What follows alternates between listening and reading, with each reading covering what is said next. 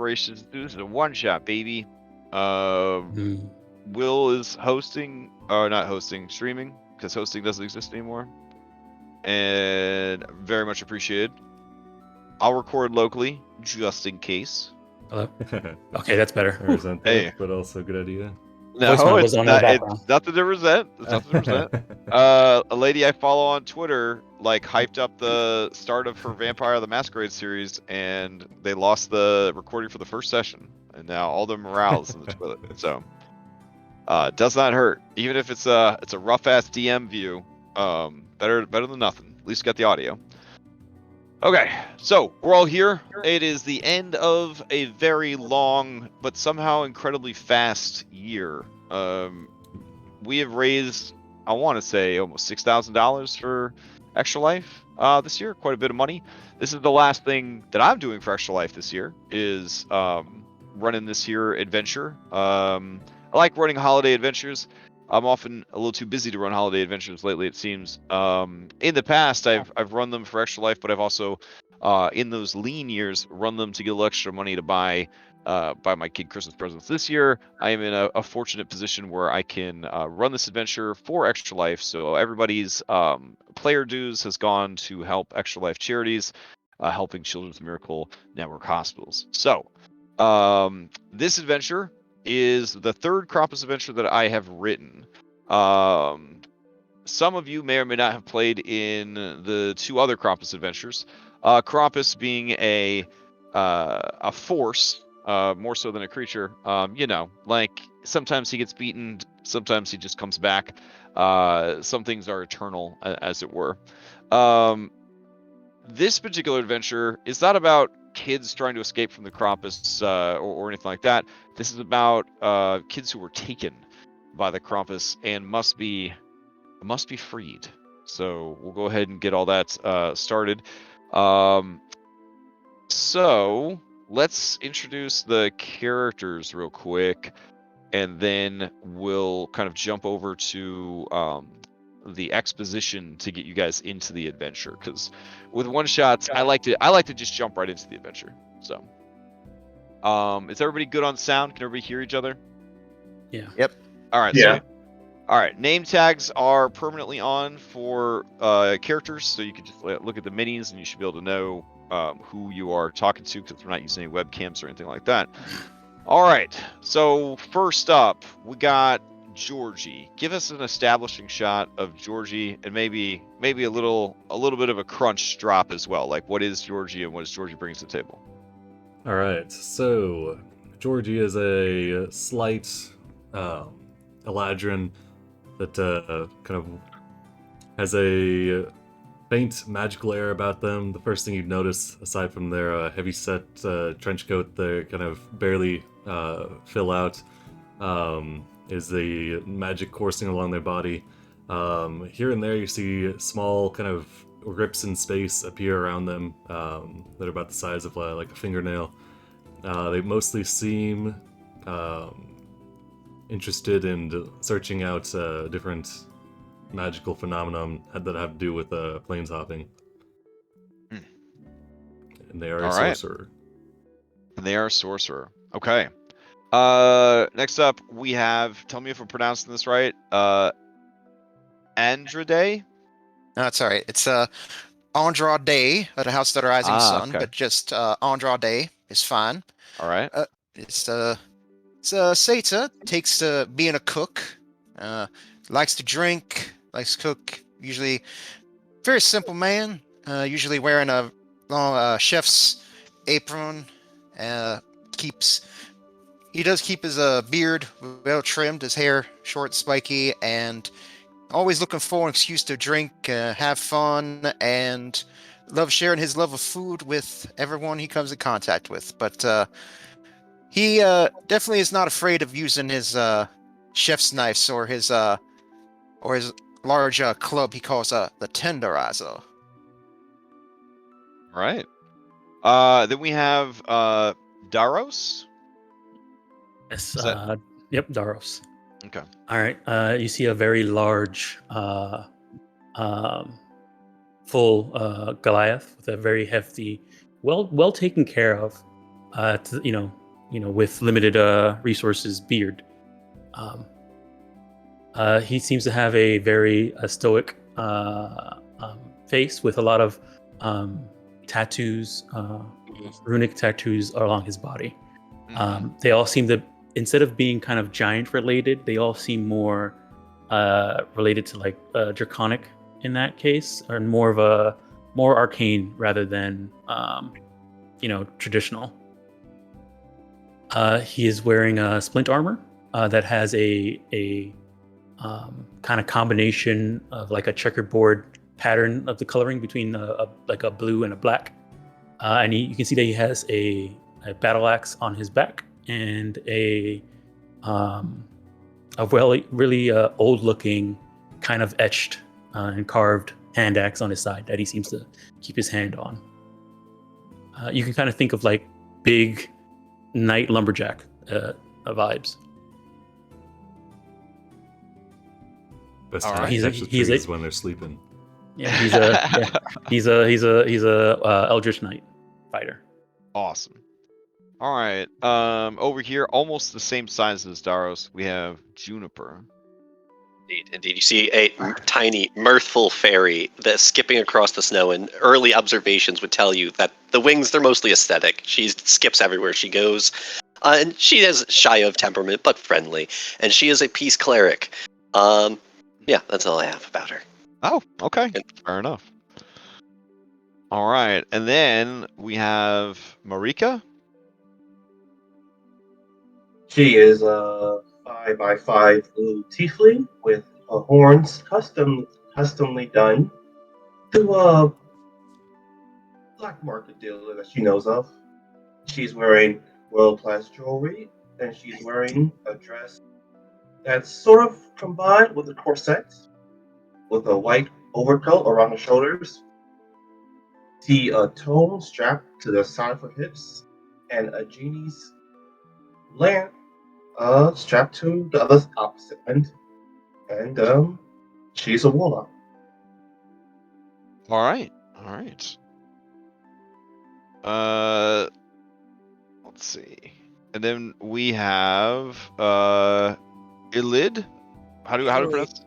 It's like Haley without the H. It's Ailey. Oh, Ailey. Okay. Yes. So Haley with no H. Got it. All right. So Ailey is about a 5'6", half Eladrin. She seems to always have a air of wind kind of blowing around her.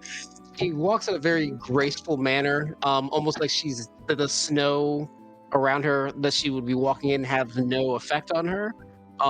She has a very calm and mindful demeanor about her. She looks around cautiously and wistfully, always just keeping an eye on like those around her. She carries with her a book of a magic book that's actually a book of fables that she tells to people around her. She loves stories, and she is a bard wizard. Oh, okay. Interesting multi-class. All right. Yeah. Blade singing is actually works very well with bards, actually. Oh yeah, I do remember that. Oh yeah. Okay, great. So we've got a lot of Fey characters in this Fey adventure, so that works out really, really well. Okay, so let us begin. Change some music here, maybe. Let's see.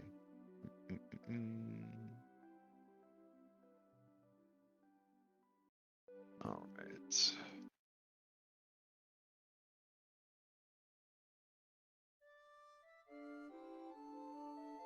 Okay. So, the premise here. Krampus has crossed the line. There are a multitude of terrible Archfey amongst the court of Winter, but there is one in particular that is feared above all others by the children of many worlds. Krampus, the Yule Lord, a goat-legged, long-tongued, lash-wielding miscreant, has the long-standing obligation of punishing the wicked, especially wicked children. Each year, using his magic, monsters, and mischief, he travels from village to village, town to town, punishing the wicked and reluctantly sparing the obedient. On rare occasions, he finds a child so cruel, selfish, and vile that he snatches them up. Stuffing them into his winter basket, he drags them back to his realm within the Feywild Winter, the Black Forest. Such children are never seen again, and their absence reminds others to live better, more altruistic lives. But this time, Krampus has snatched up the wrong children. Children with very powerful parents who have hired you and your fellow adventurers to get them back.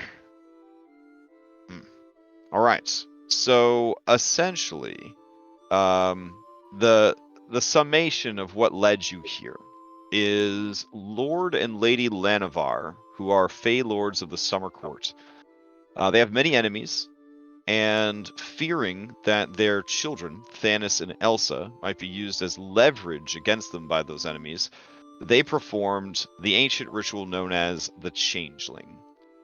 It's essentially where Fey creatures will take a human or prime-material humanoid child and then swap it with a Fey child.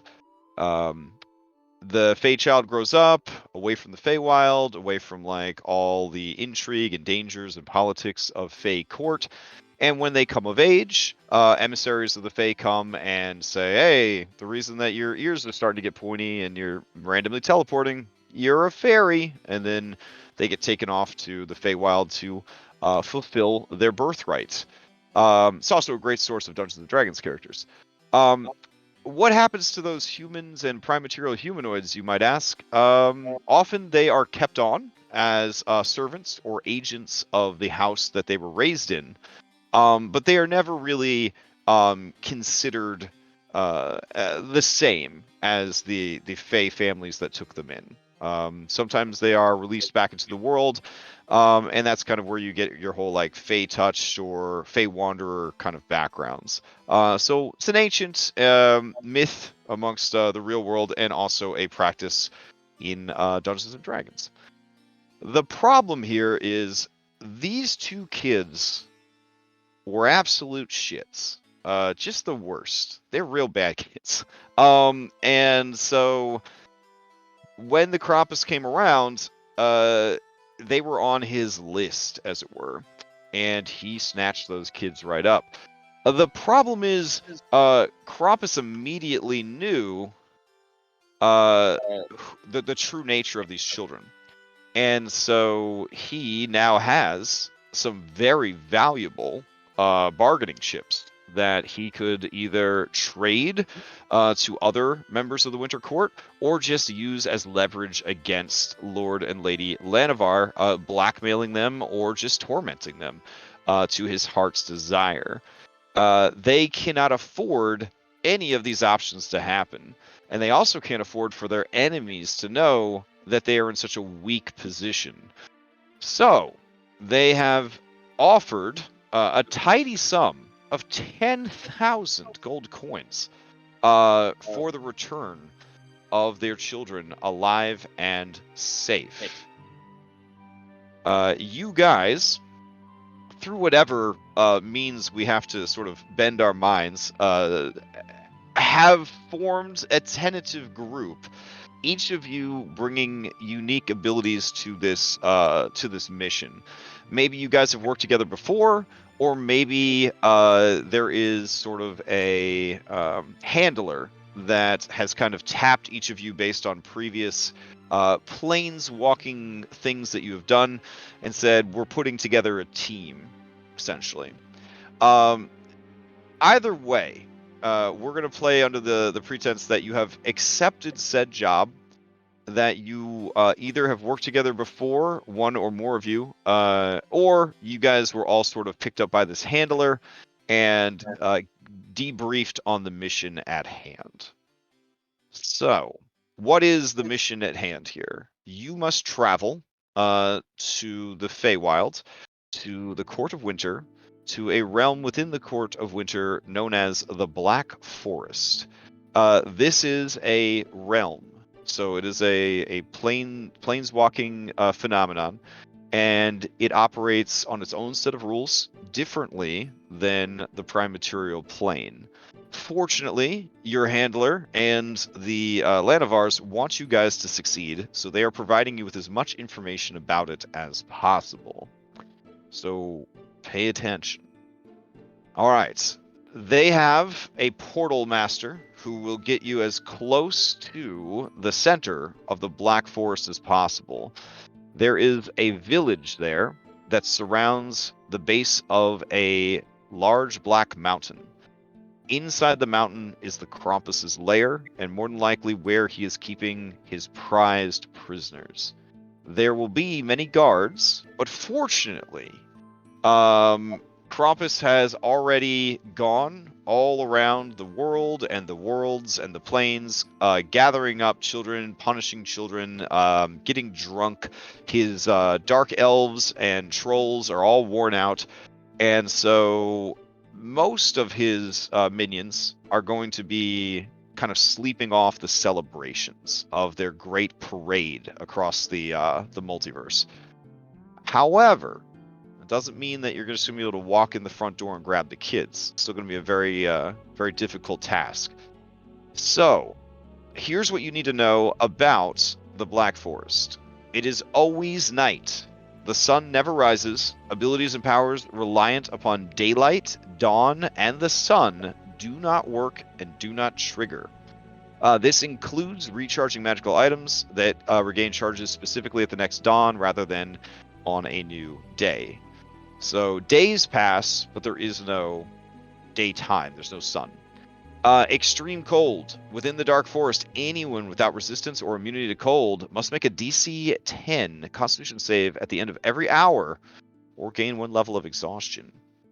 Each time a creature fails one of these saves, the DC increases by 5 for the next save as the cold begins to take hold of you.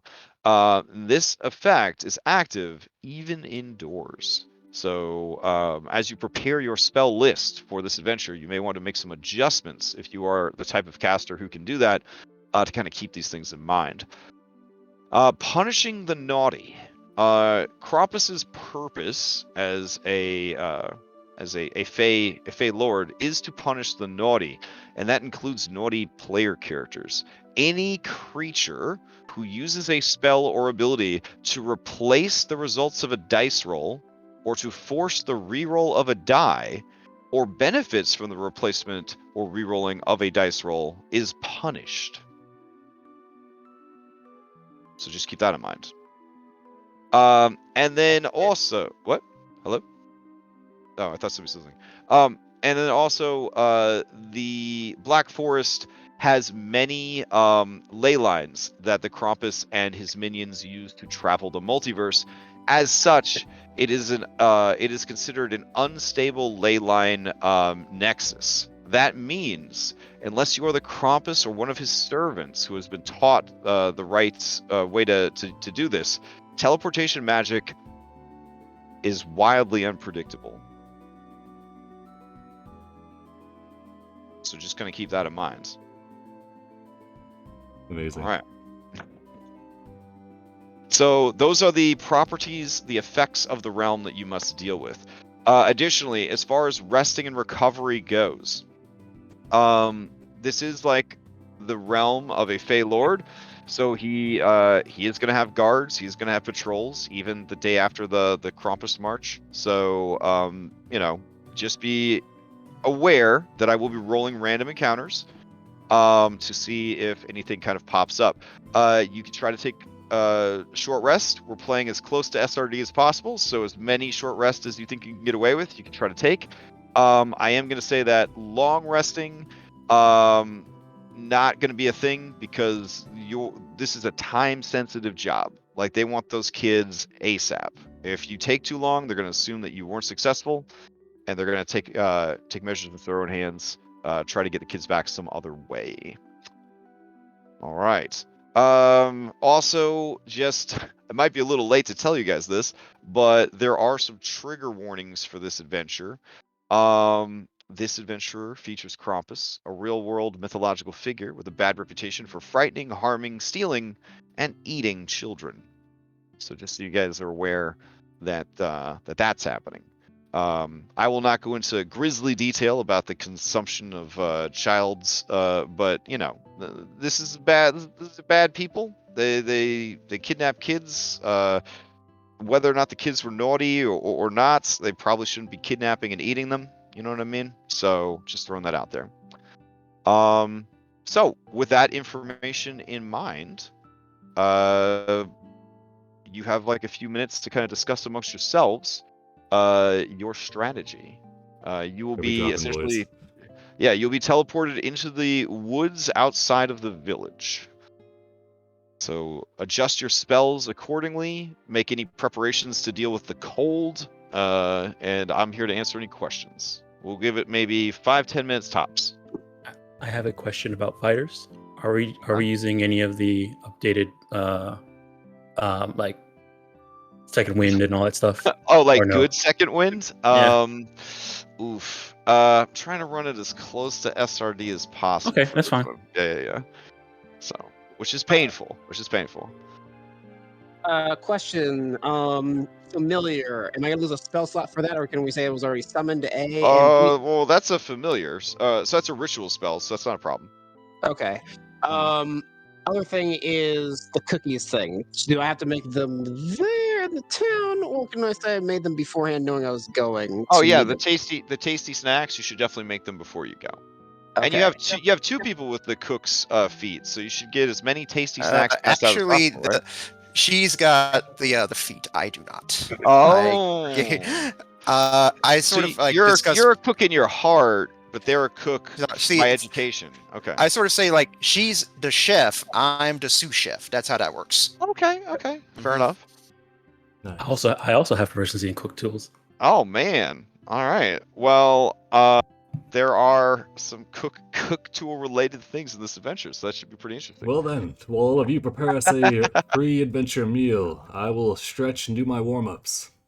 You're going to need the aid of my portal expertise on this one. Oh, sure thing. Didn't it just say something about portal magic being a... Remember, Krampus, minions, and Portal Master are the only ones that can use teleportation magic within this realm. Do you think he has any? You're a portal master. I see. Yes, I distinctly remember that from the rules. Mm-hmm. All right then. I'm glad to have you on. Let's see. Searching through the spell list right now, but can anyone think of a cleric spell that protects from cold? They have protection from energy, or maybe I don't know if cold weather gear is a thing you can get. Protection from energy would work, but it'd be a 1-hour concentration. Yeah, this is a supernatural cold, being in the heart of the Court of Winter. So it's not really clothing isn't gonna help. You would need either a natural resistance to the cold, or you would need magical protection, or just a really good constitution might get you through it. Well, technically, because I was allowed to get a wondrous item. I have an item that is clothing that protects me from cold. There you go. All right. Smart choice. Like one of those, please. Ring of warmth. The boots of the Winterlands is what I have. Nice pick. Nice pick for this adventure. Okay. Do you also have boots of the Winterlands, Juniper? That's the one. All right.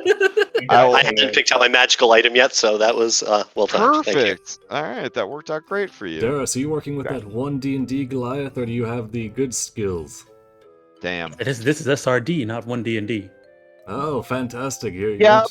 But the good Goliath is still SRD, right? Because it's it's WotC, right? We're just not using our homebrew stuff. So you still have access to the Mordenkainen one. Yeah, I'm using okay. So you're the good Goliath. Yeah. I like that one. Yeah. You're just not the OP Cloud Goliath. Yeah. Imagine being able to teleport constantly. I've heard of some of the younger Goliaths being able to do that nowadays. So is anybody not okay with the cold? That's probably something you should get sorted out. Georgie will have to roll, but it is probably fine. Okay. I think in that case, I'm going to go ahead and just take my regular dagger and swap out my +1 for that Ring of Warmth then. Ring of Warmth. Okay. Let's see. Can you guys hear me? I can hear you. Yeah.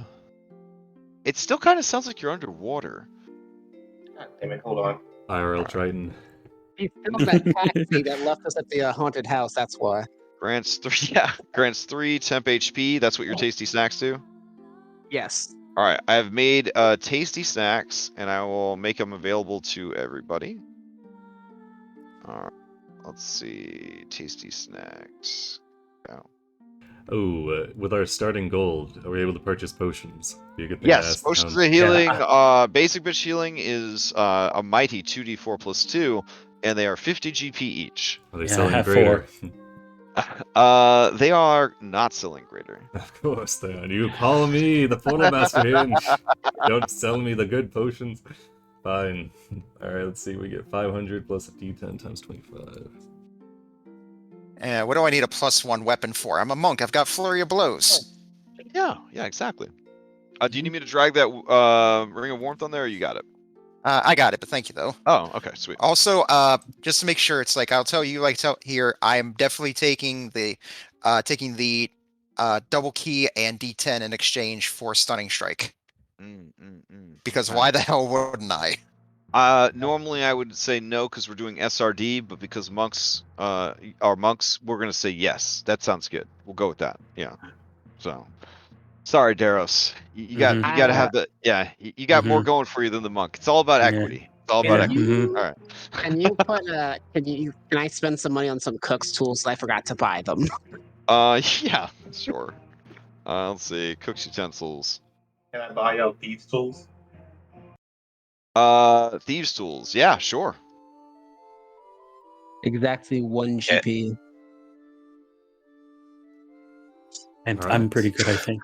What is this from? It's driving me nuts. I can't remember. what It's game- it's Final Fantasy 9. Oh, that's yes. Oh, Yeah. I missed that game. It's a good game. It's a good game. All right. Everybody ready? Any other adjustments, changes that you need to make? Otherwise, we're gonna jump into this. I want to. I think I'm ready. Yeah, Can I I think I'm good too. buy? Can I buy 5 basic bitch healing potions real quick? Yep, I will- absolutely. Also do that. It's good call. Okay.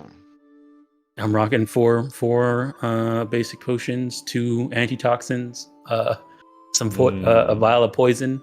Yeah, I'm gonna buy an Never hurts. antitoxin as well.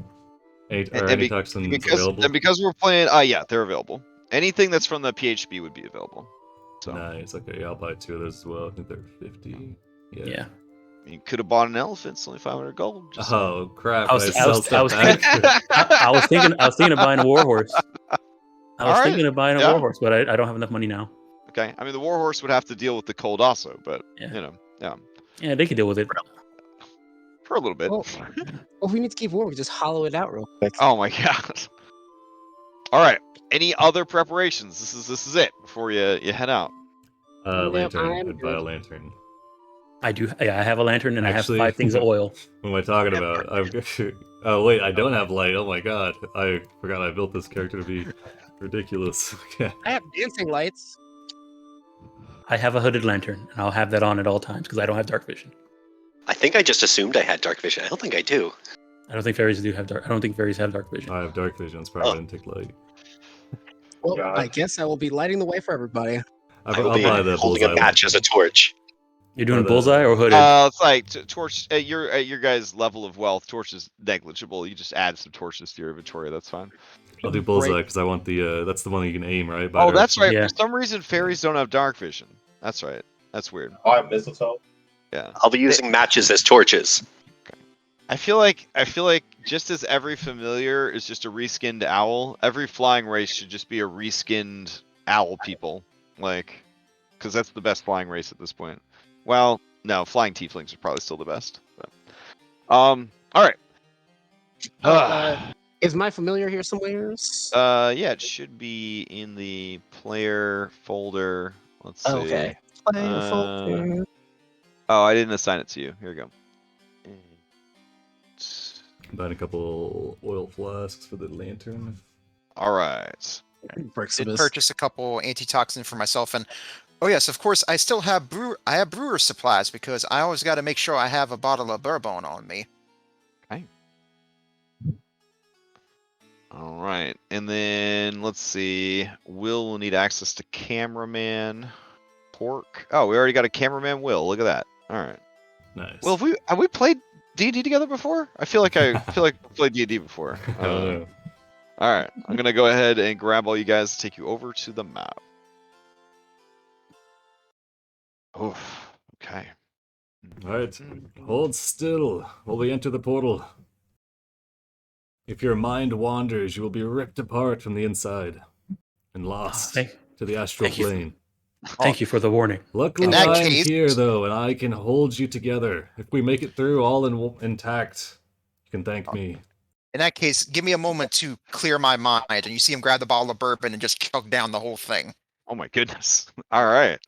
I'm gonna have Owl give you guys sort of the reconnaissance. There are 3 points of entry that the Owl reports back to you. So you can approach from the west. From the cover of the snow-laden trees, you see an icy slope leading up the base of the dark mountain, which dominates the northern part of this region. Randomly placed and poorly maintained stone walls litter the clearing between the tree line and a pair of cozy, yet somehow still spooky, stone cottages. Plumes of green smoke creep from the chimneys into the frosty air. The next one is entering from the south. Hiding amongst the winter conifers, you look out at the small village built in the shadow of a looming dark mountain. Cottages of stone are littered about your left and right, but straight ahead, wide carved stone steps lit by braziers of green fire lead up to a massive door of black wood. The way forward is clear, except for a few broken and pointless stone walls and a lone pine tree swaying gently in the chill wind. And then finally, you could approach from the east. You follow a well-traveled hunting trail that leads to the edge of a small village, sheltered from view by nearby pines. You look between 2 small stone cottages and across a frozen tract of land littered with broken stone walls. So which approach would you like to take? Daros is a very direct man. He would definitely say south, but he's willing to go with what everybody else wants to do. All very afraid of confrontation would say east. Looking around, what does it feel like the proper way to go is? Georgie would like to make a general perception. Oh, Georgie, you definitely feel the east. All right, we're looking to the east then. Could I use... Good choice, but we will need to go east, I believe. If the portal master says so, I guess so. Yes, and we are all here intact, so my skills have been proven once again. All right, well, I will throw up this poll, and you guys can vote. You'll have to help me with my directions. I'm not sure. Which way is east again? And in the Feywild, I always get kind of turned around. It's always to your right. So, wait, you talking my right, so your right? Whichever way you're facing. Oh, so that way. In the Feywild. Precisely. All right, I've got 4 votes. I need 2. Oh, all right. Oh, wow. Okay, we are approaching from the east.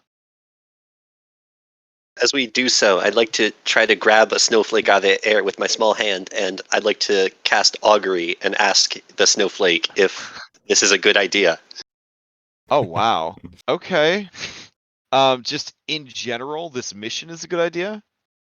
No, just east. Would it be a wheel or a woe, or both? It would be both. Okay, and that's my augury for the day. Oh, damn. Amazing. Okay. All right, let's see. I'll swap out Le Music. Let's see.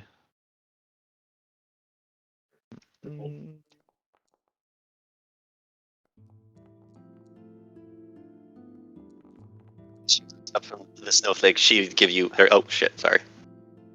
What is that happening? Did we short rest before, or did we long rest Yeah, before you guys. we? You guys have long rested before you got there. Gotcha. Wow. Can I say I've also You're so cast lenient. mage armor? Or Yep, you could definitely have cast mage armor beforehand. awesome. Do we need to make con saves? I'm gonna say that you were deposited relatively close. It's gonna be 30 minutes before you have to make a con save. All right. All right, and thanks to Foundry VTT, we can keep track of time. It's a nice brisk day out here. Well, night, but yeah. All night, yes. Unfortunately, my awesome power does not provide me much protection from the elements. Is it supposed to be dark, Crash? Oh, it's very dark. Yeah, there's no sun, there's no moon. It's just absolute. Yeah. So I think global illumination is turned on right now because I can see, and I don't have dark vision. Let me check. I will cast dancing lights and have them dance around the party so we can see where we're going. Unrestricted is not on, and global is not on. There's just a lot of lights. Okay, there are lights. Okay. Yep. They're a Right. big fan of green fire here. And green smoke. And Shouldn't green we be smoke. having lights on? Shouldn't we come in stealthy? It's a village. I imagine they'd be happy to see us. We're here to rout out the evil. Wait, isn't this his home? His evil home? I don't think so. I was really only listening to the part about the portals, though, so you might be right. Oh You and my your God. portals. Home was up there. Oh, so from where you're at, you can see that there are some cottages. There's one here, and there's one here. So there's light shining from inside. It's more of the green sort of flickering light. And the cottage, both of them, this kind of applies to both. The cottage is made of cold, dark gray stones, neatly fitted and mortared together. A pointed, slate-tiled roof is laden with ice-crusted snow. A stone chimney pipes sickly green smoke into the cold winter air, and you can see firelight in the glass-paned windows. Let me see what our perception situation is looking like. All right, Juniper and Andrade. Give me one more time. Andrade. Andrade. It's like Yep. Enchante, but I call you Andrade. Andy. Andrade. Okay. So, Andrade, you and Juniper, you hear general merriment coming from inside the homes. Sounds like these folks are having a party. Let me see. Someone could tell us about the hunting trail. We're looking for the Oh. mountain, and I believe right there, right? Yeah, you hear sound coming from this house, the sound of merriment. But no sound coming from the house down here. I do love a good party. No sound more beautiful than Christmas cheer. Is the mountain visible from amongst the village? Yes, you are literally right next to it. This is the mountain. Aha. Wow. Yeah. See? The portals, they guide us. Anyways, I think we should ask for directions. Maybe there's a well-known route to get to the Krampus's lair. Are you at all being stealthy, Daros? Daros is not, Okay. unless someone tells him to. All right. Berkshire is gonna fly on top of the house and sit Okay. if he can do that. Yeah. He can get close to the house, and then you could pretend he's on the house. But because of how Foundry works, if he was on the house, he'd actually be inside the house and see, which Gotcha. he can kind of do right now. As he looks in the window, he definitely sees that there are dark elves in there, and they seem to be enjoying some hot cocoa around a table. And they are singing rowdy Christmas songs. Daros sees the door, turns to Georgie, and he looks like he's about to knock. Or to give you two thumbs up, All right. He knocks on the door. then they teleport over here. Okay. You hear somebody say from inside, yeah, come on in. Come on in. Go ahead Go and with that. open the door. Okay. as you look in, there are 3 dark elves, all of which are dressed in Christmas attire and look very strange. Like a robot on meth drew them very quickly because they needed art for this adventure. All right. They are currently eating cookies and what looks like meat, and they are drinking what smells like hot chocolate. Right? As he opens the door and sees them, he says, "Sorry to bother you on this fine, brisk evening, but can you help us? We're looking for something." Oh, what are you looking for, stranger? This is the Black Forest. You must be lost. There's no giants here save for trolls. Oh no, I'm not looking for something that big. I'm looking for small ones. What was it? Who were they again? And he turns to Georgie, the portal master, and then he sees that he doesn't see him. Dennis and Elsa. Ah, yes, those two. They might have a little bit of copyright infringement with that last one, but we'll soldier on. Children. They kind of share a look when you say that. You're looking for tuneless children. But you know where they are. Okay. Oh, it's not hidden rules. It's not hidden. Oh, it's not hidden? Okay, great. All right, let's see. Oh, right, because we turned it off for playtesting or something. Okay. So, basically, they all kind of look at each other, and then they kind of get a wry grin on their face, and then they say, you're looking for children, then? Well, there'll be a big old door near the mountain. You just go up and knock on it, like this. And they knock on the table. Dun, dun, dun, dun, dun, dun, dun. And they'll see you in. Well, perfect. Trying not to walk into a trap, how do you approach? Yeah, they go dun, dun, dun, dun, dun, dun, dun, again on the table. And they all laugh. Should not get it the first time, Juniper. It's quite simple. It's kind of like a... And Georgie will repeat it on one of the walls next to them. Do I recognize that song as a bard? As a human, I know what that song is. I mean, give me a history check. They are good at those, I think. Okay. Yeah, that is a very popular and famous secret knock. Which, it's hard to be a secret knock when you are also famous. Sort of like James Bond being a spy. Is there a particular reason why you chose that song? They all shrug. Now, do we have to make some kind of offering or something? I mean, I know around these parts, most folks won't let you in without offering some sort of gift. Well, they get a little uncomfortable here. They get a little comfortable, and they say, And then this older elf says, listen, we're all real tired from the Krampus march. If you don't want to sort your own problems out at the door, you best just leave.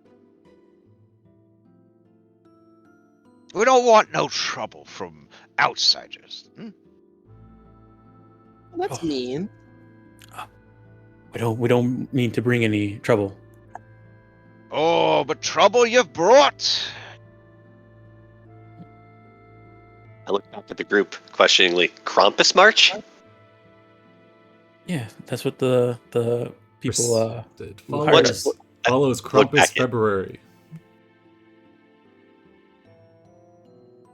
All right, well, the door. He has you march?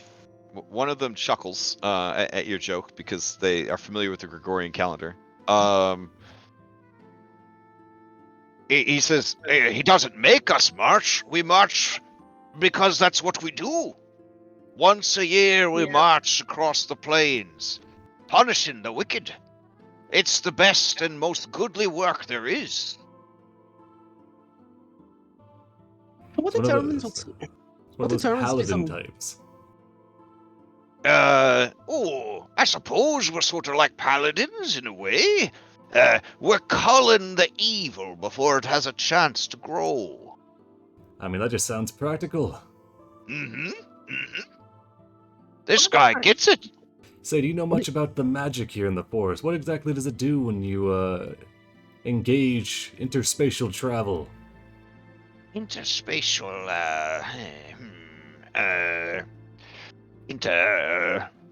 Oh, I'm sorry. I got ahead of myself there. What happens when you teleport? Oh, this lady says, Oh, I know what happens when you teleport. You go from one place to another. Alright, I was led to believe it might be out of sorts, but I'm glad nothing's changed. she looks you dead ass in the face, and I'll roll this secretly this time. And she says, Nope, nothing bad'll happen to you, friend. Alright, Georgie's rolling with his passive 9 insight. okay. Georgie, what an honest face. What an honest woman. They say that there's no good people left in the Winter Court, but They do. yeah, maybe they were wrong. It's good to meet such wholesome folk. It's rough finding such people on a typical adventure, you know. Been to many planes. The amount of people that would help you freely and just invite you into their home, it's few and far between. Thank you. Oh, the old man says, Oh, don't worry. You have already paid us your reciprocity with your innocence. Can I also roll an insight check? yeah, sure. What's your modifier? 1. Oh, all right. That's a damn good insight check. All right, let's see.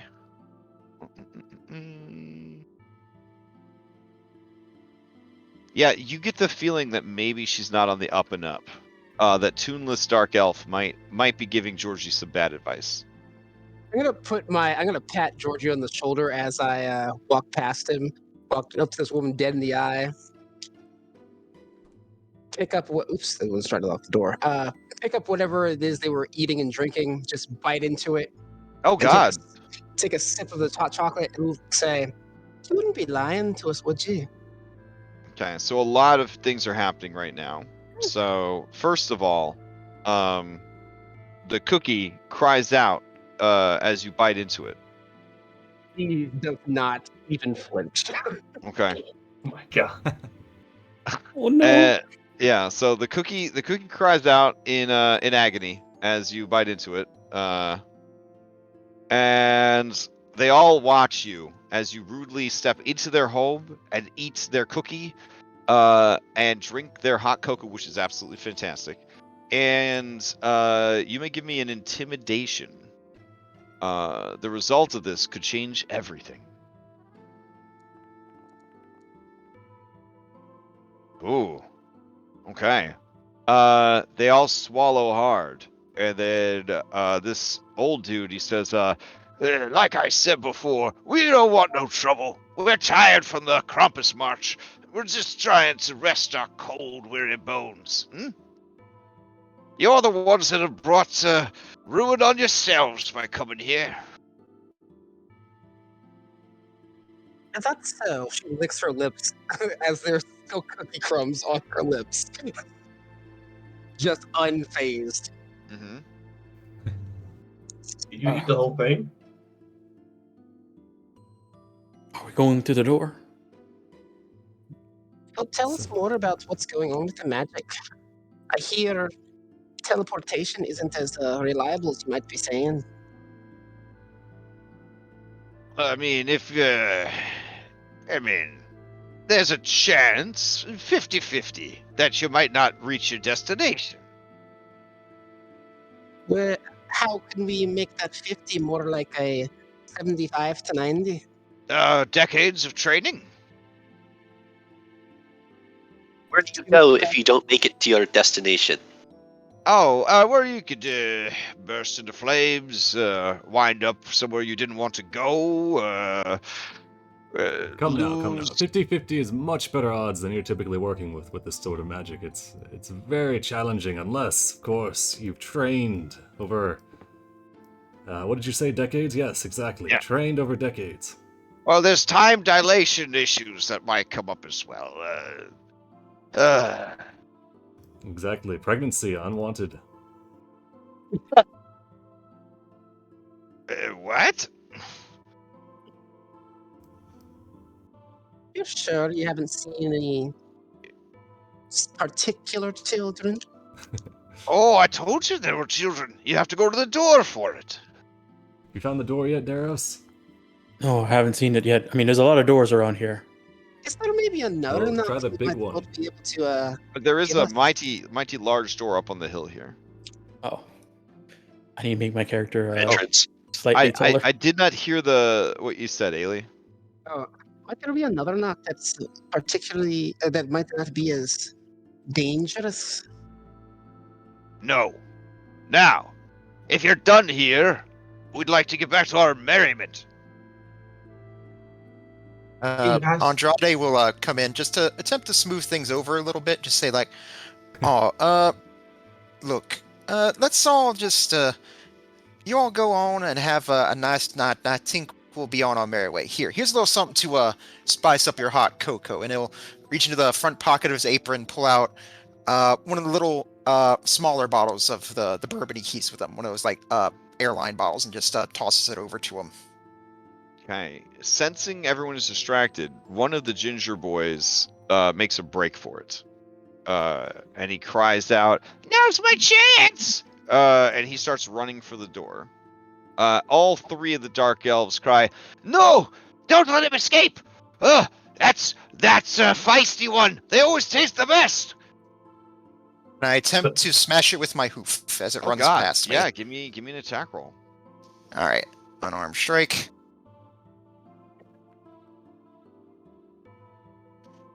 15. All right. 15 is enough. You smash the cookie, and now there's no more cookie. Sorry about that. Need me to clean that up for you? They all look so sad, and then they say, The feisty ones. They're always the tastiest. You never know when you bake them. Which ones are going to be feisty?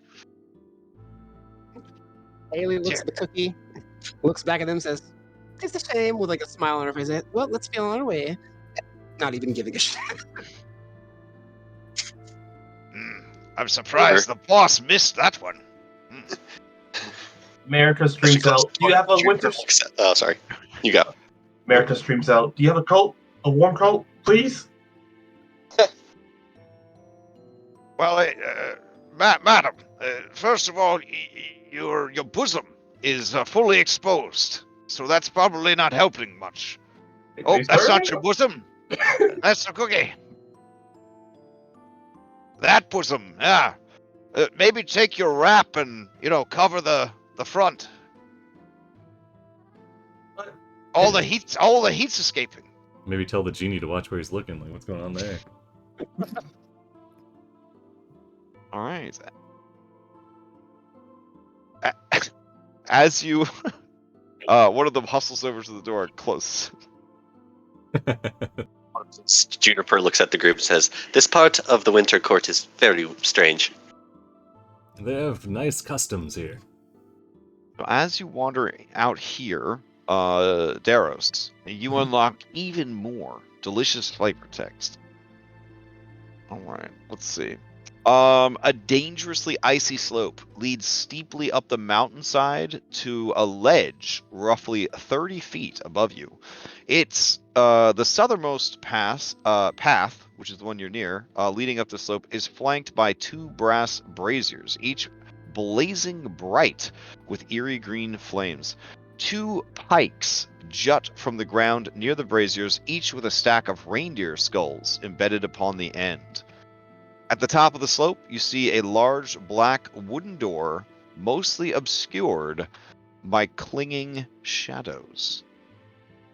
So I guess this is a good time for vision check. Who's got dark vision, true sight, X-ray vision, all that stuff? I had dancing lights still on, so I don't know if that helps or not. Yeah, as soon as it gets too dark, Doros is gonna light his lantern and hook it onto his belt. Vision. Okay. There's your dancing lights. Amazing. It's They spawn in like like so many screensavers. Yeah. Yeah, Georgie will take out his bullseye lantern. Do you have torch on this one? No. Okay. I have the one where you get a little fire thing on your guy. Do you not have it? No. There you go. What?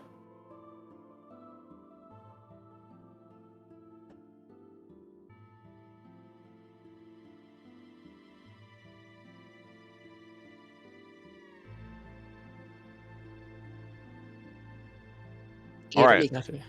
There is a very large pine tree right here, and there are more cottages all around you.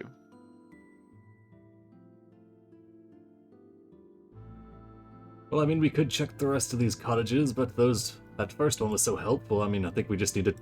They gave us the secret knock right away. Yeah, that was some good information, though I kind of regretting gave him a bottle of one of my best. And you see as he just reaches in for another one and chugs it. I hope you planned ahead. How many of those are you sporting? Oh, let's see here. And he looks in the here. 1, 2, 3, 10. I'm sorry, I think I lost count. Safe to say we're good for a couple hours then. it's all right, Andrade. You can go ahead and make some more when we get back. Oh yes, absolutely. In fact, I think it would probably be good for making a Well, rather than glaze I for thought. some delicious apple pie. That would be lovely. I keep on thinking of her as Muriel from Courage now. So I guess we need to go because we're at the east, right? So let's just go to the door. Before we do that, holding his axe, has his hand on his axe. He looks at Darius is going to take a good look at this tree. I wonder if it would make a good how long it would probably take for him to cut it down. It is the healthiest and finest tree that you have seen in the village, though there were some finer examples further out from the village. It looks like you could fell it rather easily with it being a pine tree. Would I know any significance this tree might have to the winter court here? Like, could we chop it down? You could give me a history check. History. They typically really like it when you chop down Proficient trees. and a winter court person. I mean, he's wondering. He's not planning to do it. Now, you know that amongst the winter court, there are many evil treants.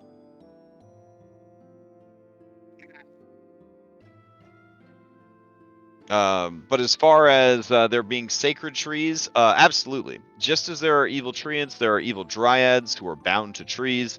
Chopping down the wrong tree can be a huge political disaster, and also cost you your life. We may want to leave the tree alone. I'm just admiring its All right, let's head to that door. We have children to save or return. It would look nice with some decorations. Oh, you guys also hear out in the woods the howling of wolves. What's a good thing we didn't run into any of those on the way here. I'm sure owing to Darrow's and I's excellent guidance. Hey, Crash, just for like lack of bookkeeping, can I just say each of the dancing lights is on one of my teammates, just keeping up with them so we don't have to keep moving all of them? Oh, sure. I mean, being a spellcaster is a big responsibility. It is. Yeah, so if you watch your dancing lights, you must care for them. Very well. I will do such a Clean the thing. bathroom. You know who doesn't have to keep track of dancing lights? Fighters. So, just saying. True. All right. All right. So as you guys approach the door is shrouded in the deepest and darkest of shadows. In fact, the shadows begin to coalesce and form into a massive troll.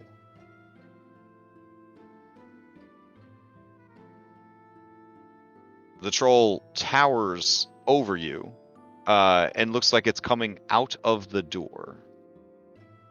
Oh, Maybe do the knock. yeah, Darrell goes ahead. It Knocks begins to speak in Sylvan, and says, "Who are you?" My name is Georgie, Portal Master Extraordinaire. We're here to recover the 2 children. Mm-hmm. You speak Sylvan, yeah? Yes, I think so. Okay. Let me double All check. Yes. And he says, not expecting any company. Go ahead and do it, Daros. Here, what if we do this? And Georgie will point at Daros. All right, I'll knock on the door with the special knock. Nice. Let's see.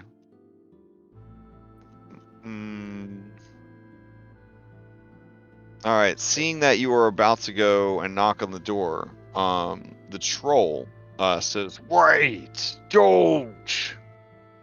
Do you stop? I'm sorry, I lost connection for a second there. Can you repeat that? Man, what a time to lose it. I know. Yeah, he says, the troll, seeing that you're about to touch the door, says, "No, wait." Okay, I will. You speak Sylvan? Yeah, Oh, no. right. Yeah, wait, does he speak? Yeah, he speaks. He said it in Sylvan, so I wouldn't understand. Yeah. Yeah. But if he Well, makes Andrade does. He's like, wait, he wants you to stop. all right. Georgie's like, oh. Hold on. Oh, so seeing that you're a baby giant, he will switch to giant, and he Oh, will okay. say, No, the door will make too much noise. Oh, I'm sad. Why are you sad? and then he switches back to Sylvan, and he says, Sad. Did not get to go on Krampus March. And does not have nice cottage. And That doesn't seem very fair. You get to live in the mountain, though. Is that not better than a cottage? and does not have cookies. You know, Mm, I can and think of. does not have cocoa. Well, I fair don't have point. cocoa, but I do have something I think that might warm you up on a cold night. And I hold up the bottle of bourbon at my side, offer it to him, say, "Would you like a sip?" I mean, he shrugs. He will take it from you. He is made of shadow, and so it's almost like a shadowy, inky ooze. Kind of like takes it. You feel the cold, necrotic touch as he takes it from you. It feels like in earlier ages of Magic, he would directly drain levels from your character. Nowadays, maybe just a bunch of your strength scores. Yeah. And then he uncorks it smoothly, and he drains the whole thing. Yeah, it's like he as smacks his lips and hands it back to you.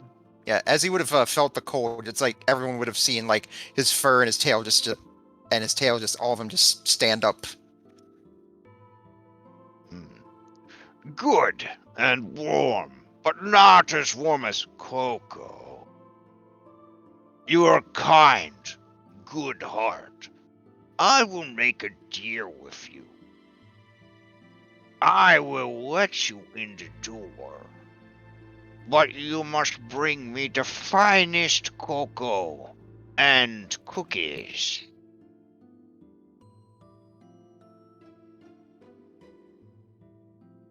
Ailey looks at everybody else. Oh, shall we go pay the Thoughtfully. Shall we pay the cottage a visit again then? So we get those items and then knock. Yep, that's what we gotta do. Let's go get some Alright. cocoa cookies. in Don't giant, tell anyone I help you. Mum's the word. But now we have to figure out which one of them has the best cookies and the best cocoa. well, we know We're the gonna have to try feistiest all of ones are them. the best cookies. Oh. So we gotta find a feisty cookie. How was that cocoa you tried? It was Very good, actually. it was very good. Like the best you've ever had? I wouldn't go saying that. I tend to make my own cocoa. I don't think Add that your anyone... cocoa to the list. American knocking. Absolutely. Are you knocking? Oh yes. Oh, okay. You hear a voice inside say, just a minute. The door opens, and you see an elf. The elf has dark black hair, a sinister bad guy goatee, and very angry black eyebrows. He is wearing a chain shirt of the blackest metal. And around his waist is a belt made out of blades. He has a rapier at his side and a long black cloak. He is dressed in high-kneed leather boots, and his cottage smells of meat and cocoa and ginger. He narrows his eyes at all of you and says, and what the fuck are you doing here, and who are you? Haley pulls her shirt over and says, "Did you just get hot in here?" You pulled off your shirt? No, she pulls the collar of her shirt open to like air herself. She says, "Did you just get hot in here?" I'm terrible. You know, like in cartoons, like. Never mind. Looking for I'm cocoa terrible. and cookies. I'm just catching where you took your shirt off. Like, I didn't hear anything else you said. I said she just pulled like the collar of her shirt, like in cartoons. Oh, sure, Yeah. sure, okay. She's waving her hands around her face. Like, did you just get hot in here? Oh, okay. So I think I understand what you're doing. All right. He just stares at the boobas. I mean, at Marika, and he says, Why are you here? This is the inner sanctum of the Black Forest. There's no reason for you to be here. We have no need of mercenaries, if that's what you're trying to peddle your wares or whatever. We're all very tired, so I'm going to be nice, and I'm going to tell you to leave and get out of here. If you know what's good for you. You misunderstand. Me and my companions here, desperate for some hot cocoa and your best cookies. And we were told that you have them here. Well, If it you is could no spare a secret couple. that we have the greatest gingerbread recipe in all of the Feywild, and our hot cocoa is unmatched in any world, but you came all this way for that? Sir, Certainly. do you understand how seriously fairies take sweets? I would travel across the many plains for the best hot cocoa. All right, give me a deception roll. Ooh, I'm not good at those. Okay. Me or I will say the one of you can make a deception roll for the group. It is at normal because he is distrustful of strangers, so it's at disadvantage. But you are all working together, so it's advantage. This is a straight roll. I will take one deception for the group. I have Please, one of the charisma people. I Warlock? have to fit. Yep.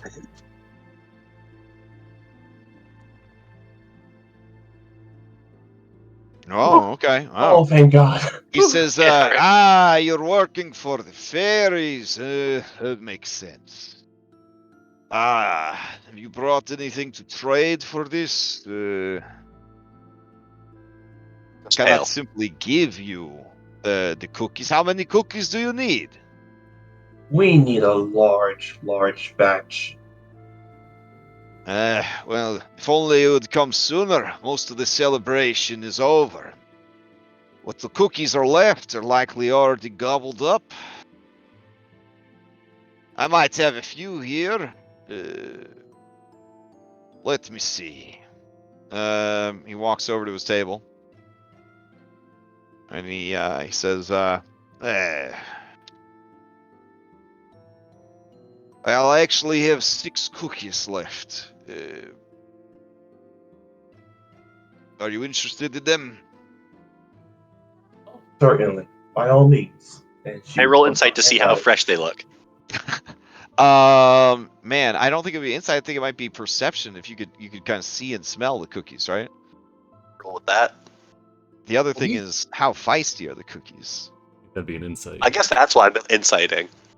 Do I see any feisty cookies? Oh, you're gonna insight the cookies for feistiness. All right. Are they fresh? Like, So you know. you ask him to show. All right. So he brings his basket over, and it's like a lovely little basket, hand-woven basket, and it's got like a black, red, and green like cross-check sort of pleat, like towel inside, and then the cookies are like resting in there. The cookies blink at you, and you can tell they're putting on their best poker faces.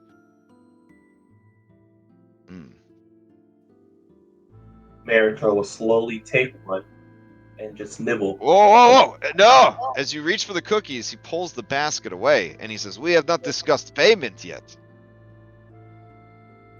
Oh, payment. Well, it seems that you're What not would in she like? desperate need of gold. So how about something a bit more upfront? And she will just lean against the door frame, chest out, pushing her hair to the side, eyes blinking.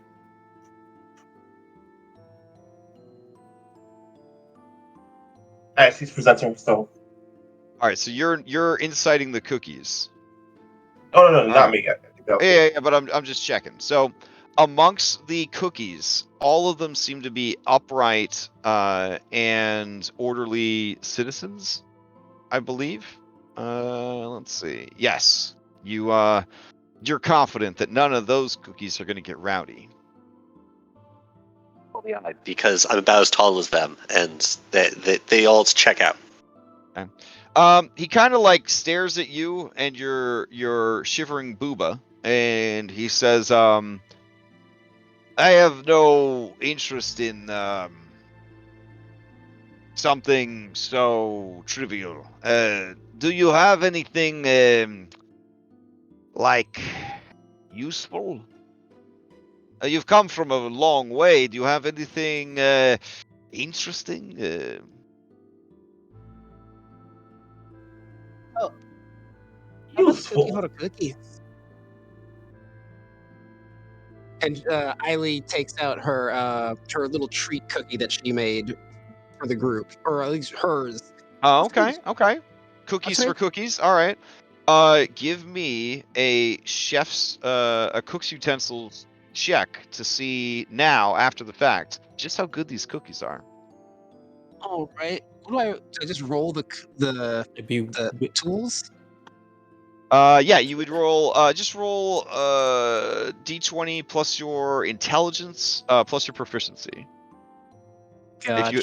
Yeah. I guess I just roll that and then add my intelligence. Oh wait, never mind. Well, just give me a d20 roll. I can do the math.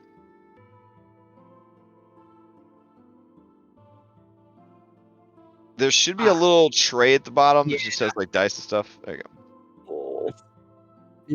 Roll.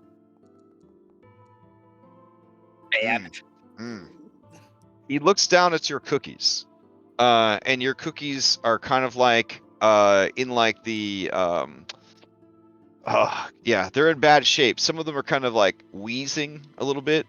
Others are just kind of weeping because their limbs have broken off in your bag. These are just the saddest, most battle-worn, battle-weary cookies of all time. He looks at his excellent cookies, and he looks at your cookies, and he shakes his head, and he pulls the basket away slowly. Haley, you gotta be more careful with this. It's common knowledge that baked goods can't survive the planner jumps. I didn't know I had to state this. You folks should probably be moving on. I don't want you to get hurt. You seem like good folk. Well, Some of you. And I would not want anything bad to happen to good people. And he says that in a very threatening way. Unfortunately, we need those cookies and the cocoa to meet our goals, and thus we will take Meet them your in goals? any means necessary. Are you on the scavenger hunt now? Yes, Ailey's gonna. for two children. Wait, what? Oh no. Well, yes, we need the cookies and the cocoa to get through the door. He begins to draw his rapier. So honest. Georgie, I like this one. All right. George's I'm looking gonna around reserve. like, what? I'm gonna reserve the right as the DM to take the owl's initiative away. So we will not be. The owl will not be an initiative. But everybody else will be an initiative. Ailey, your owl can act fully before or after your turn. Yes. Okay.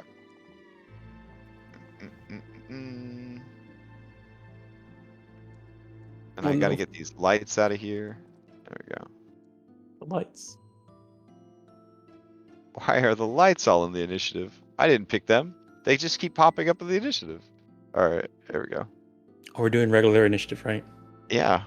Okay. All right, Juniper, you want me to roll for you, I don't- or? Sorry, yeah, I don't have an encounter. I'm going to refresh. Oh, okay. I have well-honed Eiley, obsessive Eiley, pet Eiley, and switch Eiley. Is that all my lights look like? Maybe that's your life force, like floating around right now. Right. All right, let me go ahead and pause this. Loaded, I have one now. Okay. Cool. And let's see. Do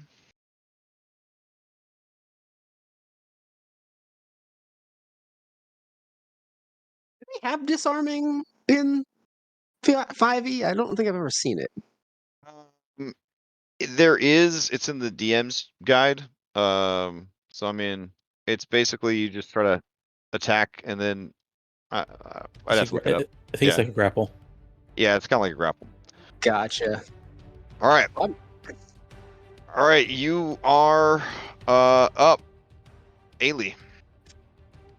So she draws her rapier as he draws his. She's like, "Oh, do you still want to do this?"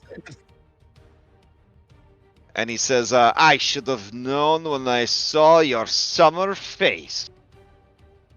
And the boobas. A classic summer subterfuge. It's true. So I am going to. I'm going to go ahead and attempt to disarm him because I'd rather not have this get into a drawn-out fight. So how do I go about doing that? Just roll a grapple. Creature you can. I think it's an attack roll against. A weapon attack to knock him from grasp.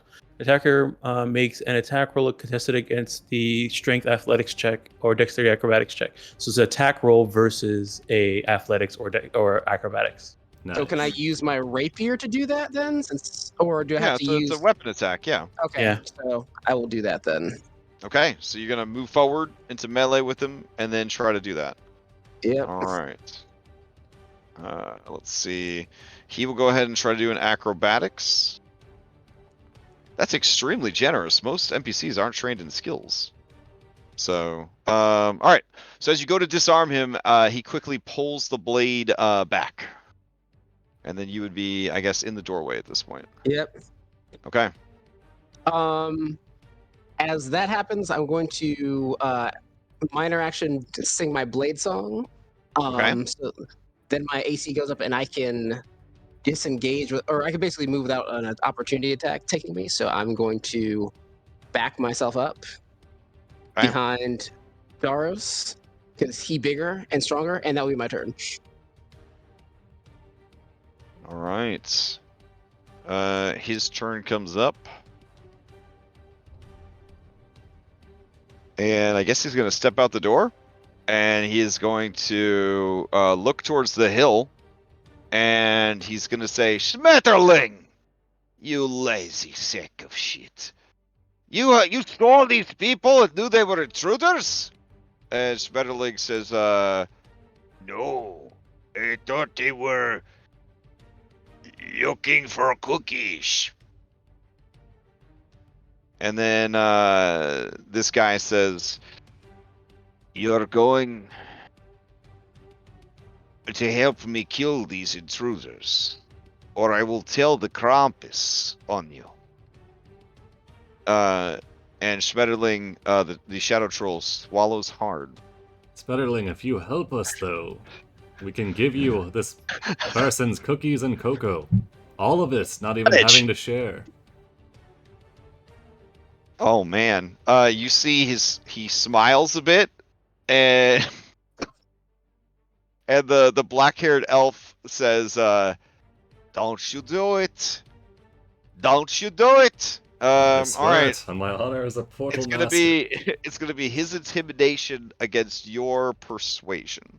We're gonna do this out of action economy because it's sort of just naturally evolving in play. So go ahead and you do that, and he does this. All right, here we go.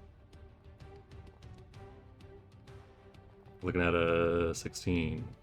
Oh, dang. Oh dang. Schmetterling looks sad, but nods. All right. And then, as if to punctuate his points, he is going to attack you, Georgie. All right. He is going to attack 3 times. Okay. All right. Here we go. Once. Okay. Twice. As the first attack comes towards me. Oh, okay. Let's see. Okay, never mind. I don't think it would work. Actually, we'll shield the first attack. Okay. Then the second attack hits the shield and misses, and then the third attack comes in. Maybe. That'll miss. 20 AC Oh. with shield. Okay. Oh, it's just throwing random rolls out. Okay. All right. He nods at your skill. But the shield is 3 portals that appear. His sword slices through and then narrowly misses the other members of the party as the portals appear around them. Ooh, all right, nice. Don't worry, I've got complete control over this. Let's see. He's going to go ahead and use this, and he will, I guess, disappear, and then reappear down this way. Let's see. There we go. All right, and then he has to recharge that to use it again. And then, as a bonus action, he will throw a dagger. And he will throw the dagger at this summer court wench.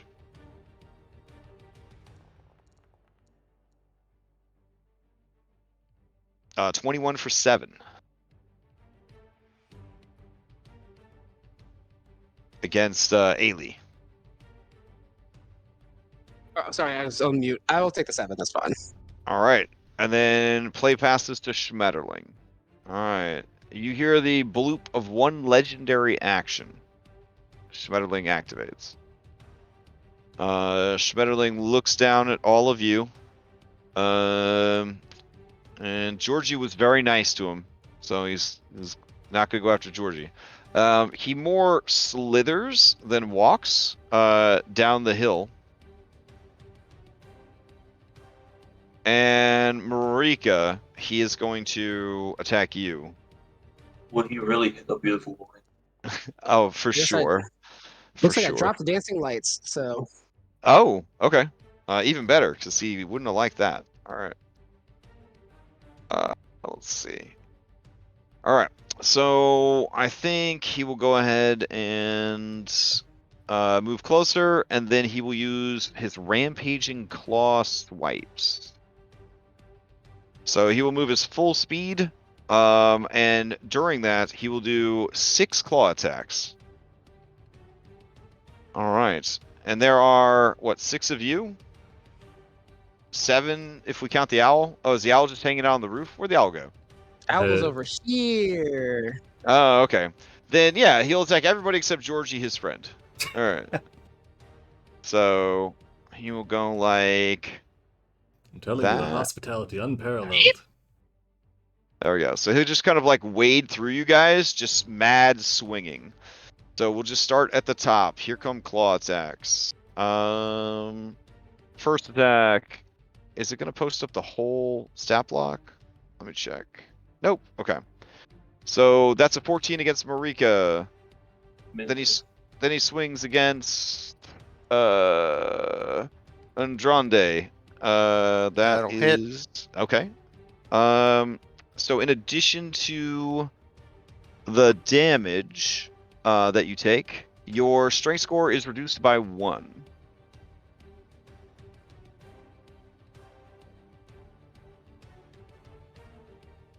Okay. So I should have.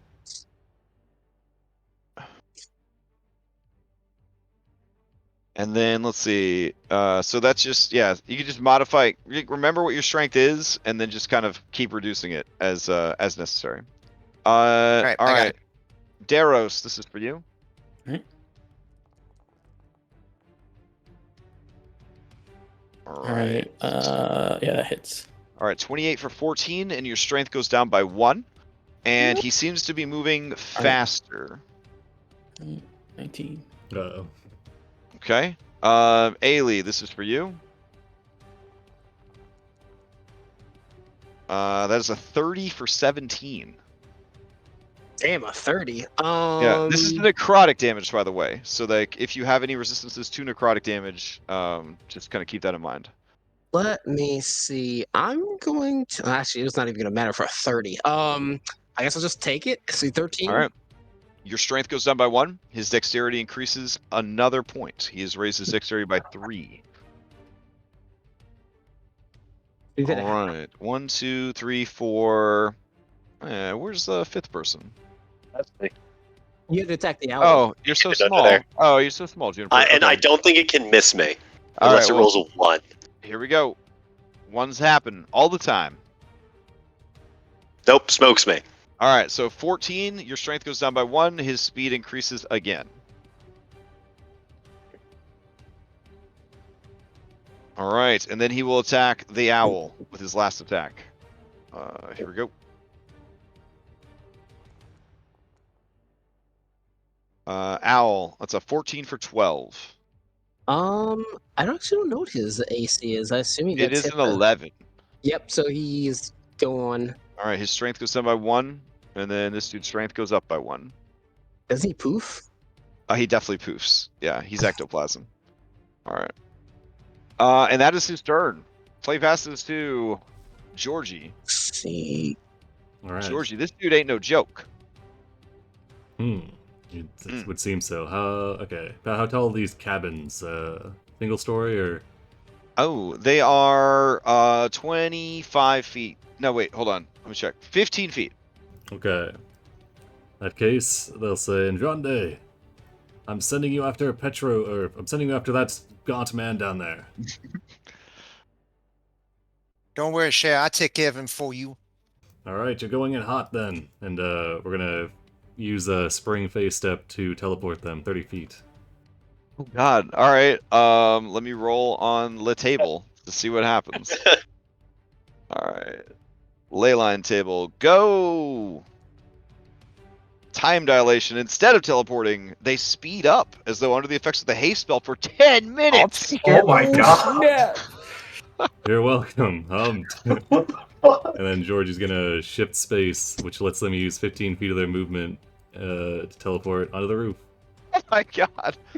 All right. Well, let's find out what happens next. Let's see. The teleport speed. I am All the right. master of the universe. Oh my god! They This is stand amazing. atop the steepled roof. Okay, the steeple roof. So we'll put you about 20 feet up. There we go. You can Strike stand a on it. You'll be pose. able to see inside the house, but you know, Yeah, it's fine. it's all good. Yeah. They strike a pose and then end their turn. All right. My work is done. How do I turn off the concentration on this? So in the top right, there should be like a brain, top right of your screen. If you right click on that brain, it'll be like, do you want to cancel this? You see it in the top right? It's on the top left, but I'm trying to right click it. It's No, not. like letting me. if you like pull your Oh, eyes on my further back. screen. Yeah. Like you're Got playing it, World of got it. Warcraft. Yep, there you go. All right, Marika, you're up. As a bonus action, she's going to cast Sanctuary on herself. On itself, okay. She's then going to run up the slope. Oh no! All right, he's gonna try to make a Wisdom saving throw to see if he can reaction attack you. There we go. DC 17 though. Nope. Oh, thank God. All right. Okay, action. 2 Eldritch Blasts coming his way. Okay. And I will say that him trying to do that would still use his reaction, so he has definitely burned his reaction. 1 and 2. Okay, 25 is gonna hit. And a 15 does not. Beautiful spell effect, by the way. So he takes full damage from force, like shadows do. Also, his speed is reduced by 10 feet. Oh, okay. And that's my turn. All right. Play passes to Undrande. I got it. I think I got it. Undrande? I got it. No, Right? it's It's Andrade. Andrade. Oh. It's okay. I figure you'll get it by the end of the session. It's fine. All right. So, all right. I am hasted. So, it's Andrade. He's sort of bouncing on his hooves like he's just had like 4 cups of coffee. So he quickly dash hoofs it over this way. Toward. And it's like, where'd you think you're going, Mr. Edgelord? Let's see who's got the sharper knife. Pulls out his chef's knife's termish side. I'll go ahead and take first attack action against him.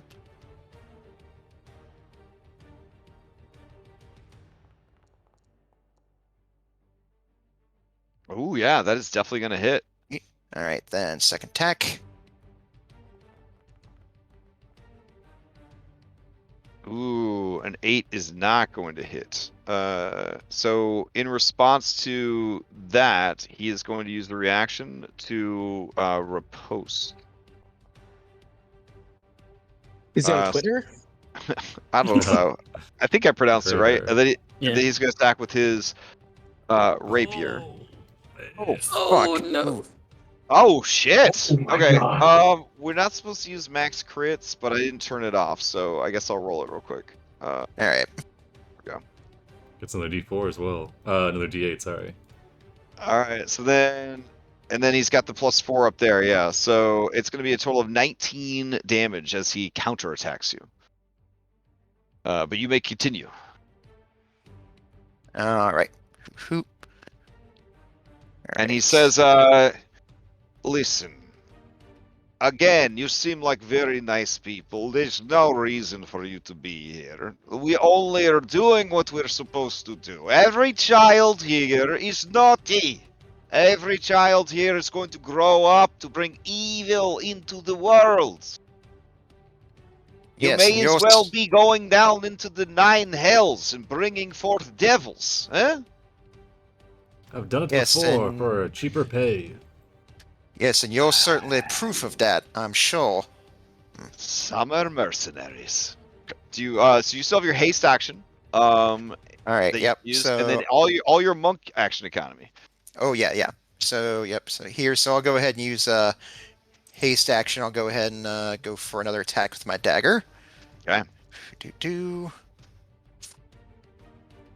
Ooh, 15 is his armor class. That will hit. All right, then I'll go ahead and bonus action flurry of blows for 2 unarmed strikes against him for bonus action. Ooh, 12 does not hit. And then one more. 25 does. Very nice. All right, and then since I still have plenty of movement, and I've got drunken technique here, so it's like quickly Ooh. bumps in with pop, tries to hit him, and then you just quickly just sort of move. See, it takes some more movement to moonwalk away from him a little bit. Doop. Get some distance here, and then that'll be all for me.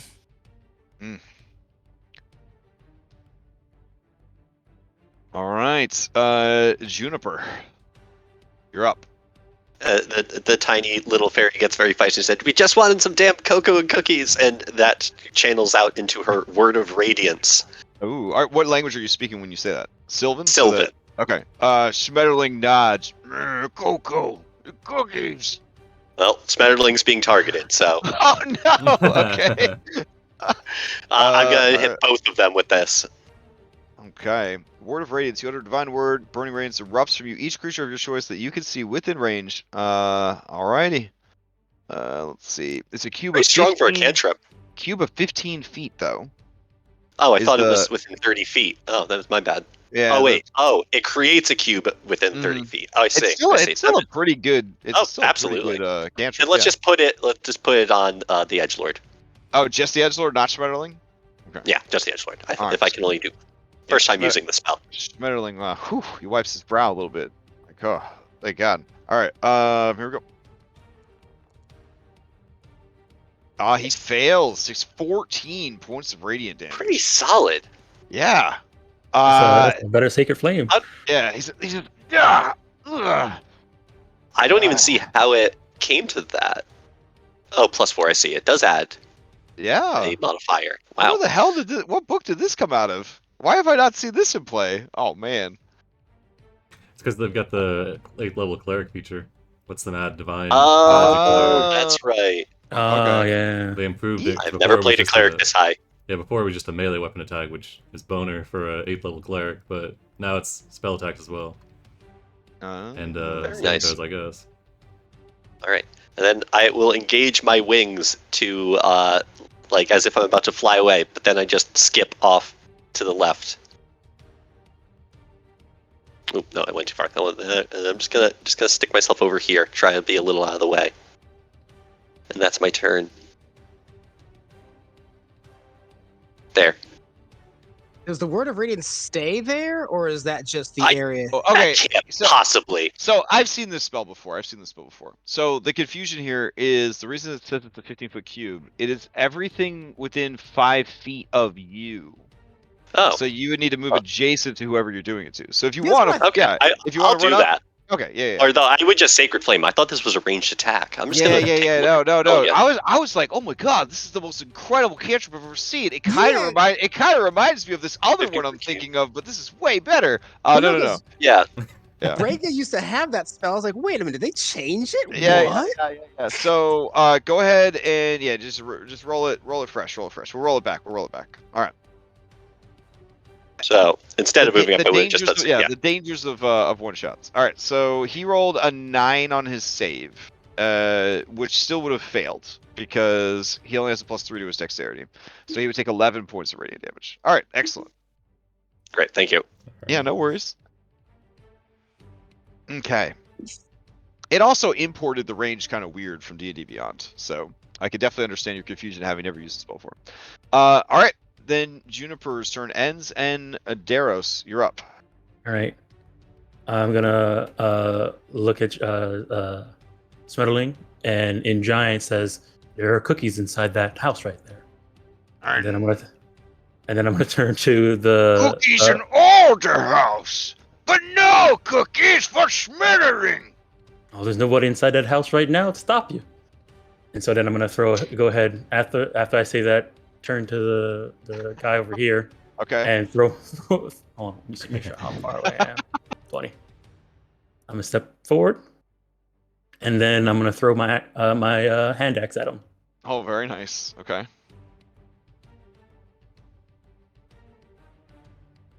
All right, that misses, I guess. All right. And I'm gonna. You have rolled privately, but I believe you. Oh, sorry. No worries.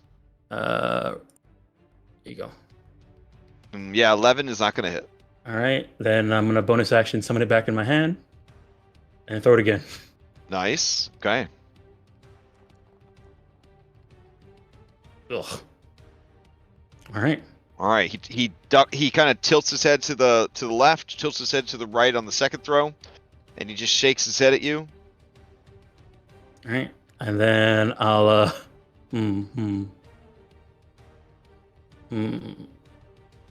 I'll go ahead and walk up to him, and pick it up. All right. Hmm. Yeah, we'll say it's like stuck in the wall right here. Like, yeah, okay. All All right. right. That'll be Nod it. at him stoically. Yep. And he says, "How much are they paying you? Is it worth it?" Well, I mean, First, if we take them back, you can just grab them again next year. first things first, healing word on myself. He's got a point. Perhaps we could come to a deal or some sort. Maybe a long-term loan type thing.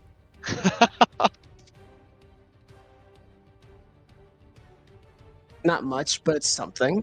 All right, healing word yourself. Okay. And then? I'm going to dance my danceness over here to the other side of him. Says I Okay. should have. Oh, there's something in the way. I guess he's Yeah, back. there's a wall there. Gotcha. Okay, then I'll just go here. Okay.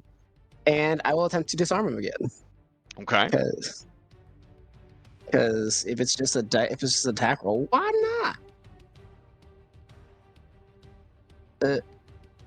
Rapier. Ooh, all right. Here is his acrobatics to try to avoid that. He does not. So you disarm the weapon, and you have a free hand. I do have a free hand.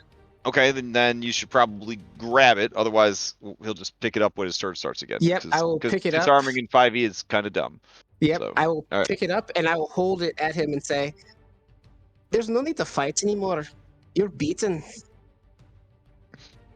He just smiles at you and he says, "You are in the heart of the Black Forest, the doorstep of the Krampus, the Yule Lord, threatening his most trusted servant, surrounded by his other loyal servants, while Schmetterling the Shadow Troll rampages through your allies. But if you feel that you're doing good, I admire that confidence."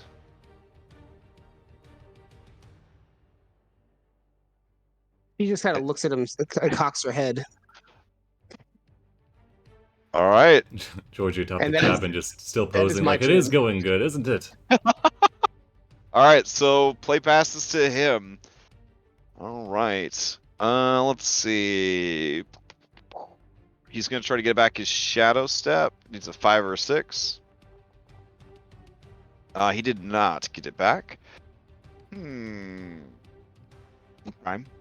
Let's see.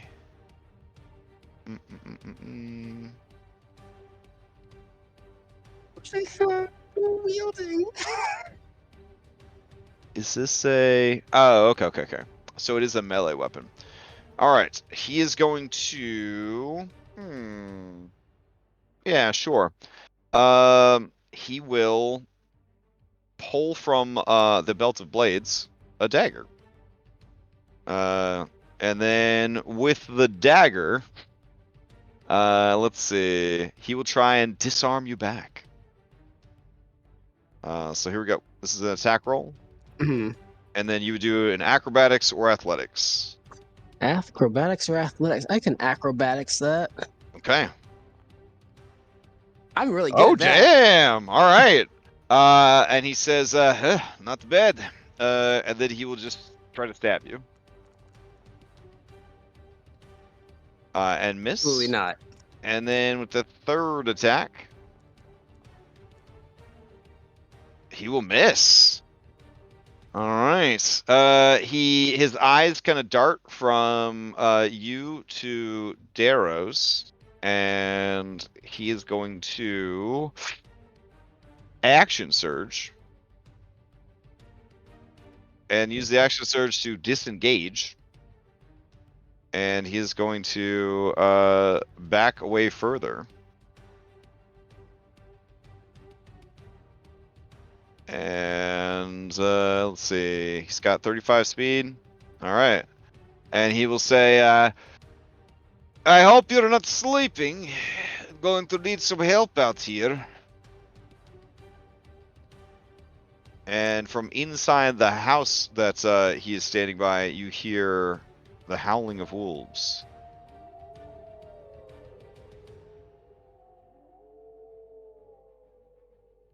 His eyes dart to Georgie, who's like, just like so mad right now. I think those are wolves, Haley. All right. As he prepares to pass his turn, Schmetterling realizes he has a legendary action left. He's going to oh yeah, because we're playing raw. I have to actually look what he's allowed to do with his legendary actions. He can use a dash action, a shadowy bite, or a third thing that I won't say. Okay. He is going to use it to peek into the run up and peek into the house. Okay. So inside the house. Let's see.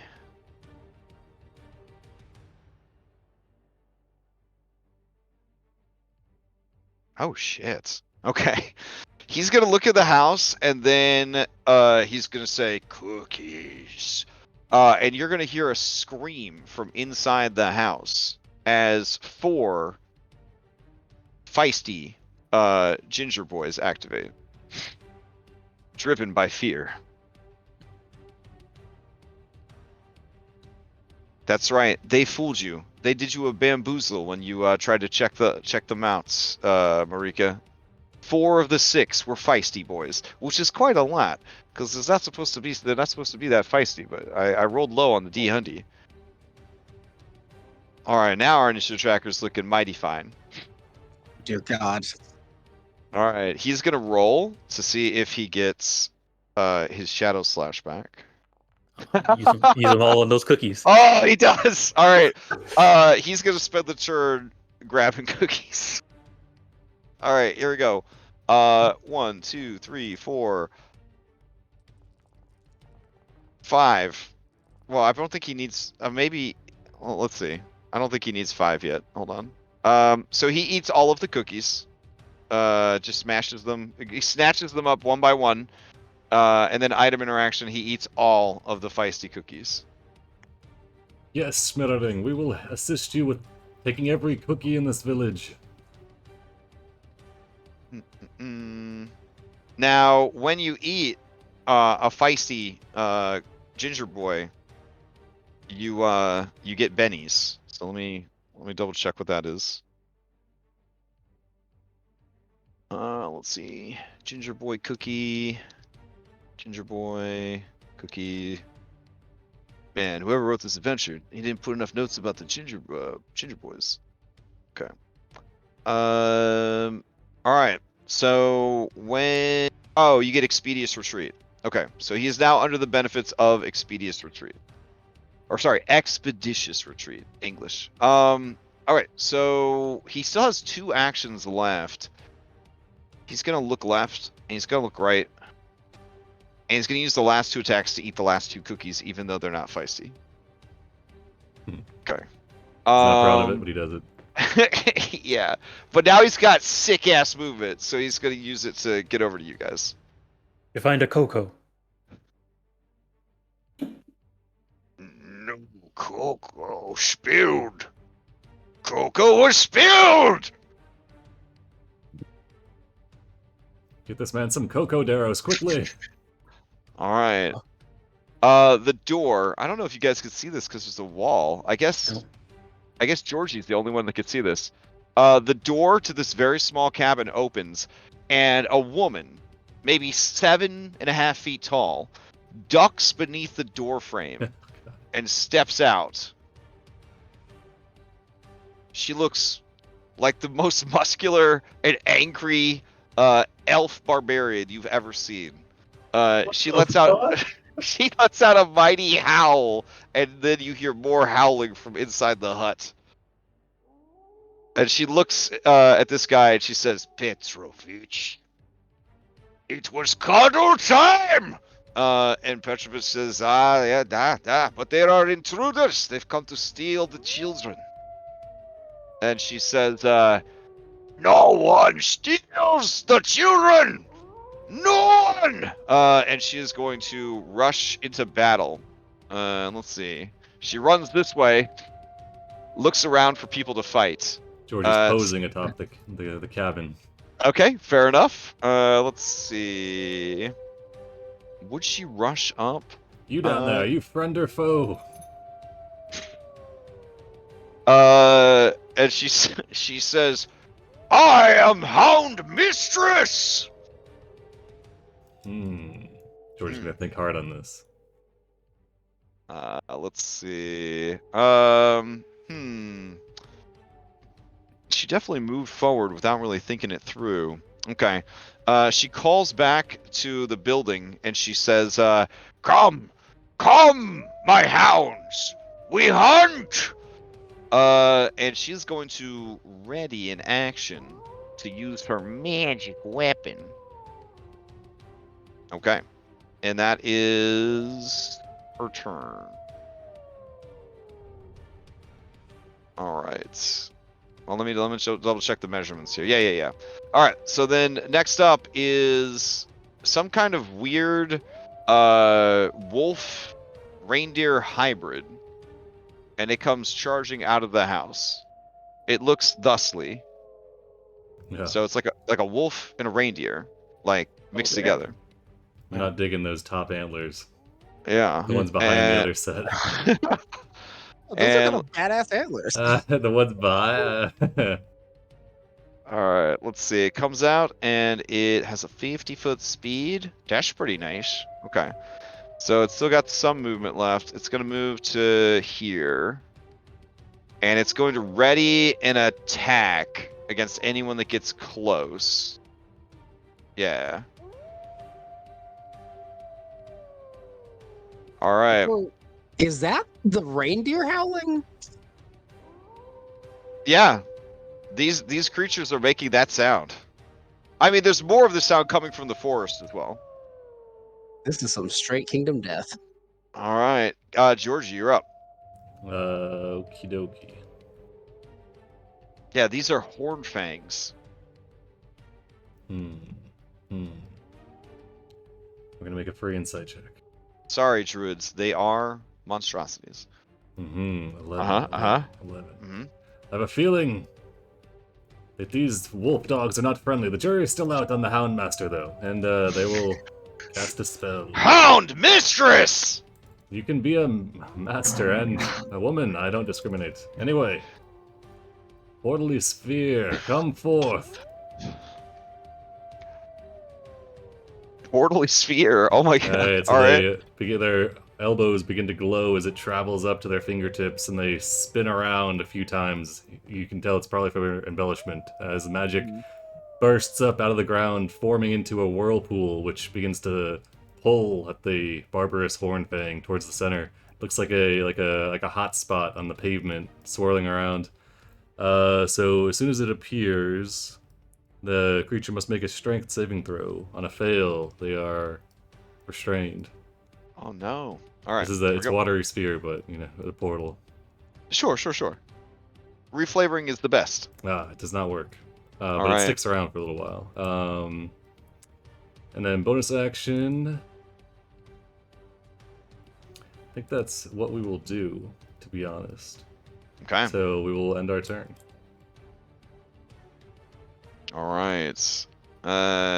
From the house, a second Hordfang erupts. It rushes over to support its master. And let's see. Does she yell mistress when he walks up? Oh yeah, well, he doesn't say that out loud, but yeah. And then he is going to. He doesn't like what's going on there. Doesn't want to go through this guy's space because he's made the bad stuff.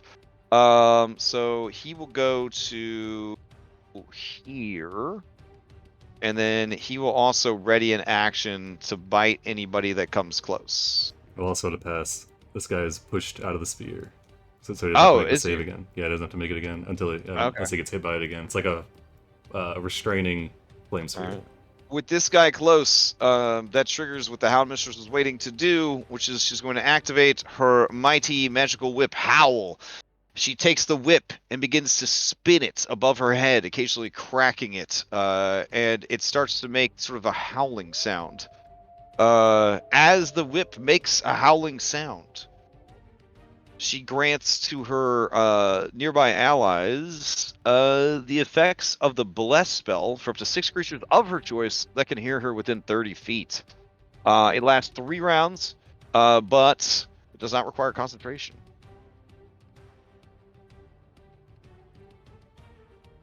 All right. Good luck.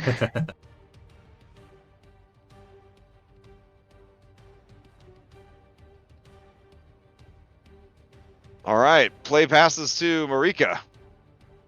What you got, Here we girl? go. She rubs the lamp, and you'll see a blue genie magically apparate above her. Blue puffs of smoke circle her body, and she uses her elemental gift to gain a flight speed of 30 feet. Oh, very It's a nice. bonus Okay. action. 30 feet, Okay. and oh man, a lot of good targets. She's going to snap her fingers, point to the troll and the town mistress, and I believe I'm within to cast banishment. Oh, all right. Very nice. Okay. I How believe many- it's 60 feet, so. Okay. Here we go. Right here. This could be hella clutch. Did they save? Hold on. Eh? Is this There their we go. home plane? You can still be banished even if you're on your home plane, right? Yup, and yeah. You to a pocket. Yeah. Yeah, the Haven't pocket. you ever Yeah. been a rocket She in a- would still come back though at the end of the banish. I Yeah. believe. Haven't you ever been banished from a Starbucks that you were making a ruckus at? You can still go in. You just will be in trouble. Yeah, so they actually just go to a harmless demiplane. So yeah, they go to the Starbucks at the end of time. All the And familiars. so they both fail, but this is a raw ass monster, and he has 1 legendary action. So Oh. you know what he probably has? oh yeah, Blibbity bloop. He uses his 1 legendary resistance to stick around, but Hound Mistress, bloop, disappears. he just teleports back to side of the No, she goes to the Starbucks at the end of time. Oh, okay. All right. That's 1 enemy down though.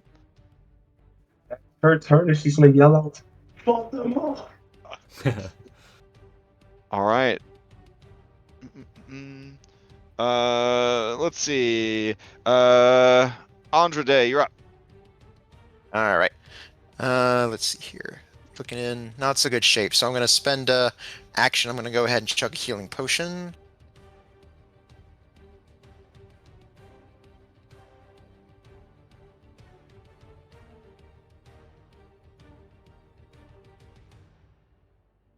Cool. All right. So that's action. Man, so then I'm going. them raw SRD potions, they hit light. Yep. Yeah. It's like an So I'll go- alcoholic just drinking a light beer. You're just like, Take a quick And you're whiff, talking- keep you going. Yeah. Apt analogy for the party's resident alcoholic here. right. All right. So movement to do here. So I guess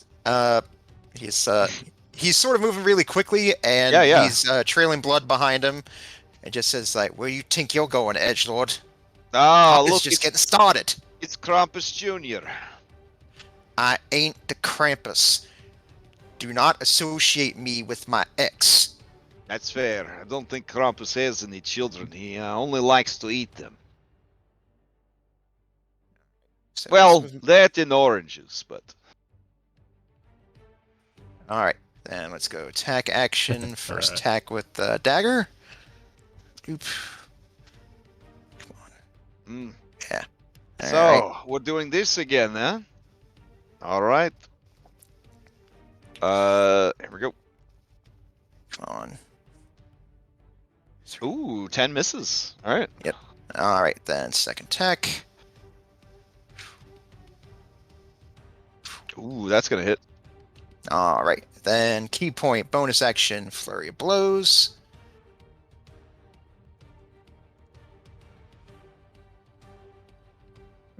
11's not gonna hit. All right, and Looking for 4, AC of 15. 15 on. All right, there we go. All right, solid hit. He is So it's like bloodied. // pop. It's like goes for like one sort of like right hook, and then has his body sort of drunkenly sways, turns around, hits him right on the chin with like a hoof, and then I'll go ahead and push it here. I just want to make sure I'm getting it. So it was potion, action, then all right, yeah, yep, so that would be it. So yep, I still have my drunken technique, so I'll go ahead and use some more movement to slide away here. Doop.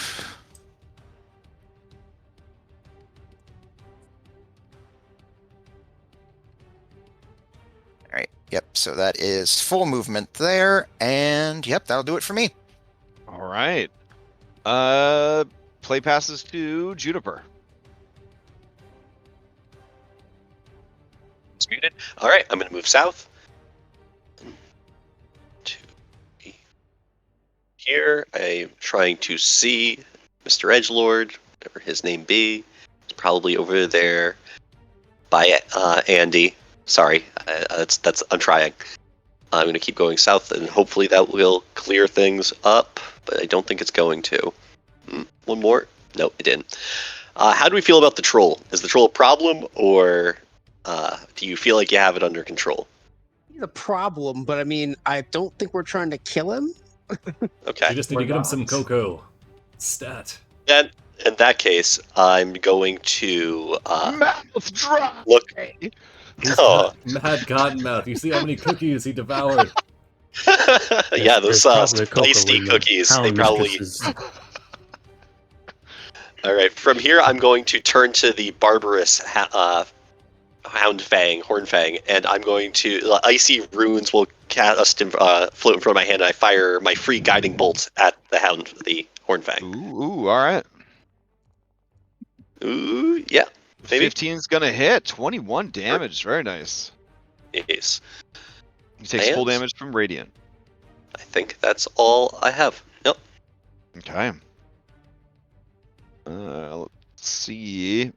Play passes to Daros. All right. I'm gonna say to Schmetterling that that lady has gone. There's probably cocoa in her house now. And then I'm gonna walk towards the cocoa. She Hopefully he did doesn't mention attack it was cuddle time. All right. As you go to move away from him, Mhm. he is going to reach out for you. Okay. Okay. Here we go. 32. Ooh, Jesus Christ. It All hits. right. You take 16 points of necrotic damage as his claws swipe through you, and he says, "Mouth dry!" All right. I lose strength again too. You lose a point of strength, and he is now at 28 dexterity. All right, 18. Sheesh. All right.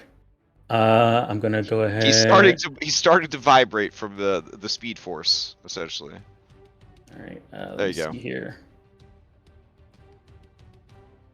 I'll go ahead and standing from here. I'm gonna go ahead and throw another hand axe at him again. Okay.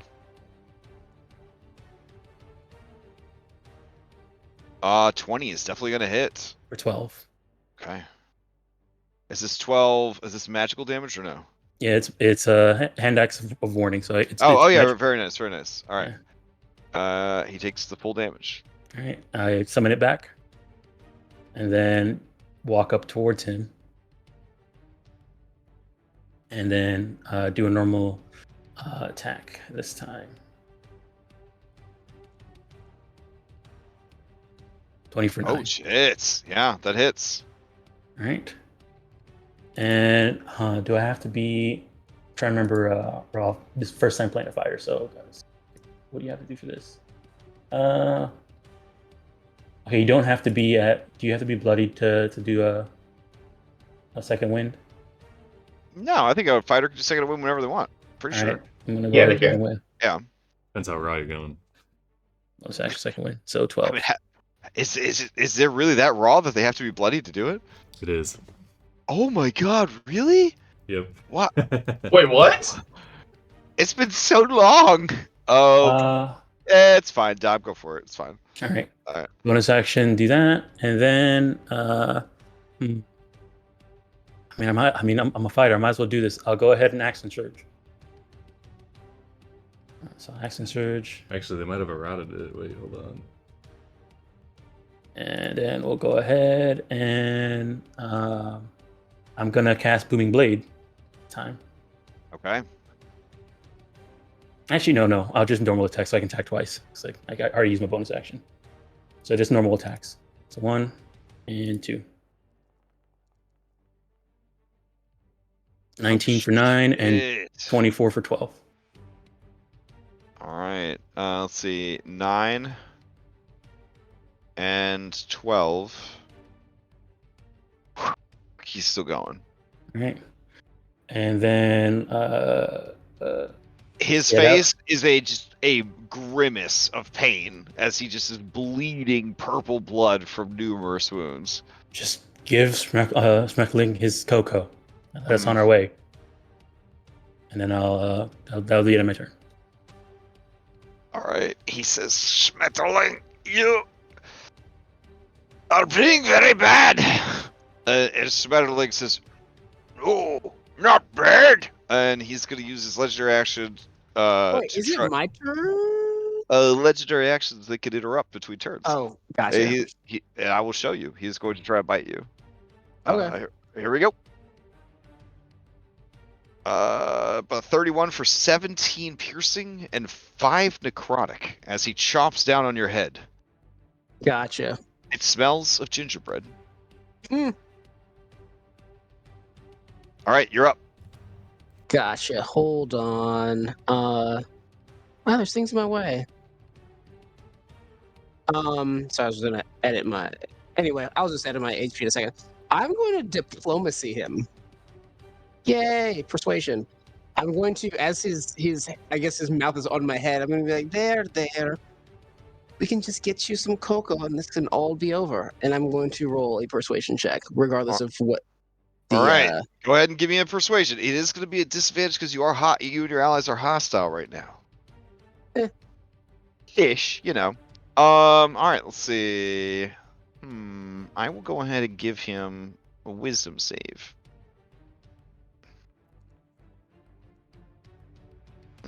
Okay. He says, Cocoa.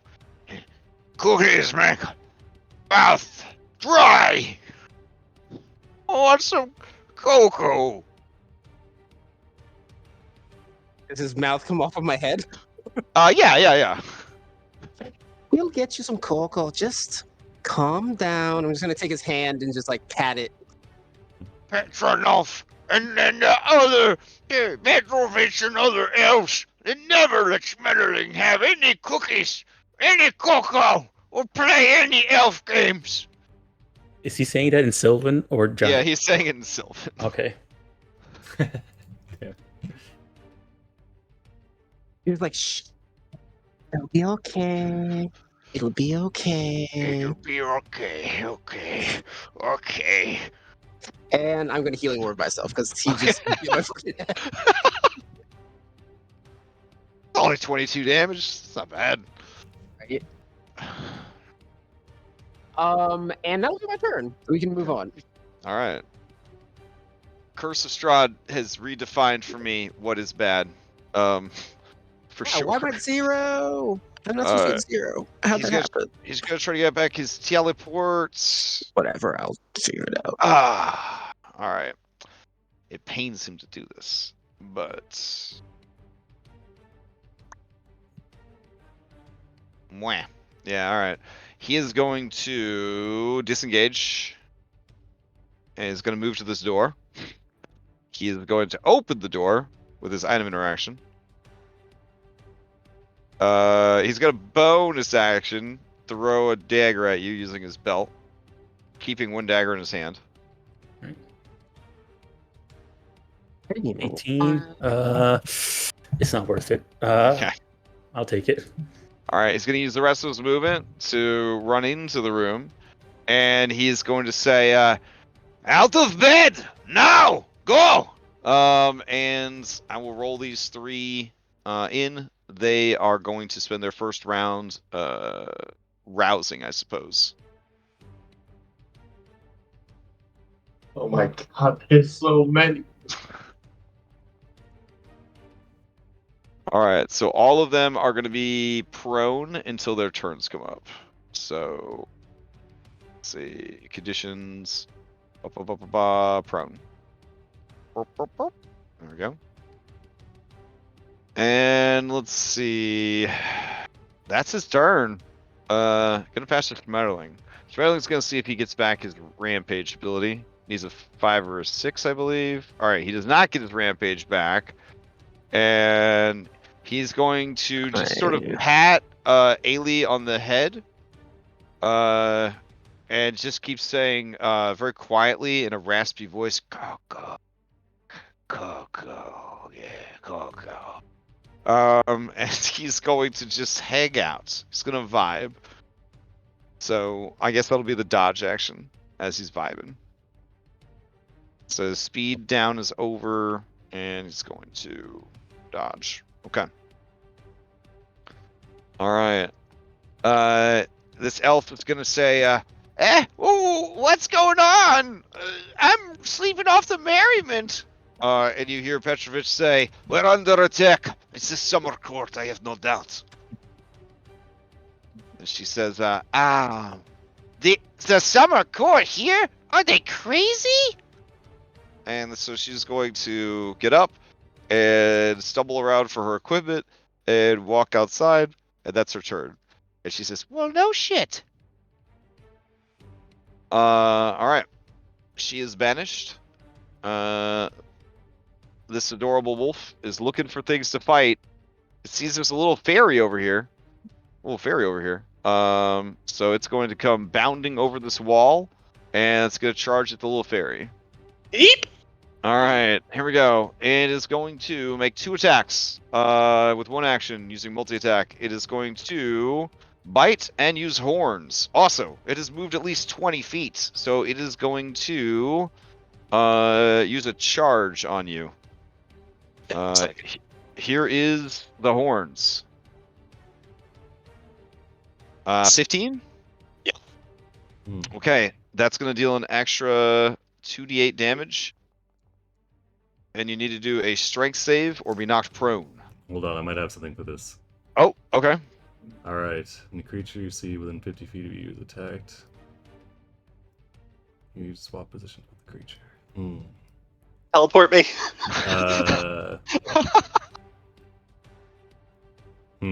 I'm not saying I don't consent, but I am scared.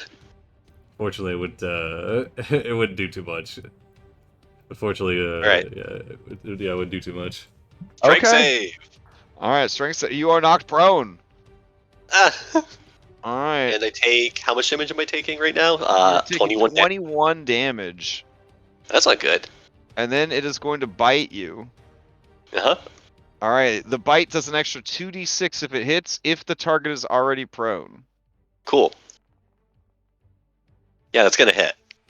19 for another 13 damage. You don't need to make this strength save because you're already prone. Okay. So it's just eating your guy's fairy over there. It's just tearing it up. Good. All right, yeah, Georgie. Small, consumable. To you. Okay. Yeah, unfortunately I couldn't prevent that, but Georgie looks down and says, if only I had seen it sooner. Then let's see, we will, okay, 90 feet. Alright, so, first things first, we're gonna use our action to move the spear. We're gonna drag it up 30 feet this way, to right there. And so as it passes through this guy, you have to make a strength save or get dragged along with it. Okay. Here is the strength save. Okay. All right, it makes the save. All right, and then let's see. Ailey, I'm sending you in to Get the cocoa, maybe. No, I think I'll get Juniper out of harm's way, actually. And, we'll attempt to, actually. Yeah, we're gonna Quicken Spell, and we're gonna Vortex Warp. So a portal appears below Juniper, and they slip into it, and hopefully All right. are not harmed. All Nice. right. It I am the succeeds. portal master. Oh my god. We're gonna You're That could've killed me. We're gonna put him in the we're gonna put him on the steeple of the roof up here as well. All right. Thank you so much. Juniper, you disappear and reappear on the roof. Yes, and this is why you're giving me half the cuts, I believe. Having You- a portal you have along a deal. isn't cheap. Oh, fantastic. And then that'll be their turn. Spend a tiny hand in a deal handshake. Oh man! So this one was getting ready to run over and finish you off, but now it sees that you're not there anymore, and it looks around, and it sees the giant. So it's going to charge the giant. Huh? All right, here we go. Here is the horn attack. 13 13. misses. All right, and here's the bite attack. 11 misses. Misses. All right. Then it snarls and kind of shakes its antlers at you to no avail. Marika, you're up.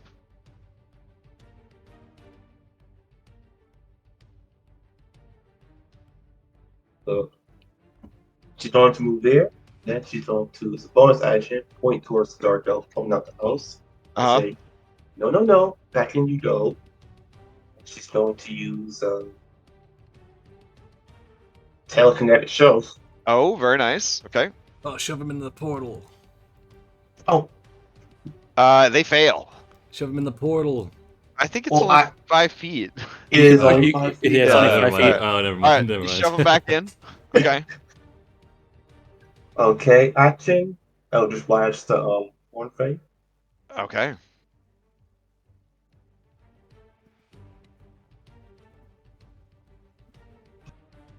Oh yeah, that definitely hits. Yeah, that definitely hits. Dang. All right. This is why we bring you along, man. Jeez. So give me a fresh D10 since we're not doing max crits. Oh, no, okay. Yeah. We are doing exploding dice. No, today. Oh my god. Oh, As far from raw as we can. It is bloodied. add 3 more points of bludgeoning damage due to my genie stuff. I've got Oh. that added previously. His speed is reduced by 10 feet, and yeah, that's it. I'm just chilling. All right, sounds good. Okay, play passes to Andrade. Oh, sorry, Andrade. There we go. Yeah. Oh, you actually had it the first time. Oh, really? Andrade. Yep. Okay. Mhm. Sweet. All right, Andrade, you're up. All right. Let's see here. Still not doing too great, so I'll go ahead and spend action. Chuck potion here. Doop. 6. All right. I miss hot potions, man. Hey, playing SRD sometimes is good to remind us of the great things that we have. Yeah, we'll know what you got till it's gone. That's right. All right. Yeah. So first action. Then I'll take movement. No, Eddie Vincent knows what he's got when he drinks 3 potions in a turn to try to stay alive in Monster Hunter. He knows what he's got. Very happy about it. All right. See, this Hornfang hassling my giant friend, so I'm going to go ahead and grab a piece of the action here. I would say you see Andrade very quickly, but also drunkenly stumbling out of the shadows here. Say like, "Do you need some help?" Sure. All right. I'll go ahead and move so I can get to flank here. Doop. We're Alright. not actually using flank because we're playing raw, but it's good practice. It's good practice. All right. Oh, cool. All right. Yeah. Oh, unless it's raw And- flank. No. No. No. All right. So first attack with the dagger. Ooh. All right. Yeah, that's gonna hit. Great. All right. Then second attack. Ooh, okay. Also hits. 24 for 5. All right. All right. Bonus action, key point, flurry of blows, arm strikes. And the potion was your hasted action, right? Yes, that's correct. Yeah. Okay. And that critical hit is good stuff. Yeah, I imagine it's like one slice along the throat, then for good measure, just a good hoof, roundhouse hoof right round side the head, and just sort of say, "Who's in the mood for some venison?" And with that, it lets out one bleeding howl and falls over dead. All right, and then go ahead and use the rest of my movement. Try to find a safe spot to stake out here. Yep, this looks good. And that'll be the end of my turn. Okay. Juniper on the roof, you're up. Right. From here. I'm pretty sure that these guys over here got initiated into combat. They were part of the whole thing when that guy ran over there and got their attention. So I'm just gonna Sacred Flame over there. Probably the one standing in the doorway. Okay. He walks out like, "Oh, what's going on?" Gets pushed back inside. All of a sudden, caught on fire. All right. Let's see. Dex save. They don't make it. they take Not a lot of damage, but radiant damage. They start screaming. Ah! It's not adding your wisdom, so it should be 8, right?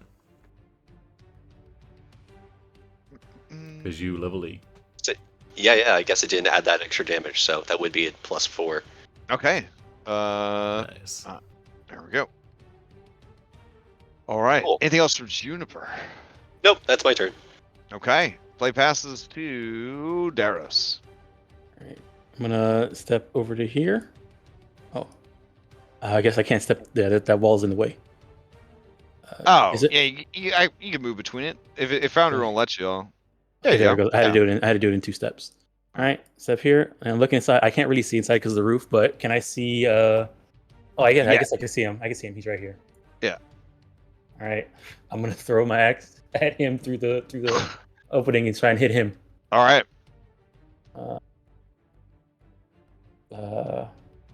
Oh, I forgot about this. Okay, well, I should have mentioned it before. Okay, but we'll see if it happens now. So throw.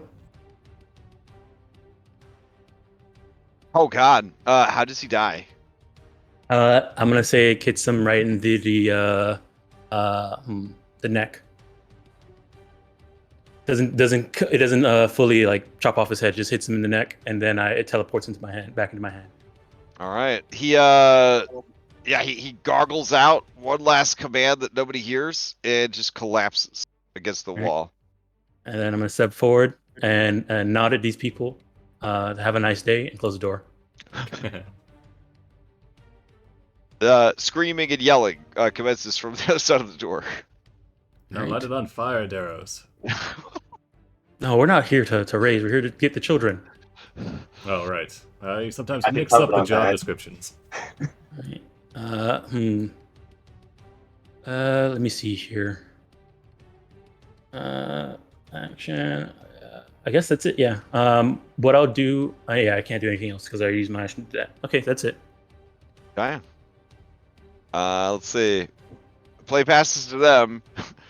They're going to take the measure of everything that has transpired. All right, Ailey, you're up.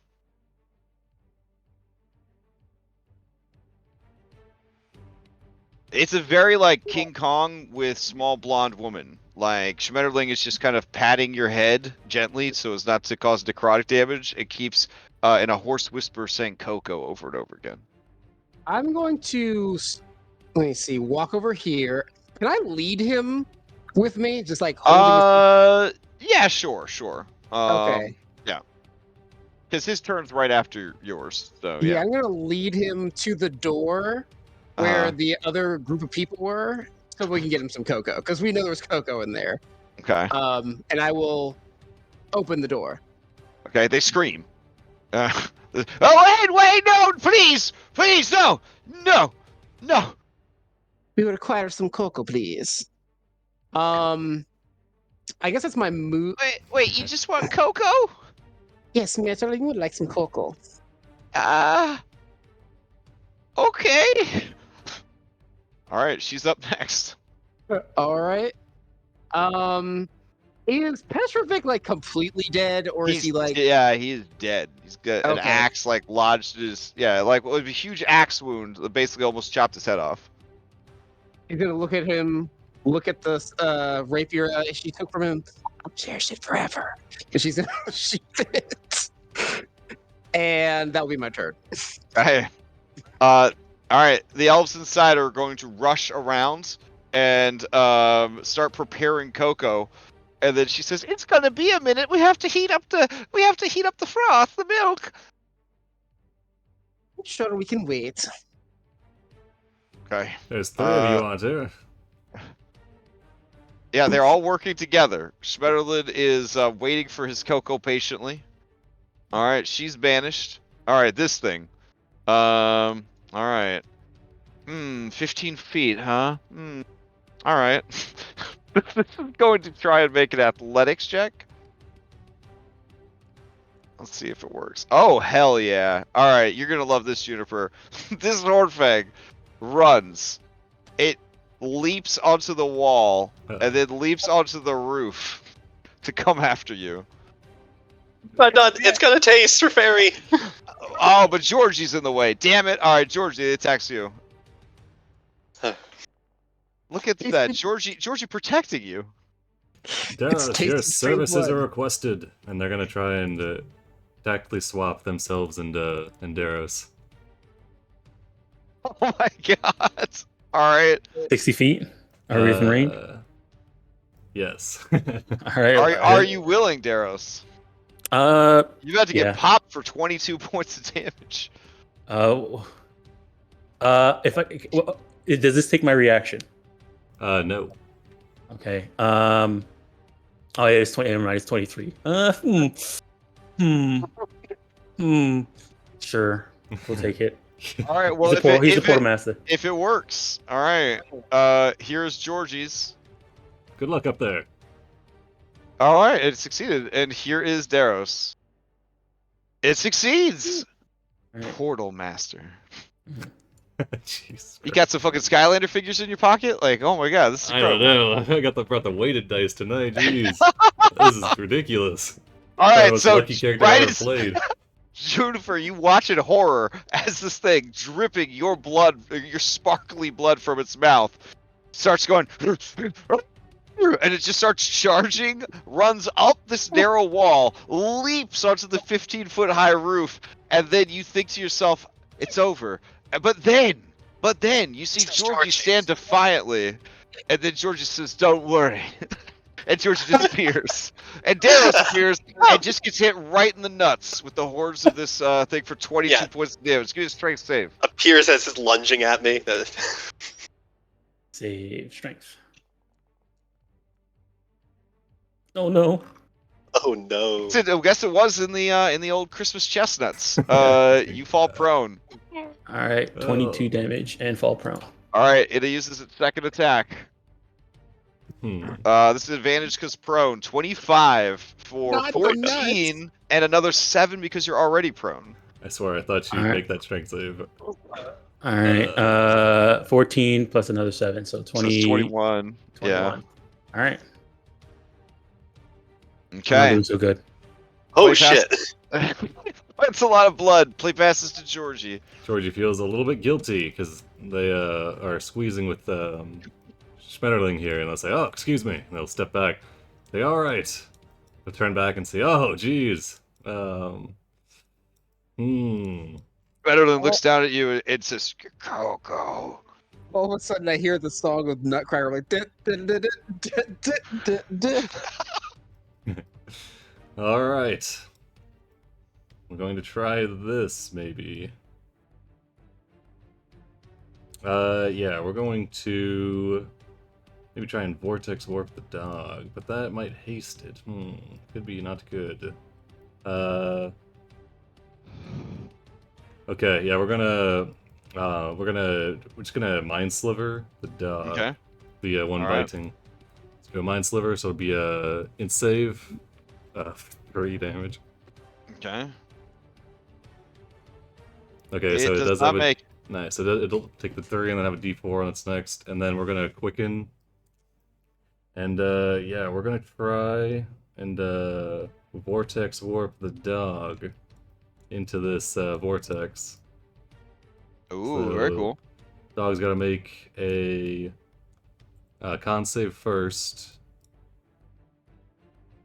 Alright, con save from Doggo. Alright, Hornfang makes it. Ah, dang it. Did you do the minus D4? Oh, yeah, nice. Wow, Yeah. almost like I Alright. did not see that. Nice, okay. So There you go. Alright, so we'll then drop it right in there. let's see what the ley line does. It succeeds! Oh my god, it's all just coming up Millhouse, alright. Alright, so you can teleport it how far? 90 feet, I believe. Oh, geez. Okay. So we'll drop it right in there.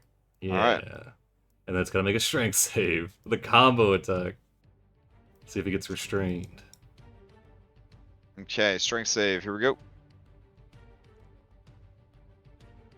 Oh my god. It is restrained. Alright, and then Georgie will move here, use 15 feet of movement, and attempt to teleport onto this roof. Dang. Oh god. Alright. Let's see what happens with these ley lines. Just testing the luck. God, I'm Oh just my goodness. Succeeds! I'm just a portal god, honestly, as they appear up on this roof. And then they will end their turn. Okay. Let's see. Play passes to Marika. Darrow's looking pretty bad. Yeah. Ah, God. He's going to point towards Darrow's, clench her hand, forming a fist, and yank forward to her. And she's going to use telekinesis to pull him 5 feet away from the troll. Okay. You can Who, choose to fail if you want. who are you pulling away from the troll? Darrow's. I'm all the way up here on the. Oh shit! Oh. Yeah. Oh Yeah, man. Darius isn't anywhere near the troll. Oh shit. Okay. In that case, I'm Oh, just much gonna pull blood. I'm just gonna pull the troll towards the. Wait, no, that's even better. Pull him Yeah, I'm towards gonna pull the what? troll towards the spirit. The troll who's patiently waiting to get his cocoa and hasn't attacked anybody for 2 turns? That troll? America, just attack the dog, please. Maybe Fine, then I'll attack the dog. Nice. It has disadvantage on dex saves. And you have I advantage got on that before attack that, rolls. unfortunately. You have advantage on attack rolls. That's right. It's restrained. Guiding bolted for what it's worth, which is not much. Alright. That'll be 28. And a 28 is 23. going to hit, and 23 is going to hit. Nice. And add 3 points of bludgeoning to that. It is bloodied.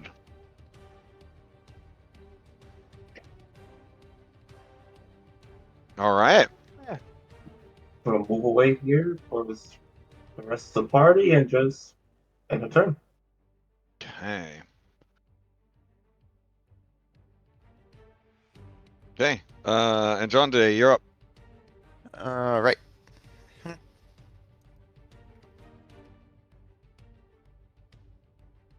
All right, I apologize. It's been hard keeping up with all these portal shenanigans.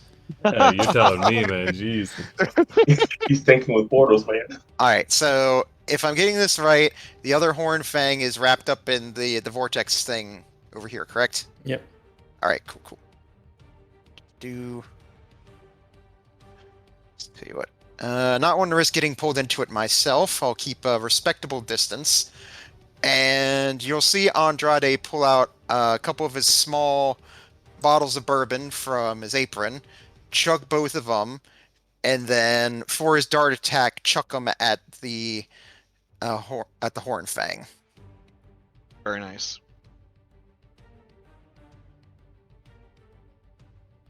Looks like you're rolling privately. Oh, sorry. I'll No worries. reveal those.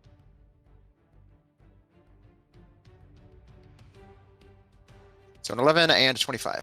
Ooh, okay. 25 is going to hit. They're at advantage because it's restrained. So 23 All right, so the other one's and a 23. So 25. yeah, Yep. that'll hit. All right, So both hit.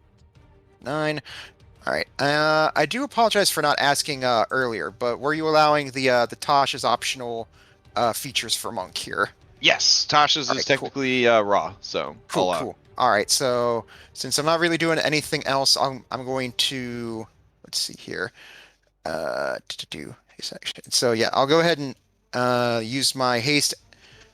Can I use my haste action for this? All right. I guess we could say I use the attack for my haste action. Well, haste actually gives you one attack. One attack. Mhm. Okay. All right. Well, I guess you know what. I'm cool where I am right now. So in that case, I'll just chuck another one at him. Okay. That's gonna hit 7 more Right. damage. 2 for 7. All right. Can never be too careful. So I'll just go ahead and back up this way, and that'll be the end of my turn. Okay. Let's see. George went to the Juniper. You're up.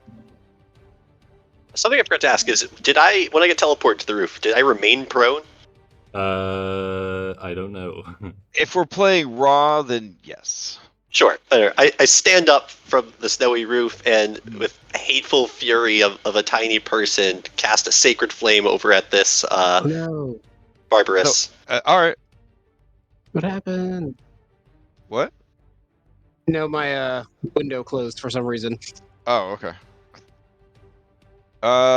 Still makes it even with disadvantage. Just makes it. All right. So it thrashes back and forth, trying to escape from this portal that is pulling it down towards the ground. And in doing that, it avoids the sacred flame. Hide behind arrows. All right. Hey, Juniper. All right. I'll stand up for prone. Okay.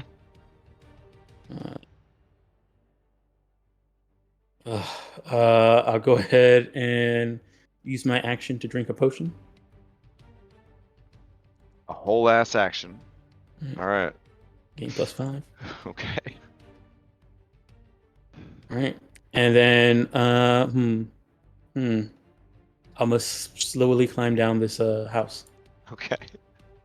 I'll get, we're at 20 feet up. I can get 10 feet down. So I get 15 feet down. So I'll be, and then drop down the rest after that. Okay. All right. So that's my turn. All right. They cry out, "We're trying! We're trying! You can't speed this up and it will scorch the milk!" Ailey, you're up. That is fine. We shall wait. And I'm going to behind continue, you. This creature is just like. I'm going to continue soothing him so that he doesn't get Oh, okay. Fair. right. Fair. Just like a mother with child, just patting his hand. Like and he will get the ice cream, you promise. He just Yes, he just has to wait till you get through the checkout at the grocery store, then you get the ice cream. He just has to make it through the checkout. exactly. And that will just be my turn. Okay. I'll take dodge action just in case. All right, she is banished. He's gonna try to break free. Is that what he's allowed to do? Yes. Strength. Okay. Let's see.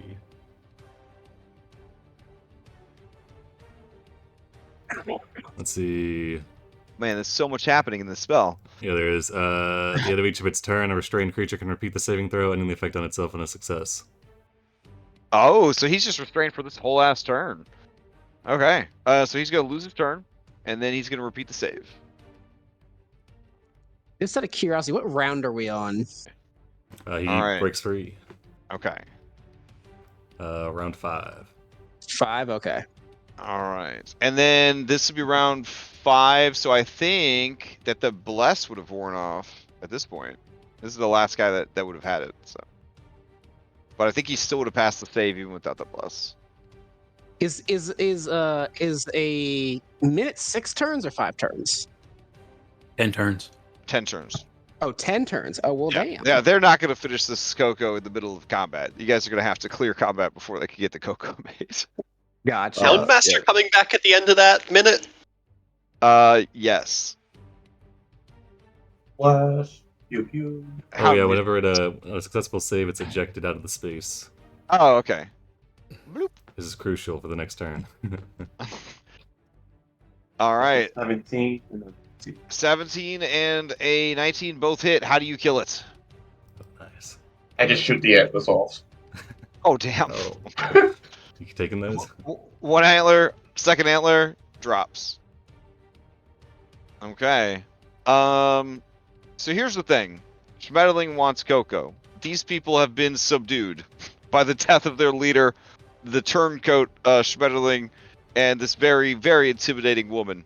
So they're making the best damn cocoa that they can, as quickly as they can without burning the milk. The Hound Mistress will return, because you can't permanently banish somebody if they're on their home plane, and this is literally her house. I was gonna just drop it right after I killed the.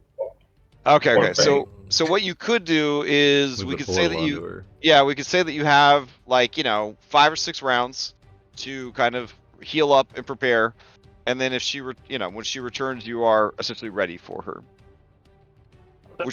Which is part of why I think they're adding a lingering saving throw to the Probably, banishment. Yeah.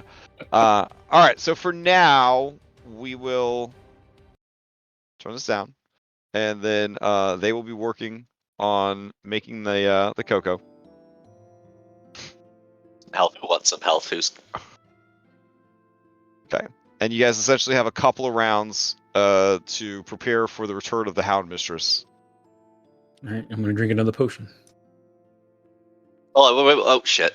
I was gonna offer to cast what's it called? Beacon of Hope, so that all of our potions can be max. Oh, yeah. I was Want actually to. going to save my potions and spend as many key points as you allow so I can use my quickened healing here. By the way, are we taking a short rest after this? If we do, Oh, I can spoken. I can play my music. Spoken like a true warlock. Thank you. Yeah, if we can take a short rest after this, and then get a. I mean, we'll have some cocoa with meddling. Are we Yeah. in character talking about this or out of character talking about this? Yes. I guess. Yes. Yes. Well, it's a little of both. I mean, whatever your characters would need a way to quantify their abilities and such. So, like, if you feel more comfortable trying to role play those terms out, that's fine. If you just feel more comfortable sort of saying like meta conversation, but obviously your character wouldn't speak in meta, they would be like, when I cast a beacon of hope, it enhances the healing properties of everything, including potions, which by the way is 100% raw, and so on and so forth. So like whatever works best for you, but I'm just yeah. in character. I'm gonna wave everybody over. Fellows, can I talk to you for a second? We only have a few seconds before this Hound Master comes back. You have exactly 30? Yeah, it's like 30 Yeah. seconds. So it's gotta be quick. Can we try diplomacy this time instead of raising the entire town like we were a second ago? Well, we were. That's why we said we were just here to get the children. He attacked us. Well, somebody point. looks at Georgie, spoke a little too much about our intentions. He seemed that everybody here has been extremely nice and friendly. I didn't think I needed to be deceptive. Let me do the talking, and then we will deal with this later. First, we Right. must get him some cocoa. Unless I have valuable input, I will not talk. All right, Georgie. How long does this sphere last? Long enough to still be there when she gets back from the banishment? God, I forget what round. I think I summoned it on round 2. Okay. What So round should yeah, get banished on? is it 1 minute? Yeah, Then Yeah, it I would be think it was gone. round Yeah, it would be 2. gone before she returns. fair Okay. enough. I mean, All right. okay, yeah, that's true. Yeah. So she would reappear. How is she looking? Is she like enraged still? Well, or yeah, is she, she looks around and sees that all her wolves are dead. Excuse yeah. me. Excuse Ah! me. Looks like cuddle time's been cancelled. May I parlay with you for a second? You killed my pups. Why? For them to attack us, of course. You're trespassing. Madam, Can we speak over here, please? Smetterling's being very patient, and we're trying to get him some cocoa. Smetterling, what are you doing? And he says, "Coco." Now, madam, we do not wish you any harm. What we would like to do is go speak to your leader, Krampus, and then we'll be out of your hair. We've disposed of. She takes a deep, long, longing sigh. She sees Petrovich lying on the ground. Your associate and Krampus, I'm sure, will be looking for a replacement. So, if we do not need to have any more trouble, we can just sweep this under the rug. What do you say? All right, And- give me persuasion. Persuasion.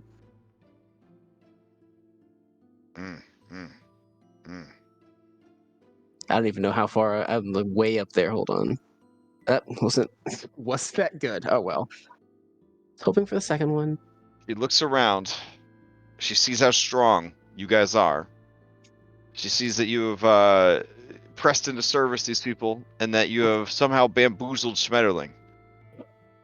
And she says, I will take my wolves and go. and she looks at all of you as if challenging you to stop her. That is okay. All Mean right. you no harm. Slanche. Just remember, the Sun Force sends their regards. Do you want me to Oh, teleport you anywhere? Any destinations in mind? All right. With a dead hound, a dead horn fang under each arm, she walks off into the forest towards the howling wolves. Okay. Time passes, and about 8 minutes later, they have made an entire cauldron of hot chocolate. Nice. Schmetterling takes the whole thing. You find that he is resistant to fire damage. Oh, wait, hold on. No, he's not resistant to fire damage. He cries a little bit. It's okay. Oh no, is he a troll? Yeah. Oh no. And so he starts just drinking it down, and then he just starts crying and screaming, and he says, Coco hot! It burns me! and then they say, that is why we never let you have any. Can I use Frostbite to chill it? Yeah. He opens his mouth. Yeah, like like a kid that's got something bad, like they ate a sour candy, and they show you their fucking tongue, like you could do something about it. Yeah, he's just like, Yeah, they're just cool. See, cool. You just start icing them down. Yeah. Okay. Okay. He says, Coco, bad! And then they say, that's why you weren't allowed to have any cocoa.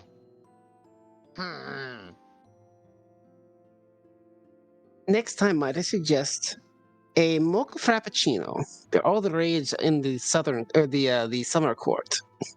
Frappuccino! It's cold, so you won't burn yourself. Reciprocity! Smettering open door. Oh, perfect. Are you guys ready for him to open the door? Go ahead and do it. Oh, Limp up there. Almost. Let me see if I'm gonna. let me get off another one of these freaking healings before we do. Should we Yeah, take yeah. a short rest? I mean, you can tell him to yeah. stop. You can just tell him to stop. Just tell him not to. Can we take? Give us a minute, Schmetterling, just a little bit. Why don't we take this dead guy's house and take a nap real quick? Just real quick. I'll be on the roof. Come back when ready. Okay, thank you. Her flight drops, but she will land before it drops. okay. What are some winter court like Krampus songs, like carols or whatever? Mostly like black metal. I mean, Nice. like black metal versions of regular Christmas songs. Can I play one on my lute to Oh, try- absolutely. Yeah. I will totally do that, do a song of rest, and try to also diplomacy the rest of the townsfolk so that they know we're not here to cause any more trouble. So pretty sure the tradition is to smear goat's blood onto the door. And as you say that, Andrade is going to back away. Well, not you, the Not satyrs, goats. There's a difference. Oh. See, thank you for that. You know, so many people look at me and they so many people, I mean, and this is like humans especially, they just call me a goat and they don't realize that for a satyr that is a slur. That's unappreciated. Yes, my fine behooved friend, I see all of you equally as portally challenged people. And thus in dire need of my assistance. I mean, I'll be honest with you. I mean, that last portal used on me worked out really well. Yes, that was just one of my many repertoires. Georgie, how do you get so good at this? Oh, it just comes natural to me, you know. Effortless. Surely. Court fate creature Juniper would have some idea. Like, you're probably not going to get away with that every time. Like, I don't get me wrong, really appreciate what you did, but it's eventually going to bite you or one of us in the ass. Yeah, you flipped a coin. I did get bit 10 times and only gotten like tails once. That's pretty amazing. Yeah, Georgie nods along as you say that, Juniper, and then just kind of shrugs and says, "Luckily, that won't happen." What was that song of rest? Oh, I'm doing. I don't see where I can click it on my list of abilities. So, but I think it's just a D6. Yeah. Poor bards. Poor bards. Can you spend a hit die if you're full health? So while can you spend a hit die at full health? If you wanted to, I guess. I don't know. All right. Doesn't want to feel left out, and also he wants to use his Bloodwell vial. So inside Petrovich's cabin, let's see. There is a chest. Let's see. I guess I could read this to you. This small single-room cottage contains a bed, chair, table, chest, and shelf. Everything here has a clean and orderly feel to it, or at least it did before Schmetterling knocked everything over. A tall, rail-thin, dark elf, his skin pale blue, his long, greasy hair, eyes, goatee is shiny black, turns to the chair to look at you. Nope, he's dead. Let's see. Okay. So let's see. Yeah, so there's a chest and a shelf in here if you wanted to while you're bored on your rest, you could look in there and see what you got. This isn't very metal, is it? No, I was kidding. Well, all the metal had like lyrics or whatever, so I just put on some Christmas music in the background. It's all good. It's all good. All right. Let's see. The chest contains 13 scrimshawed children's skulls. You know they're children's skulls because they still have the baby teeth. So they're horrifying.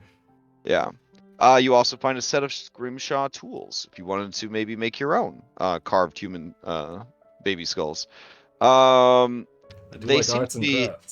seem to be masterfully done, and to the right collector, here it is. Each skull could fetch 150 gold pieces. Oh, man. That starts taking them. Okay. How many skulls are we talking here? Baby skulls? They're children's skulls. That's baby skulls. Okay.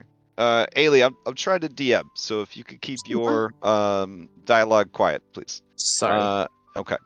So let's see. The shelf contains an assortment of dry goods and cooking ingredients, including some packages of cocoa mix.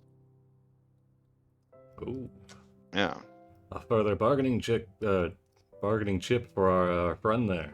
So there are 5 packets of cocoa mix. Who should I give the cocoa mix to?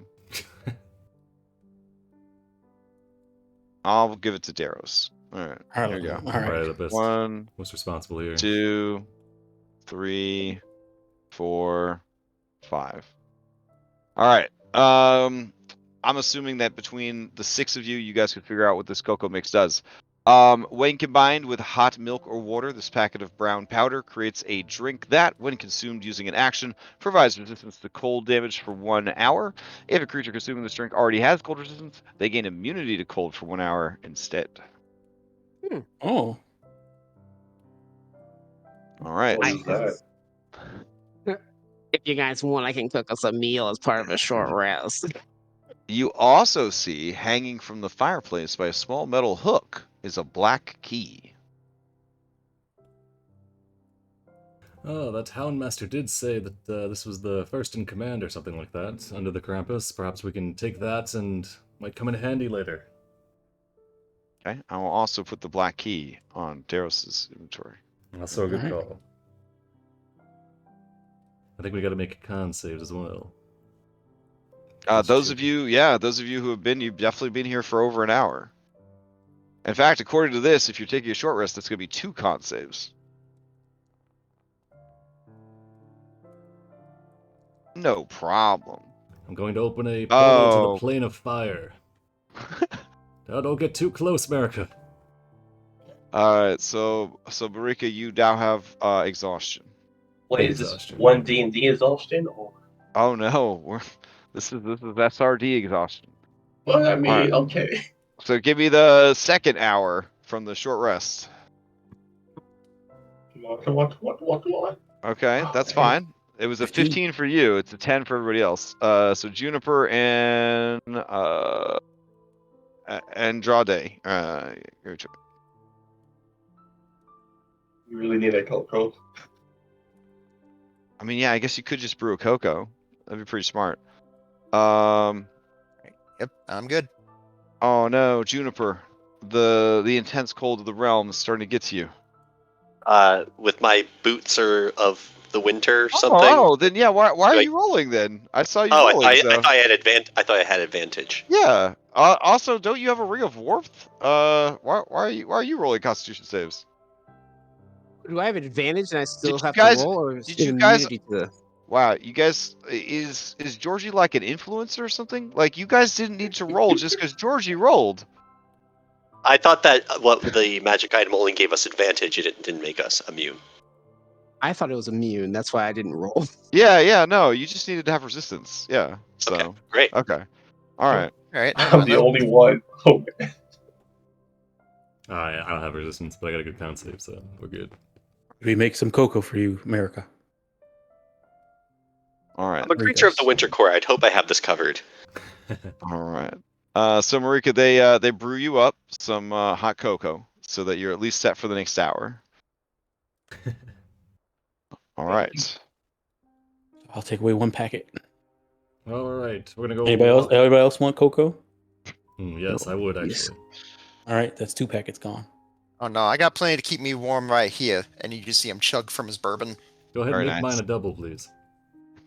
I don't need cocoa, but I do want it. If nobody else is gonna partake, I mean. So on the shelf, you do see that there is milk, and there is water. What do you use to make the cocoa? Oh god. See if anyone in here's a secret serial killer. All right, yeah, you know what? Here, we're gonna. Okay. Throw up a poll. If Yes. it's a certain Oh, answer, we for end the game this? now. There's really only one right answer here. It's an auto game over if we get one answer. All right, let's see. Mm-hmm. Okay. All right. Okay. Oof. All right. Skill check succeeded. Okay. You successfully complete a short rest. The Hound Mistress warns the Hound, the Hornfangs out in the forest not to go into the village.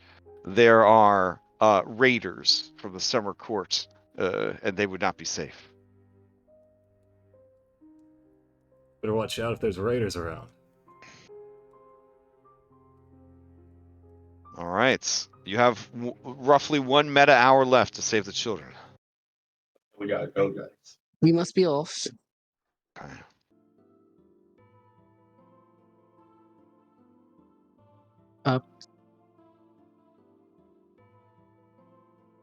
Oh, since we were short resting, can I summon Brixibus again? My Yeah, owl. sure.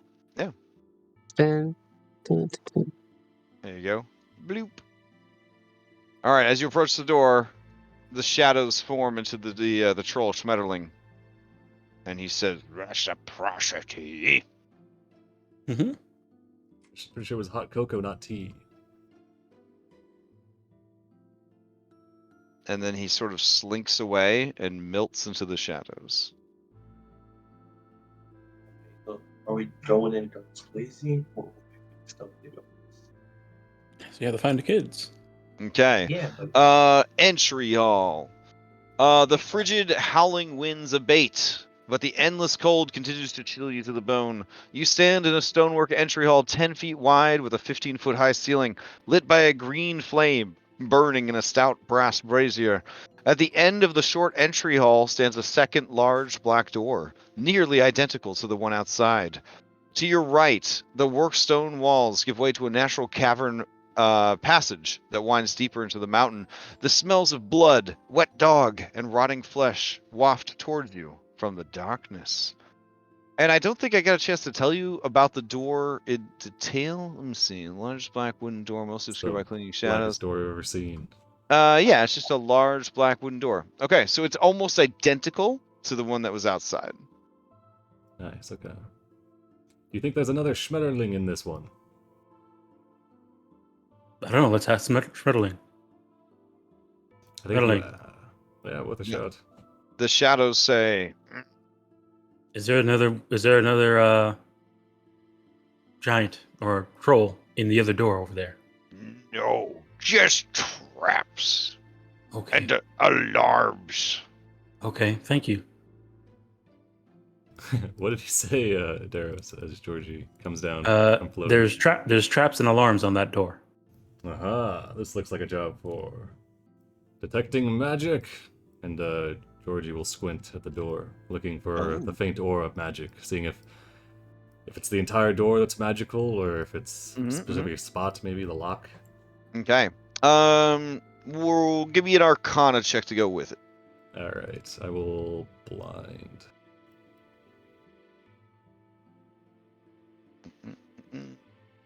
Alright, I think I set it in. Okay. There's definitely magic at work. Hmm. Yes. Excellent. Hold on, I got more info for you. That would have been fine. There is a abjuration spell on the door. Hmm. Most likely a glyph of warding or some sort of alarm. This Yes, is that's what Schmetterling said. There are 2 abjuration spells overlaid on it, but your Arcana was not high enough to determine what the spells were. more like those spells are unknown to the Forgotten Realms. Okay. Let's see. Alright. Aren't you from Midgard? No, wait. what? I think they're from. Yeah, you know. I don't know. Alright. Daros, I'm pretty sure it is not safe to open the door, but. Yes, Schmetterling said there were traps. Yes, but I confirmed it. I can Can ready you do my. it? Oh yeah, go ahead. Actually, I'm going to send Brixibus to go scout ahead. The Can I have doors behind you slam shut. Can I have Brixibus do a stealth check and then fly ahead to see what's might be down the hallways? You can as soon as I finish DMing. Okay. So Good. the doors behind you slam shut, and then you hear the locks unlock on the door, and the door swings open. Beyond, you see a hellish throne room, and sitting upon a throne. Oh wait, I have flavor text for this. Hold on. Let's see.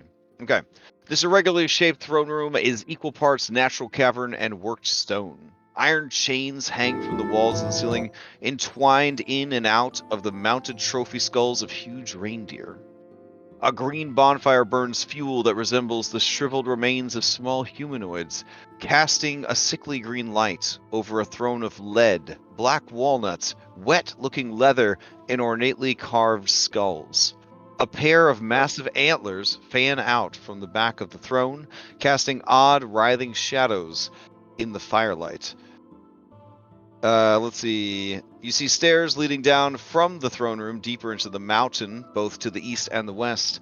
There is a cage constructed of lead-coated bones in the center of the room, holding a pair of frightened children. Sitting upon the vile throne is a large bestial humanoid. Its lower body is that of a bipedal goat, its torso a muscular, red-skinned man. A long, scaly tail curls around it to rest upon the floor. Dark, shaggy fur covers its legs and lower body, then forms a mane around its horned lupine head. The eyes of the creature are wild, yellowish green with a cruel yet playful intent shining through them. Its mouth is open wide, revealing massive canine fangs and an unnaturally long prehensile tongue. The only clothing it wears are iron chains strung with tinkling bells of all shapes and sizes. Around its waist is coiled a long, barbed whip of living thorns. This is Krampus, the Yule Lord. And he addresses you guys. Emissaries of summer. I was not expecting any guests. I am tired from the Krampus march. Yes, how did it go this year? It was much more profitable than I anticipated. And he motions to the two children. The children look spoiled. You just want to punch them in the face. Oh, they did. Oh, yeah. Aha. Hey, at least you didn't use a Joffrey. Oh, you do also see that there was a heavy wood and iron door to the south. And so, yeah, Krampus kind of looks at all of you and says, well, I suppose this is where the brave heroes must fight the demon who stole the innocent children. Or you let us borrow them for a week or so. What? It's perfect. They paid us to get the children back, but they didn't say for how long. But then I would have to go and take the children, and then that would be stealing. What if we... And stealing is wrong. Oh. Georgie, what are you doing? I'm negotiating. You said, this is the sort of route we're taking, correct? Diplomacy. What do we have to offer? Maybe we can, trade here. It would be hard to match the value of such noble children. Hmm? Maybe we could give you like 6 or 7 lowborn ones. I have hundreds, thousands of normal children. It is so rare to find the changeling. Normally, I am forbidden to take such children, for in the realms of the fairy, there is no such thing as good or evil. But in the mortal realms, in the prime material, they subscribe to such ideals, and my associate Nicholas and I have been tasked with maintaining such beliefs, punishing and rewarding those who follow their tenets. You can see why I was so pleased with this year's bounty. It's like finding a diamond in a pile of gold.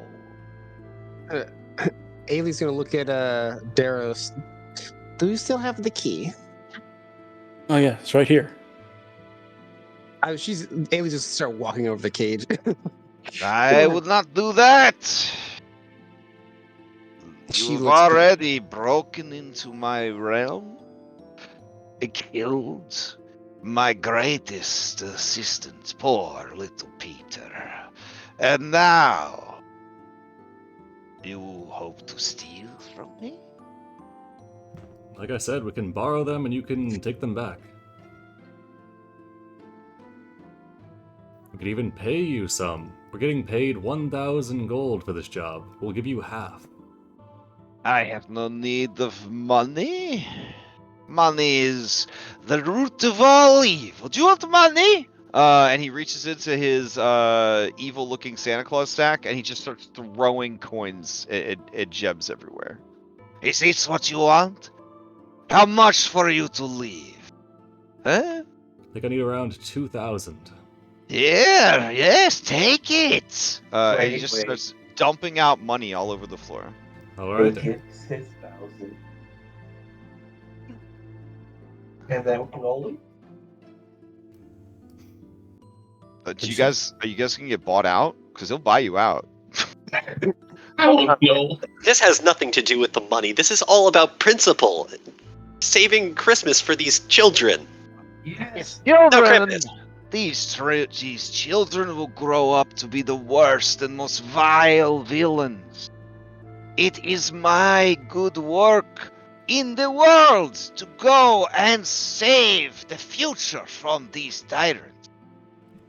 Imagine how terrible the world would be without Nicholas and I. We do the future's good today. Bailey The looks children so certain. start sobbing and looking adorable and scared. They cling to each other. Insight Amy check. looks at the Krampus. You gonna inside check the children? Yes. All right, give me an insight check on the children. That's advantage. Screw He it. does make a solid point, I'm just saying. And if he's willing to pay us, I mean, Oh gosh, Marika. Yeah, your heart is broken. Your ovaries activate. What? Why have you waited so long to start a family? These children are the most adorable children you've ever seen. Oh my God, you gotta save them. You gotta do Wow. everything you can for them.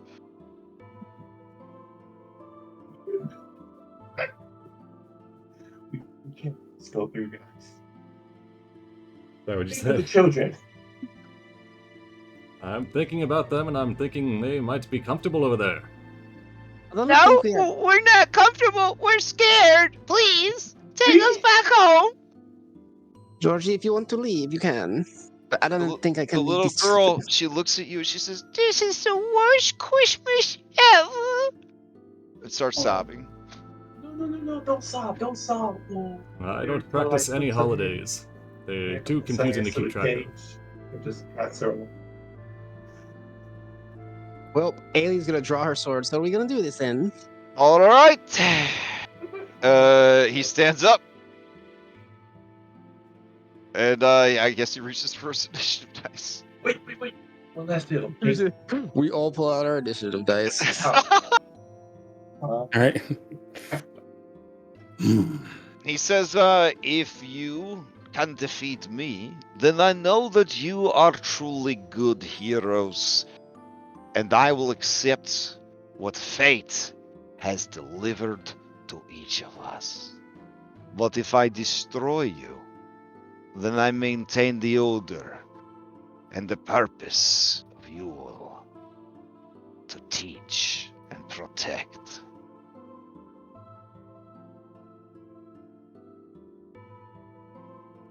You know, guys, you sound really good right now.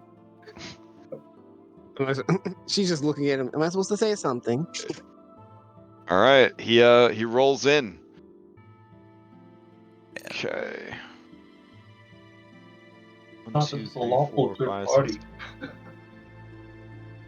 But you got a lot of money now. Yeah, there's roughly like 2,000 gold and coins and gems just scattered on the floor. Oh yeah, she was just on the floor, just collecting all of it while they were talking. While she's sobbing about the fate of the children, she's just stuffing into her bosom as much gold and gems as possible. Oh, this is terrible! Stuff. Oh, we have to save them! Stuff. All right. Let's see. I think somebody posted like kind of something memey about like there being like Christmas music? Was that on the meme channel, like Christmas boss music? Because I'm down to try that. Where's Ooh, where's Oh, that I at? posted a Vox or Nox Arcana like a Carol the Bells song in there. Okay. All right. We'll see if it. We'll try it for a little bit. We'll try it for a little bit. Okay.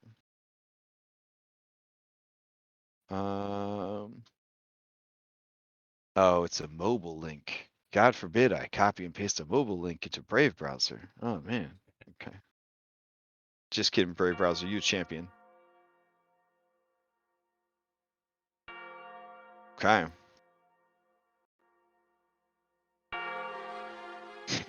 Oh, man. wait. Alrighty. He got real bad initiative. Let's do this thing. Juniper, you're up first. All right. I stand defiantly before him, interposing my small body between him and the children. And I believe I have the action coming to do this. I'm going to use my cleric ability, emboldening bond, to link basically a bless between 3 people. They have to stay within 30 feet of each other, which shouldn't be really an issue in this room. So we're going to give that to Daros and I'm going to call you Andy. I'm sorry. Andrade. And who's her? I'm going to give that to Marika as well. So from now on, you'll all have plus D4 on ability checks, attack rolls. I think saving throws. Not sure about saving throws.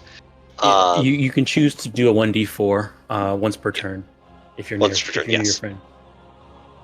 And then I will use my bonus action to cast Sanctuary. Yeah, I'm pretty sure it's a bonus action spell. Where did it go? Yep. 1 bonus action. Cast spell. It's not necessarily bless though, so don't put bless on if you don't. I apologize. Yeah, sorry. Yeah. I thought I conflated the two. They're similar. I got it. They stack. They do stack. Oh. Yeah. I did not take bless. Okay. But yeah, so then I'm casting Sanctuary with my bonus action, and that is my turn. You're a good person.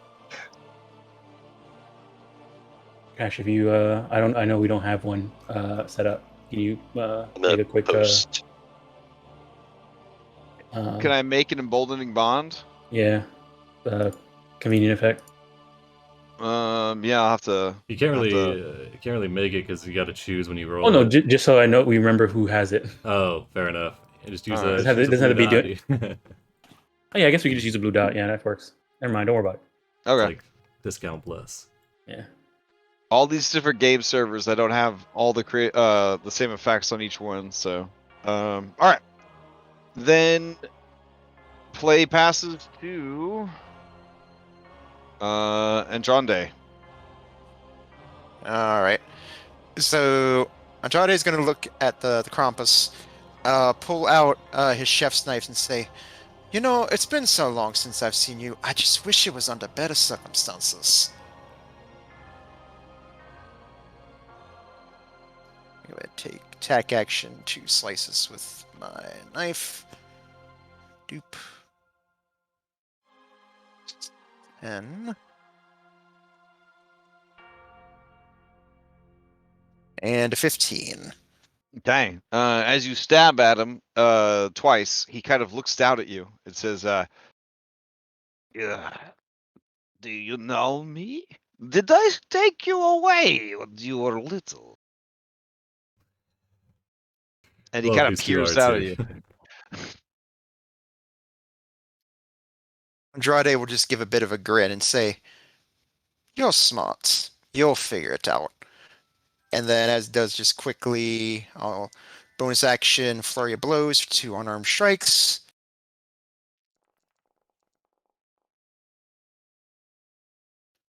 Ooh, 23 for 10, and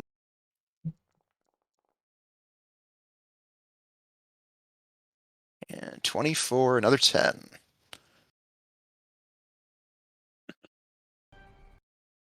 All right. All right, I'll go ahead and take some movement. Try to take means I don't provoke attack of opportunity. Doop. I'll go ahead and bop back to the wall here, and that'll be the end of my turn. All right. Your 2 dagger strikes do not hit, but your 2 unarmed strikes, 23 and a 20, they do land some damage. All right. Let's see. Checking the action economy here. Oh, there's also a layer action. Hold on. I don't have a layer action actor. Jesus Christ. All right. Here we go.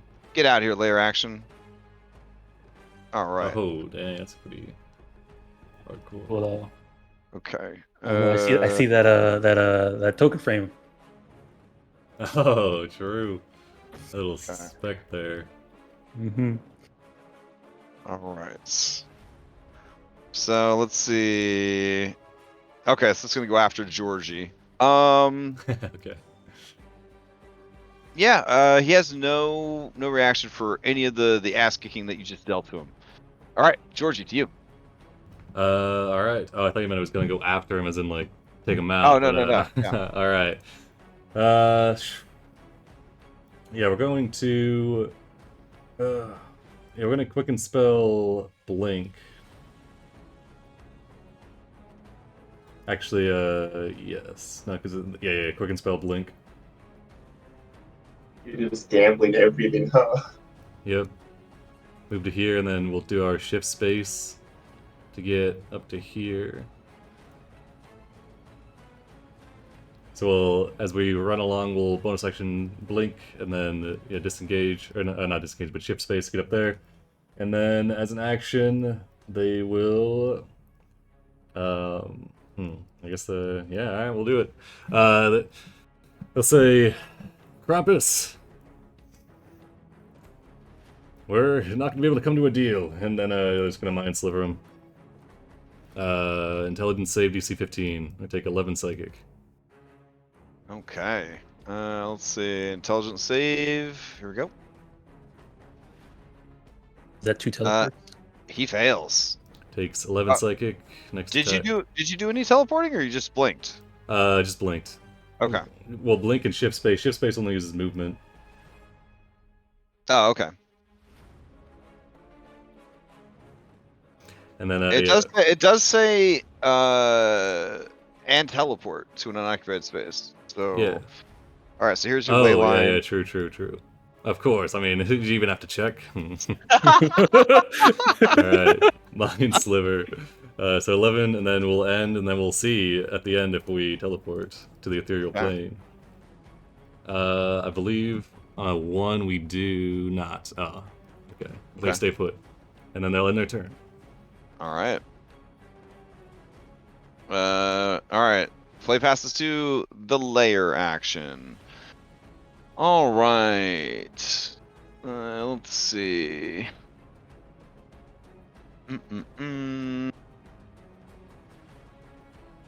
Okay, he's got some good options here.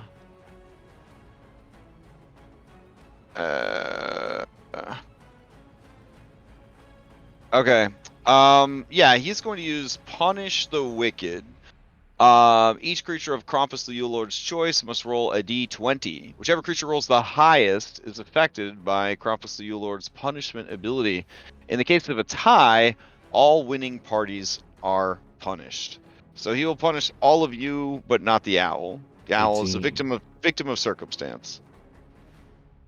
Ah. Of course, we can talk about 18. Unless somebody wants a 19 or a 20. All right, so we roll off. No. Dang. Juniper coming in clutch to save 2 other people. Oh, man. Yeah, taking one for the team for sure. The one who wants to save the children is the one who's getting punished. You're cursed with weakness. While cursed, you have disadvantage on ability checks and saving throws made with the strength score. Your first spell ends this effect. Do we still have the reduced strength? It would have gone away on a. Let me just check. I think it might be a long rest, but let me check. It would have been great for silvery barbs. Oh no, it goes after a short rest, so you guys would have gotten your strength back. Yep. All right, so back to 20. I have 8 strength. All right. I got 4. Ailey, you're up. All right, of course we're gonna do the blade singing because why wouldn't you?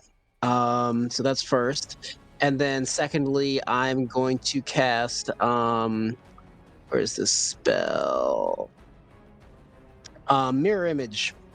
Beep-doop. Casting. So now I have 3 duplicates, and they are surrounding Krampus. Huzzah!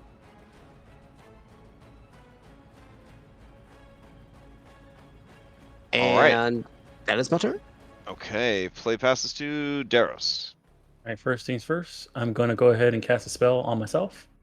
Mhm. I'm going to cast Protection from Evil and Good, and I'm going to choose Fey. Ooh. Nice.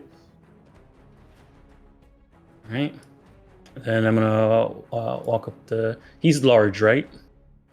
I Or don't think Krampus you is have to large? choose. I think it's all of those creatures you have protection from.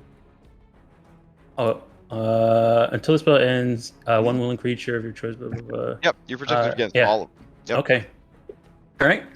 And then I'm gonna go ahead and use. So I cast a spell. Let me just check something here. Features. Is it when you? Okay, so when I cast a cantrip, not a spell. Okay. So yeah, I'm gonna do that, and then Yeah, I mean, might as well use it now.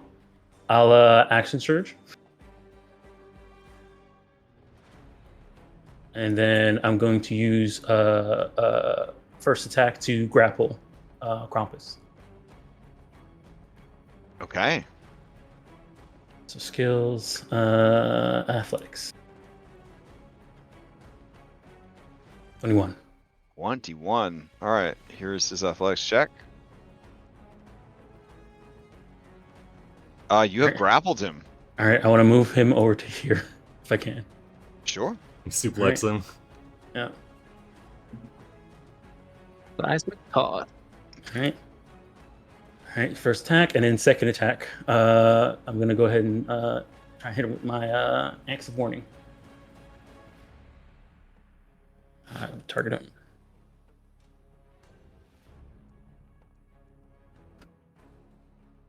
Oh, yeah, 26 is going to hit. Yeah, for 12. All right, and then I'll turn to Georgie and America and say, "Get the children." And I'll use my. I think Ailey has the key, right? Because I gave you took it from me when we first started. Yes. You got it. All right, and that'll be then my turn. All right, play passes to Marika. I can't open this without the key, so. For now, we'll cast a spell. I'm gonna cast Greater Invisibility on myself.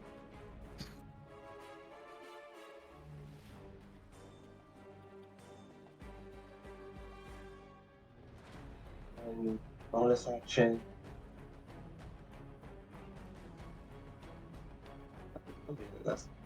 No, bonus action ability. So elemental gift to give myself flight speed.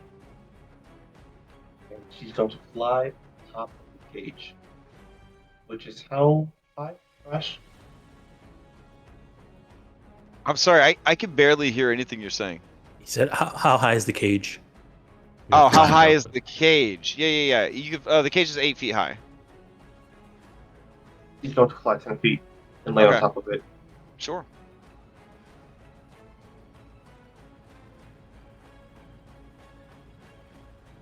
And a turn. Okay. You're All invisible, right? Yes, they am. So you hear the bloop bloop bloop of 3 legendary actions, and the Krampus lets out a lupine howl, and as he does, you hear the howl returned by something in the cave behind him.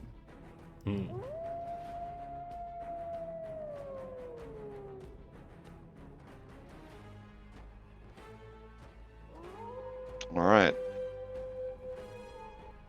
And then he is going to all right. Let's see. I forgot to mention this last time too. It's probably not gonna make a difference, but since I hit him with slashing damage, I have this. Okay. Their speed is reduced by 10. Oh, okay. Yeah. Until the start of your next turn. All right, it might come in handy. I'll put it on there. I mean, he's also grappled by me, so. Yeah, so. All right.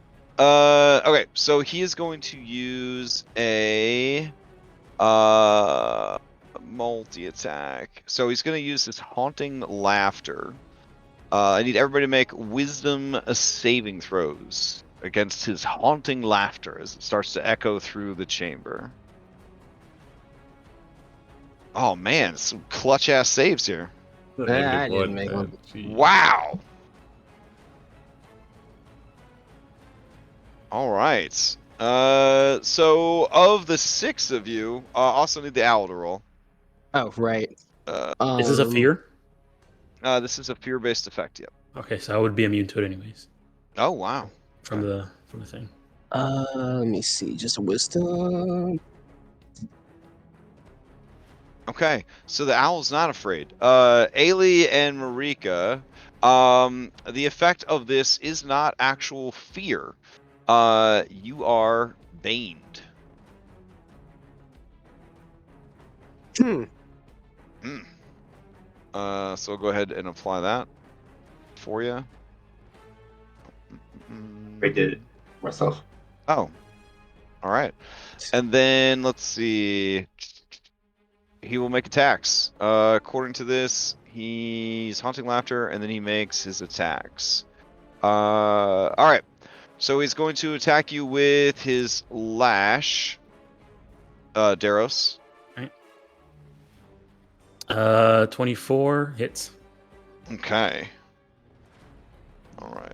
It's 20. He's at disadvantage because of the protection from evil and good. Oh, right. Okay. So then that's gonna be 11 damage, and you are knocked prone. Alright. Okay. Let me try and make this Constitution save. Oh my good. Oh, emboldened bond D4. Come on, I need at least a 3. Also point out that with the emboldening bond, someone can use a reaction to switch spaces with him, need be. Oh wow. All right. But you will take the hit.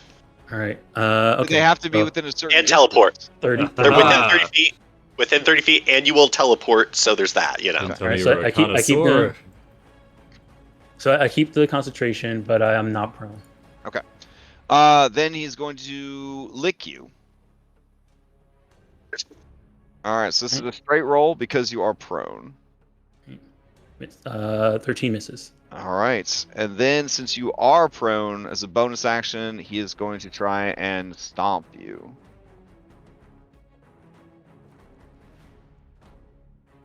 Oh, man. Just misses all over the place. All right. And that is his full action economy because he is still grappled. Play goes to Juniper. All right. Then with my bonus action, I'm going to cast Spiritual Weapon and place it next to Daros. If I click it, it's probably not going to make a token. Let's see. Oh, sorry. At the start of this round, let's see. Oh, not yet. Okay, keep going. All right. And that's my bonus action. I think I get to make the attack with my bonus action as well. So that's 20 for 8. All right, that is gonna hit. And my spiritual weapon looks like a candy cane, but it's, when you eat a candy cane, you accidentally sharpen it to a needle point. Oh yeah, and it just comes out and stabs at Krampus. Yeah. So then I will use my action to Sacred Flame him. Okay. Or actually, I'm gonna Toll the Dead, necrotic. No, I'm gonna go with Sacred Flame. I have a bad feeling about necrotic energy with this guy. All right. Oof, bad damage. Dexterity save. And he's probably dexterous too. But nope, he fails. All right. So I'll take that. It takes an additional 4 damage because level 8 cleric. Okay. and I'm gonna move. I'm gonna move a little bit. Just gonna. Is this actual fire up here? These dancing flames? Sure, it feels pretty hot.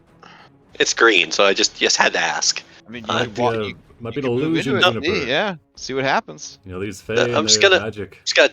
tuck myself up over here. Okay. And it looks like fairy fire to me, but Mm-hmm. anyways, that is my entire turn. We're like right there. Just in that little nestled nook, and that's my turn. All right, as play passes, he is going to use a legendary action to cast a cantrip. He is going to use thaumaturgy to open this door. As he, I said there was a door to the south. Yeah. I thought you meant behind him. Oh shoot. As he does, the layer full of horn fangs is going to activate. Go. Now.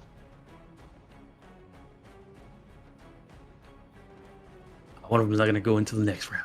All right, Andrew, you're up. Yeah. Thornfang swarm. Yeah, it's like I imagine I probably see like here, Andrade looks at here, then quickly goes over. It's folks, I think we got company coming. I can hold them off. Focus on the Krampus. All right. So I'm gonna go ahead, take some movement over here, and as Andrade moves over, he starts having flashbacks to his childhood when he lived in New Orleans, and one year being kidnapped by this guy right here. And then as he does, just quickly starts slashing at him. Is it because you were a child alcoholic, which is very bad? Jeez. Mm-hmm. Okay. Sorry to Sneaking get in after school special on you, but No, it's all right. Yeah, sneaking Okay. in Dad's liquor cabinet when he wasn't looking. Didn't know somebody paid for sad backstories. Oh my god. Oh my. Jeez. Oh man, yeah, those are solid hits. All right. Bonus action, flurry of blows, 2 unarmed strikes.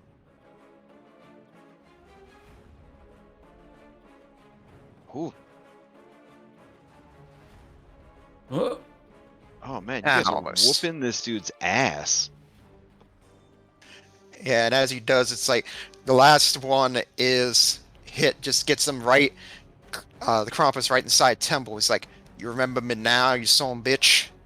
Oh god. He looks at you and says, yes, you are the little drunkard from Contemporary Fantasy Earth 614. All right, go ahead and move back here, and that'll be the end of my turn. Let's see. As you move away, he is going to use another legendary action. Let's see. Man, not having Paragon actions is the pit. All right, what can he do? Okay. This could work. All right. Yeah, sure. All right. He is going to Daros on the ground.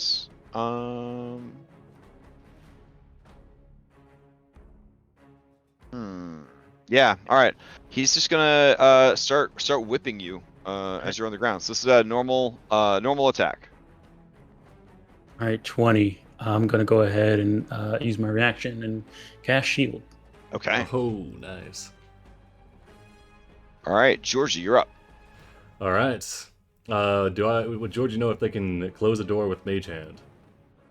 If the door is light enough, but these were described as heavy, iron-bound wooden doors. All right. In that case, we will not do that. All right. Yeah, we're gonna rip open another portal into space and drop a portally sphere, and we'll place it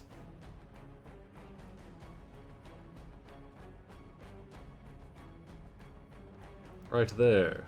Ooh, very nice. And then, let's see. As a bonus action, we're gonna crunch 6 sorcery points to get another 4th level slot. Okay. And then that'll be their turn. All right. Layer action. All right. Let's see. As this layer action can't repeat the same one, so he is going to use Fey steps. So he's going to disappear, and then he will reappear. He has to be able to see it. Yeah. I remember when I had to be able to see to teleport. Oh my god. He's going to teleport over here.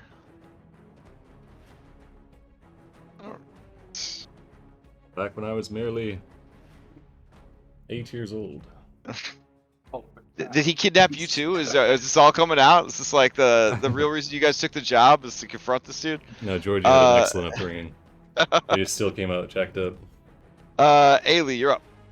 All right, first things first. Going to actually, I'm gonna do bricks. Well, shoot, now he's way over there. So, I'm gonna have Brixibus fly over here because I don't need him getting popped again. Check. Sit right there. Next, I'm gonna cast Flaming Spear as a level 4 spell. Right here.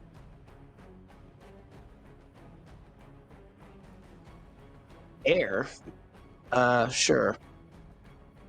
I guess that's it.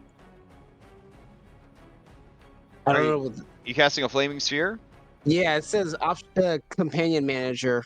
So I'm trying to figure out what the flaming. I guess it's just that, right? You just click Yeah. it. What color do you want it to be? Red's fine. Red's fine. Okay, red's fine. All right. All right. Where do you want it? Right in the room where all the into the room. Okay. Yeah. It was gonna be right here. Got it. Yep. Okay. And then I'm going to. Actually, he's way over there now, so I'm going to just stand right here in front of me friends, so I have the better AC, and that will be my turn. Fair enough. All right. Play passes to Umar Mugen. I Umar think you have to Mugen's roll what's it called? A dex save now, right? Or you can. Well, if they end their turn there, when you first summon it as a bonus action, you can move it up to 30 feet and then ram it into somebody. So you can pick one of them to ram it into. Gotcha. So I'll ram it into this one then, right here. Okay. I can't move it, but that guy. Right. Yeah. It has to take up a square, like an actor or a spell effect, and then its space and the spaces around it are what you don't want to end your turn in, essentially. Gotcha. All right, so they make the save and they take half the damage. All right. Let's see. So Umar Mungan is gonna go, and it's gonna let out a mighty howl and begin rushing towards the room. You guys see a very large Hornfang. It's towards. Yeah, it definitely hits the gym frequently. All right, it comes charging into the room. As it does, it is going to activate its multi-attack, and it's going to release a fearsome howl. So I need everybody to make wisdom saving throws, please. Is this thing a thing? It's a fear effect. This is a monster. Okay. It's a monstrosity. All right, so I have to try and make it. I think honestly, Georgie is just too oblivious to be scared. He's got a -1 to wisdom saves. All right, I'm gonna use my what you call it, golden bond. Yes. Okay. All right, so that would be a 13. All right, 13 is not enough. 11 is not enough. 15 is enough. Owl will also need to make a save. Oh yeah. Yeah. Now this is actually a fear effect. All right, so that's going to be Ailey and Daros. I'll throw a fear on there for you. Man, Brixton must just be just shrugging off these fear effects. All right. Then it is going to attack you with its horn because it's going to do a ram attack. So this is an advantage because you are prone. Yep. All right. I still have shield going on though, so hopefully that can help me. All right. 20 misses. Okay, and then it's going to try Le Bite.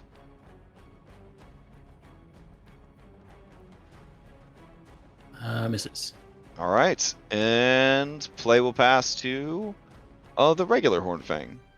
All right, it is going to get the heck away from that fire, but now it has to deal with this portally sphere. So this is a strength save? Yep. If it gets, DC if it gets stuck, if it gets stuck there, it's gonna have to end its turn next to the. Yes. All right. So it is restrained. Yeah. Okay. That's what I call a bottleneck. Mm-hmm. But it ends. It has to save against the restraint at the end of its turn, right? Yes. Okay, so it loses its turn now because it doesn't have a ranged attack or anything. Then its turn ends. It gets another save. Yep. Try and get free, Okay. I believe. All right. Aha! They might as well have not have rolled. It is stuck. The portals. All right. Play passes to It- Daros. Takes flaming sphere damage because it ended its turn there. The flaming sphere is Oh, no. south I of see. it. So I see yeah. it, I see On it, the I next see. turn, definitely move it closer to the portal and it will start baking them as they get Oh. stuck. Yeah, I I've thought seen he had said that it was a water portal, so I was like, I don't know if I should put it that close. So No, there's no All science. There's no science going on here. It's a risk. All right, Yeah. I'm gonna stand up. I'm prone. All right. Oh, this thing is here. I'm gonna use my first attack to try and push this thing away Okay. in fear. Those are athletics. Okay. Skill. Athletics. Oh, 21. very nice. Okay. Here we go. You Right. shove it back 5 feet. All right. So I have my movement. I still have 20 feet of movement left. So I'm gonna step over to here, away from it, and I'm gonna throw what you call it, a hand axe at Krampus. Okay. Oof. That's a good throw. 7 for 11. All right. He is bloodied. All right. And then bonus action, summon it back in my hand. Okay. All right. That's the end of my turn. All right. As your turn ends, he is going to use, I guess, his last legendary action because one was to open the door, one was to whip you or try to whip you, and then all right. So he is going to, let's see, for Daros, try to use a chill touch on you.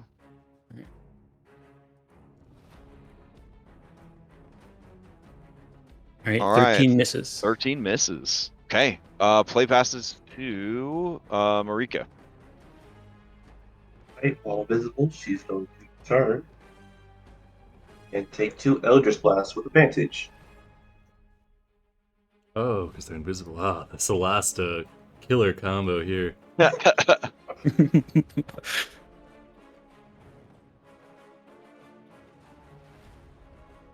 All right, that second one's gonna hit. You do have an emboldening bond you could throw on that first one. Yeah, wait, no, I already used it. You get it once Okay. per turn, not per Oh. round. Okay, yeah, I'll use that.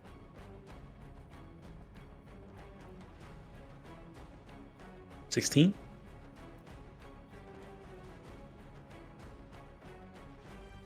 Let's see. 16 does not hit. Okay. Alright, bonus action. She's going to. She's going to move. Yeah. She's going to move here. Oh. Yeah. Okay. Oh, yeah. Oh, something? What you want to say? Oh no, that's fine. Okay. Let's see. Yes, she is. She's trying to put her hand out, grab the horn thing, whimsical form frames and pull it forward.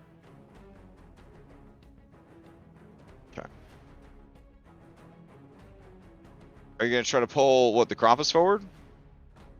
Oh no! Whimsical form frame. I got no idea what you're saying. Pull that guy Whimsical. towards us 5 foot. Yeah, whimsical pull whimsical towards the door 5 feet. Okay, so that's a strength save. Mm-hmm. Yeah, you're gonna need to get the mic fixed, like. Yeah, I know. Because that's one of the requirements to be in my games is a good mic. So just keep that in mind. All right, strength save. Here we go. All right, hell yeah, it gets pulled forward 5 feet. And that's the turn. All right. All right. So as play passes to the Krampus, you hear the bloop bloop bloops of his action economy come back, and let's see what we do this turn. He will try to get back his haunting laughter. Let's see. He does not. Everybody's doing pretty good here. Nobody's like hurt or anything. Man, this is like the weirdest boss fight I've run in a long time. Let's see. For real, it's a Christmas miracle. Yeah, like I don't understand what's even happening here. Okay. Let's see. Does him have blah blah blah blah blah? Yeah. Okay. So let's see. We got Georgie over there. We got yeah. Okay. Georgie, you're in this plane of existence right now, right? Yes, they are. Okay. So then he's gonna go ahead and try and whip you with his lash. All right, here we go. 9 will miss. Oh damn! All right, and then let's see. He will. And the portal master, a portal appears, swallowing up the whip. Oh my god. All right. He will finish his movement by going up to Daros. Yeah, why not? And he will go ahead and try to. Yeah, he's gonna go up and try to lick Daros. There we go. Right. Disadvantage. All right. Oh wait! This is for Marika. It's for Marika. My bad. Like, there's no way Krampus wouldn't lick them tatas. All right. No. Yeah, for Marika. All right. But you're invisible, right? Yep. Yeah. Okay. All right. I still get it. Oh, really? Sweet. Okay. So that'd be 10 acid damage on them tatas. All right. And that will be his turn. All right. Going to top of the rounds. Whimsical is going to try and push past the other one that's kind of blocking up the door. It also has to make a strength save? Yep. First time it All enters. right. All right. And I guess it'd be squeezing. I don't know. Would that be a disadvantage? I think it's a disadvantage. Yes. All right. So it is trapped as well. It gets a save at the end of its thing. All right. And then we'll try again. There we go. Oh my god. All right. Portal master. There, I could do this all day. Nothing's coming out of that door. All right. Play will pass to Juniper. As it does, Juniper, he is going to use his lash, and he's going to use it on. Yeah. All right. He's gonna go ahead and try to lash. Can he reach Juniper? Nah. Maybe? Oh. Okay. Juniper, as your turn is getting ready to come up. Nope. Yep, 20-foot reach. Alright, he's gonna try to lash you. He will succeed at lashing me. Alright. Do you use cutting words? Does that lower it at all? Oh, that's not going to do it. No? Oh. Oh, and it's a charm. He's probably immune to charms anyway. So. I have a 13 armor class. Oh, jeez. I really should have equipped that shield my character came with. Oh, okay. Yeah. So he's gonna pull you 15 feet closer, and then you will be prone. It's fine. All right. It's fine. But now it's your turn, so you can stand back up. Well, let me just quickly recount the working conditions I have. I have emboldening bond, sanctuary. Oh, I have sanctuary up. Oh, Did he- it's sanctuary up. Shit. I have 3. I currently have 3 running effects happening without All right. concentration. Because I also have a spiritual Okay. weapon over here. So he would have been able to hit you. Okay, fair. Okay. So from here, I have a spiritual weapon where I just marked from last turn. That's not concentration. It's still up. Mhm. It's gonna move and attack that guy. Nice. Spiritual weapon. Oh, that wants me to recast it. Well, how do I? Just uncheck the when it pops up. Just uncheck the. Oh, the spell usage. Yeah. Hold on, I'm grabbing you a spiritual weapon. Nice. Okay. So All 25 for 5 force damage. I don't know if that affects my high level Sure. cleric thing. I think it's No, just no. cantrips and a melee No. weapon. Yep. So I guess that would reduce my sanctuary. Maybe I'm not sure how that works. Yeah. You hostile Yes, intent. that would end the sanctuary. All right, then that's gone. And then from where I am right now, I got up from prone, so I lost movement, but it doesn't really matter that much. I'm going to move down 1 space, and I'm going to activate at 4th level Spirit Guardians. Oh, very cool. Okay. So get a little extra damage on that. And that's I want to say 20-foot radius around you. Yep. It Okay. should do it. There It we is. go. Nice. All right.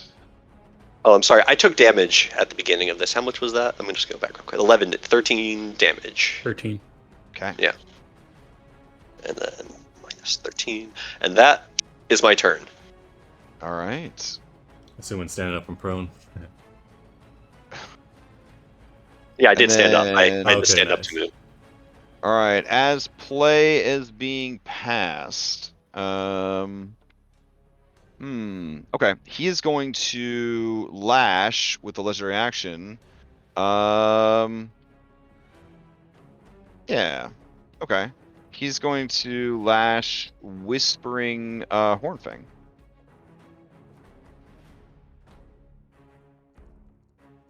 And this is advantage because it is restrained. So he takes 12 damage, but he pulls it closer to him. Aha! There we go. Clever Krampus. All right. And he pats down its flank. It tells it it's very good. All right. You're up, Andronde. All right. Let's go ahead. Move over this way. All right. Get back in melee here. Let's go.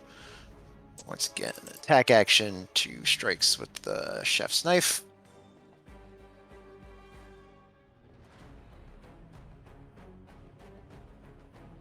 A 15. Oof, and a 10. At 15, you might want to throw your d4 on. All right, yeah, so yep, the 15, I'll go ahead and use the bond, roll the d4. So that'll bump it up to 18. 18 is enough. All right, Gonna I'll do hit. 5 piercing. Okay. All right, then spend key point, flurry of blows to unarmed strikes. Bonus action. Ooh. All right. Very nice. 10, and once more.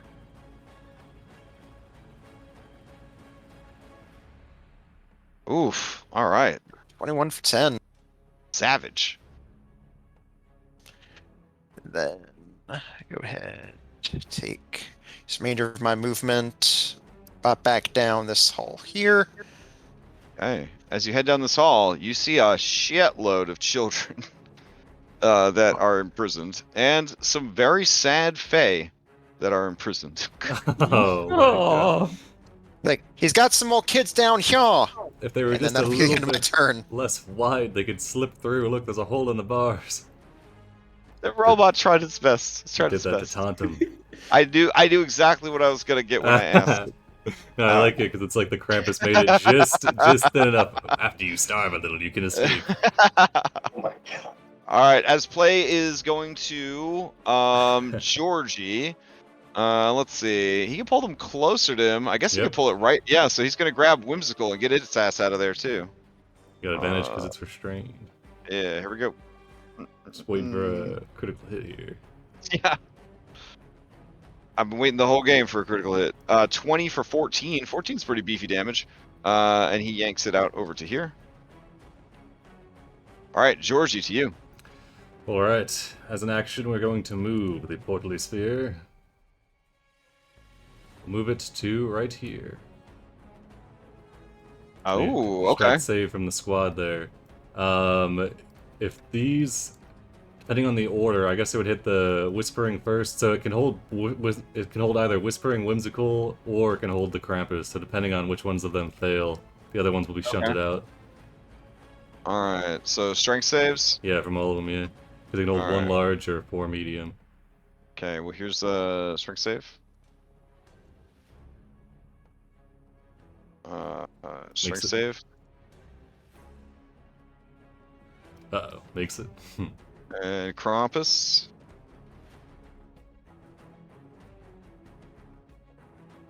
Oh dang! Okay, yeah, they all get shunted away from it, I guess. So they're no longer in its space. Bonus action, we're gonna burn a third level. How does he get shunted if there's no space for him to go? Good question. Because like SRD, we can't be in the same space. Would it just push everybody else back? Would it push like Daros back so that he could get into that space? That seems right. Yep, I think so. To the nearest outside the sphere. Okay. All right. You can share a space with a spiritual weapon because it is a spell effect. Okay. And then we'll burn a 1/3 level slot to get 3 points back, and that'll be their turn. Okay. Oh, item interact. No, they'd have to take the key. Let's say, Ailey, we gotta open this door and get the kids out. If I can do it off my turn, I'm just gonna hand it to him. I don't like it. You gotta hand it off as item action on your turn. We can use item interact to unlock the door though. All right. So layer action. Okay. Let's see. Give me a D20 roll, everybody. Whoever gets the highest is punished. Dude, this blink. He doesn't know how to blink. Alright, I'll roll that was my blink roll, and now I will roll a new one.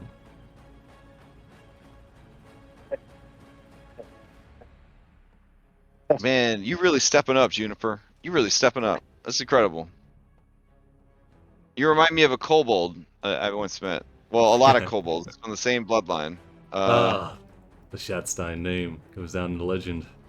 All right, hold still. Ice forms around your legs and body, restraining you. The ice is AC of 15 and 10 hit points. It is vulnerable to fire and immune to psychic and poison. It can be broken with a strength check, DC 18, though your strength has been cursed. So it wasn't great to start either. So I guess I'm stuck here. All for the right. rest of the... actually, I could do something stupid and totally reckless to get out of this. Okay. All right. I think he has used all of his legendaries already. He just burned through that shit. Ailey, you're up. All right, item interaction, handing off the key. Yeah, just item interact unlock, and then somebody can item interact open. Okay, we'll do that then. Nice, if it's right there. He says, wait, what? No, we are fighting. Now you're just going to steal them? There are no rules. That is very naughty. Then I'm going to just green flame blade because I'm feeling kind of lazy right now. Wait, first I have to roll my actual attack. Rapier. It does not hit. The green flames dance about. Rats. It looks like that will be my turn then, since I had to use my minor to open the door. So, all right, flaming sphere will stay there. Okay. You can use your bonus action to move the sphere. Use a item interact. Oh yeah. I thought the uttering draft was the bonus action. Nope. Wasn't, Nope. Oh, no. It's a separate thing. Do you want to move gotcha. it out into this room or keep I it will in there, roasting all the rest of those? I will move it right there, so they have to Okay. move through it. All right. Give me damage so I can do a dex save. See if Wait, I say take that full again, or because I heard give me the crack for a damage second. from give me a damage from the flaming sphere. Oh no, what happened? I believe it's I want to say it's 2d8.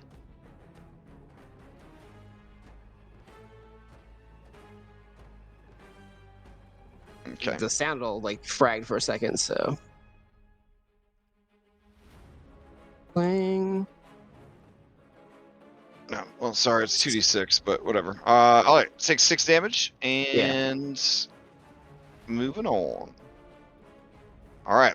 Let's see. Umar Mungan is up, and it is going to. It has a pretty good speed. It's just going to come charging in. It will do take Spirit Guardians. Take damage for it. Yeah. Give me the damage. 1 second. It'll consume 4th level. Okay. Oh, you're the source of it, right? Yeah, Yes. It'll go for you then. It'll go for you. Fair. All right. Okay. So it's I'm gonna restrained. make a wisdom saving throw. Here we go. Is it evil? Juniper. Evil. The most evil. Let's see. Wisdom saving throw. It fails. It takes the full damage. Okay. Here we go. All right, here we go. Here's the first attack. It's going to use its horns with a ram. This is with advantage. It hits. All right, here is the extra charge damage, and give me a strength save or be knocked prone. I think we can just assume I get knocked prone, but Okay. I'll go for it. I'll throw it out there. Hey, you might get a 20. Yeah. I might. I won't, but Okay. 19 damage. All right, and you are down. And then it's going to bite you. This is at advantage, so 24 for 19. It's not taking health off of my character sheet. Second. Okay. I can apply it for you if you want. I'll just go to the character sheet and do it. Oh, okay. Minus 19, it would be 26. Okay, where are we after the first hit? Now it's another 19 damage. I'm rolling concentration. Okay. I don't make it. Spirit Guardians drops. And then, I'm sorry, how much was that second one? The second one is 19 damage. Also 19. Alright, I'm still up, but I lost my spell. That Okay. would be 7 health. Not good. Not good. All right. Play passes to this little doggo right here. It is in this, not in the Spirit Guardians anymore. It is going to rush over behind Daros, and Daros is going to use pack tactics. Okay. And let's see, it moved. It didn't move 20 feet. All right, so it's just going to try and ram you with its horns, but not with a charge. 22. 20. It has 22. Yeah, that. Yeah, it hits. Okay, give me a strength save. Oh no, it didn't charge, so it doesn't cause that. All right, and then it's gonna try and bite. So it's just the 6 damage, and then the bite coming in at a 20 for 8. I'm gonna roll cutting words on that just to make sure. Okay, on the 20. Yeah. All right. If it reduces it by 4, it misses. Okay, let's see it. All right. D4 full. Oh, the cutting words is only a D4. I think it's a D8 at this level. Oh, I thought he said a D4. I'm sorry. If Never it mind reduces then. it by, you just roll a D8. Well, you're a multi-class bard, right? So Yeah. how many bard levels do you have? 4. D6. Okay. It's a D6. Okay. Yep. Then I'll just roll a D6. Here you go. Okay. Right. I still can't. All right. All right.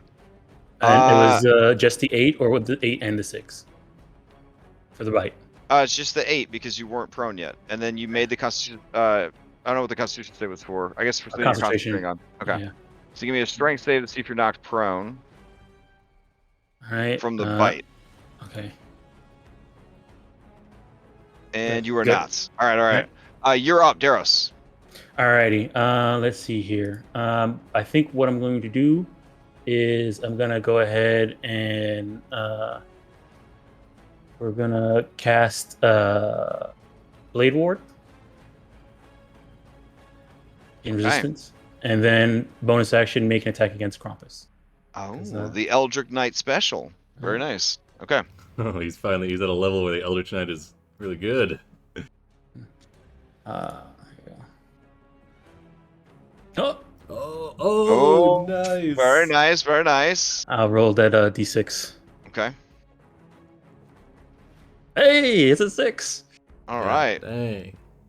Is that a booming blade or just a regular? Just a regular. I can't. Okay. I can't cantrip after cantrip. All right, that's still big damage though. Yeah. All right. You hit him squarely in the ribs. The axe kind of bites in. His kind of pale blood kind of oozes from the wound, and he says, "That was good hit." Thank you. All right. Anything else? Action, bonus action. No, that's it. Okay. Do I do a save to get rid of the fear? Yes. Yeah, it should be a lingering save. Also, the Banes should be lingering as well. 16. Okay. 16 is enough. All right, no longer fear. All right. Marika, you're up. There. Bonus action, target whimsical.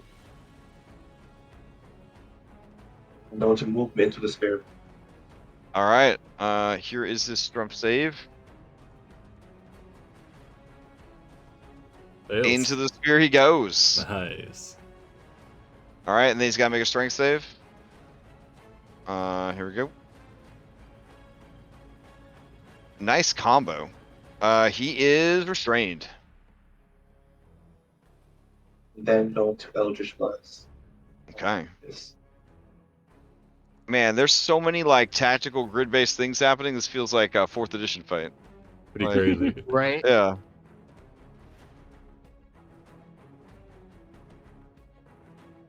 All right. If you want to turn off the spirit guardians, it's just the sequence in. It looks like a little film button at the bottom of your screen. yeah. Looks pretty rad though. Juniper, Got it. there you go. All right. That's Cool. my turn. All right. Both of those are gonna hit, right? 18 and 23, or 25, because you're invisible. All right. Yeah. For a total of 16 damage. Okay. He is on his last legs.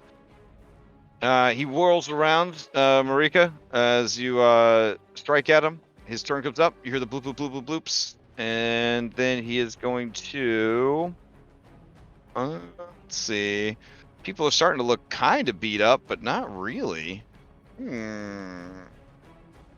Alright. Sure. He'll try to get back his haunting laughter. He does not. He will go ahead and attack. Alright, so let's see. Juniper, you're prone and restrained. So he's actually just going to bonus action step on you. Fair. Okay. That So hits. 26 for 11? I'm down.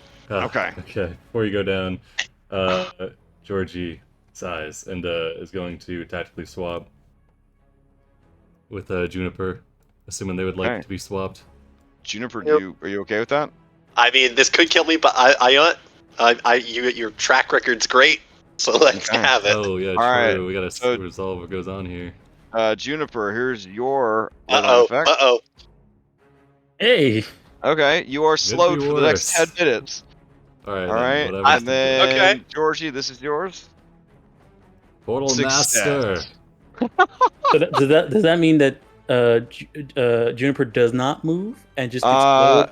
Yeah, and then I guess you just appear over her and get stepped on instead? Question mark. Sure. That works Okay. for Can I me. use cutting words to stop that then? Oh That'll be the my last god. one. If you have your reaction, sure. Did you already? Has it come back yet? I think you might have used it on Daros. Oh yeah, you're right. yeah. My bad. My Okay. bad. No worries. Okay. So yeah, I took And get that then damage, made my con save. all right. So now that you're up in his face, might as well. He will go ahead and whip you. Good thing Juniper's tiny, or you'd be squeezing right now. Yeah. That'll hit. For 14, and you are knocked prone, and then he will try to bite you. Alright, with advantage. Here we go. I fail, lose the sphere. That'll hit for All right. 15. And then that is his turn. He'll stand his ground next to the cell. Play passes to Whimsical. Let's see. Whimsical is suddenly free. Master has given it a sock. It is going to. It's going to rush up here next to Krampus. That's not enough to get a. Man, do the wind up car thing, bro. All right, it's going to move here, and then it's going to wind up car. Yeah. To Daros. All right. Here is the charge and the horns.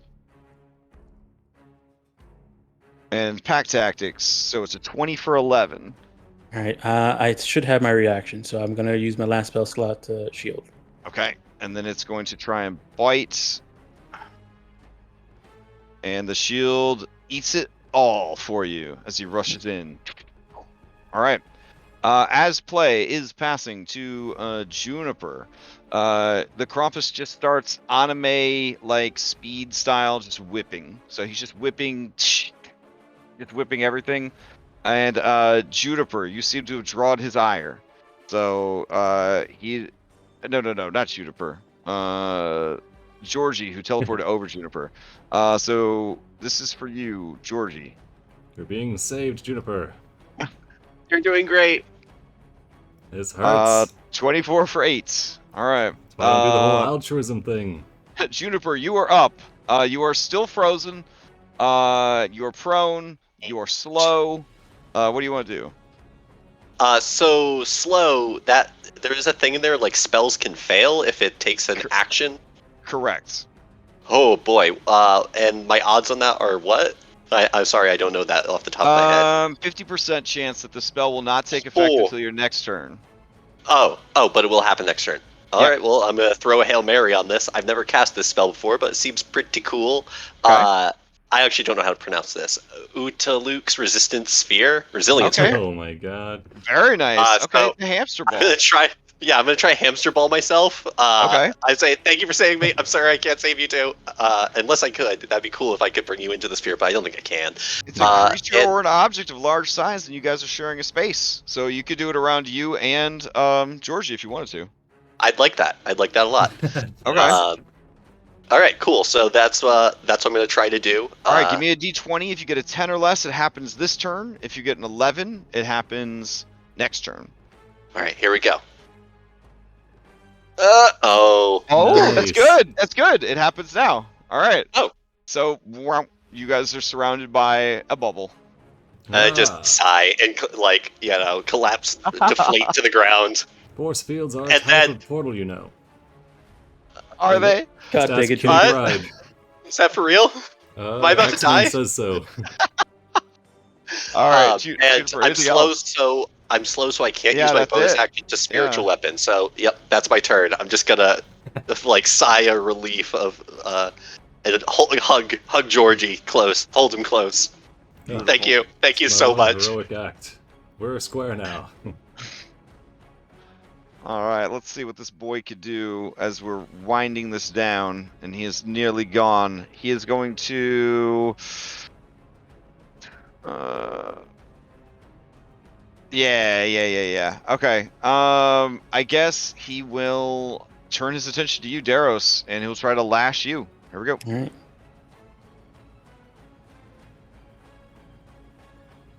All right. 21 misses. Okay. Then. Oh, here we go. Andronde, you're up.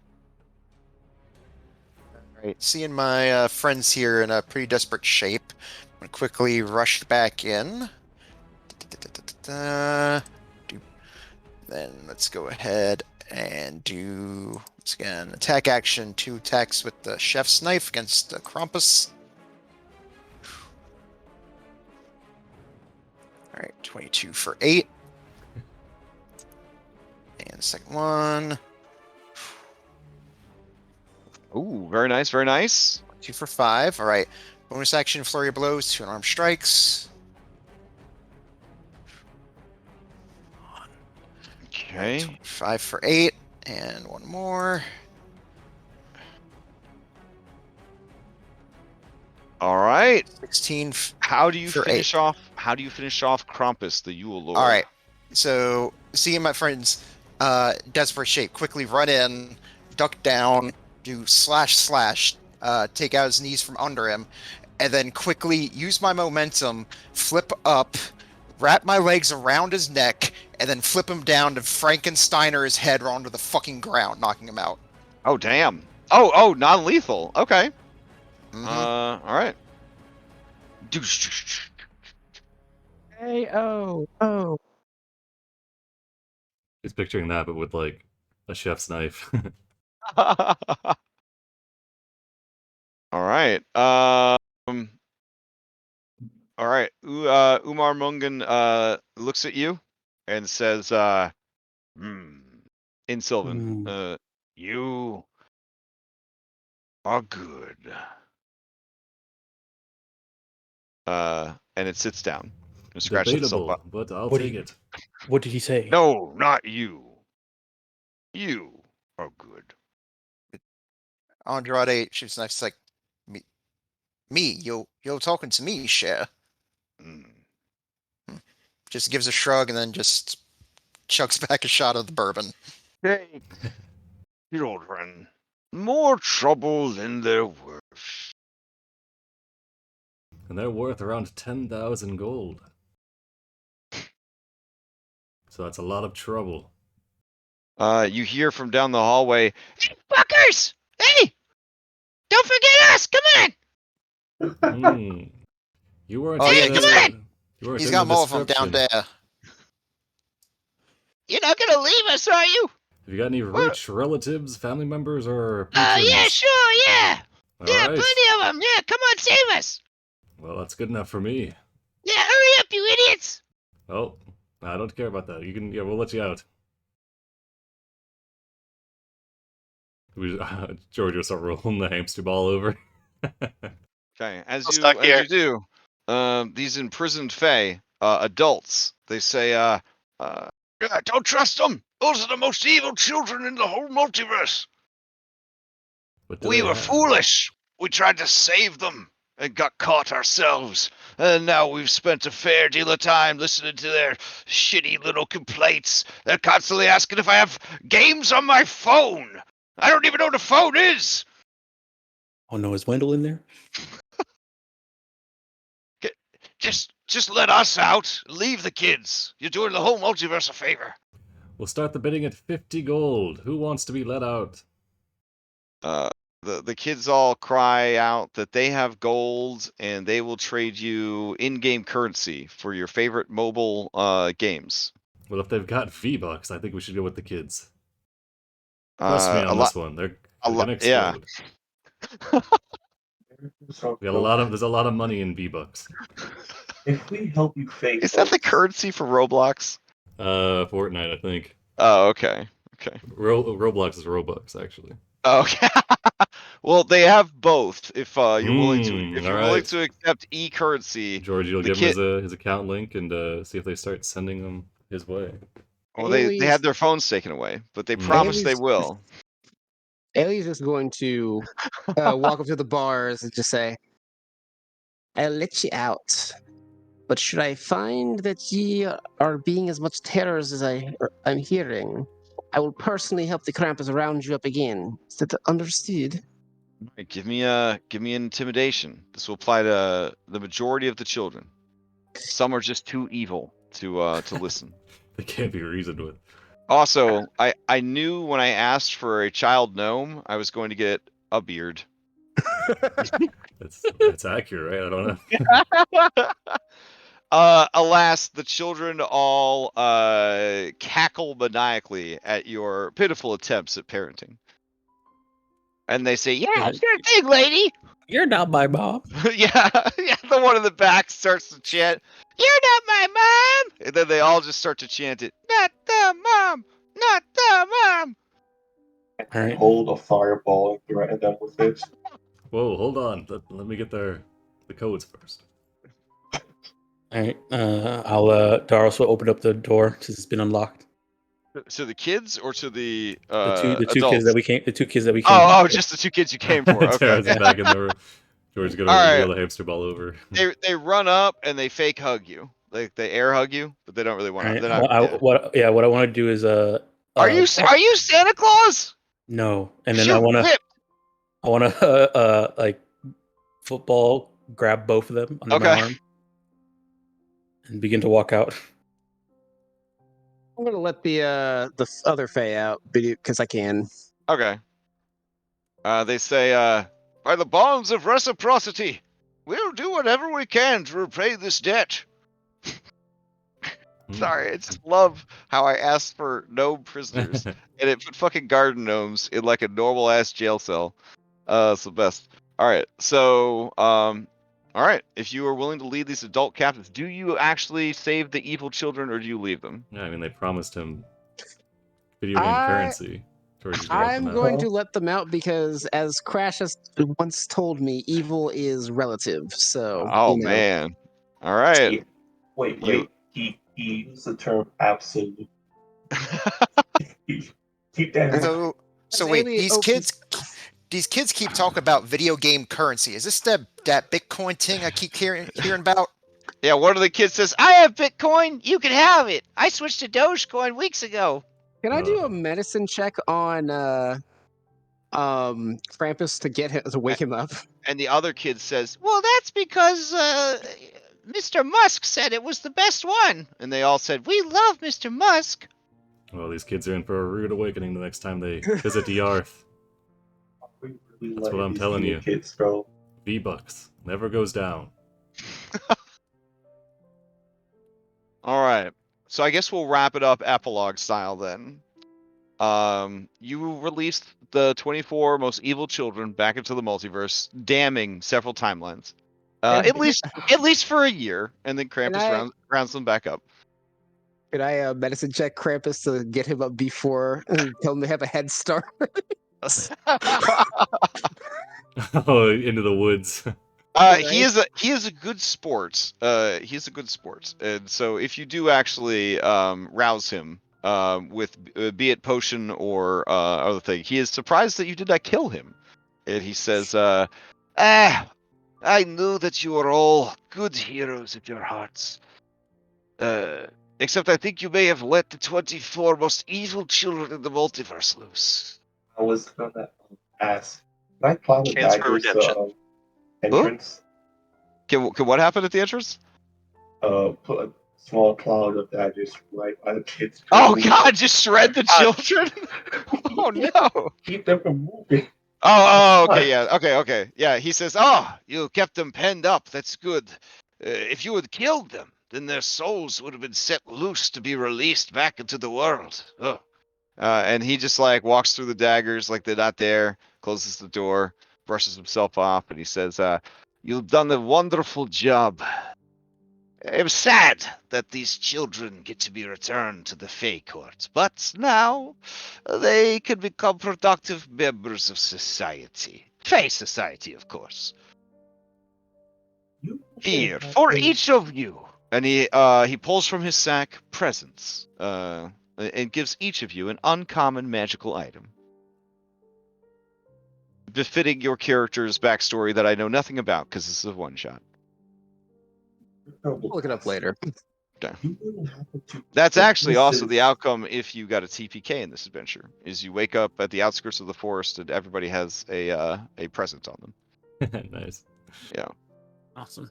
Though with that stat block, I don't know if he's going to TPK in anybody. Jesus Christ, bro.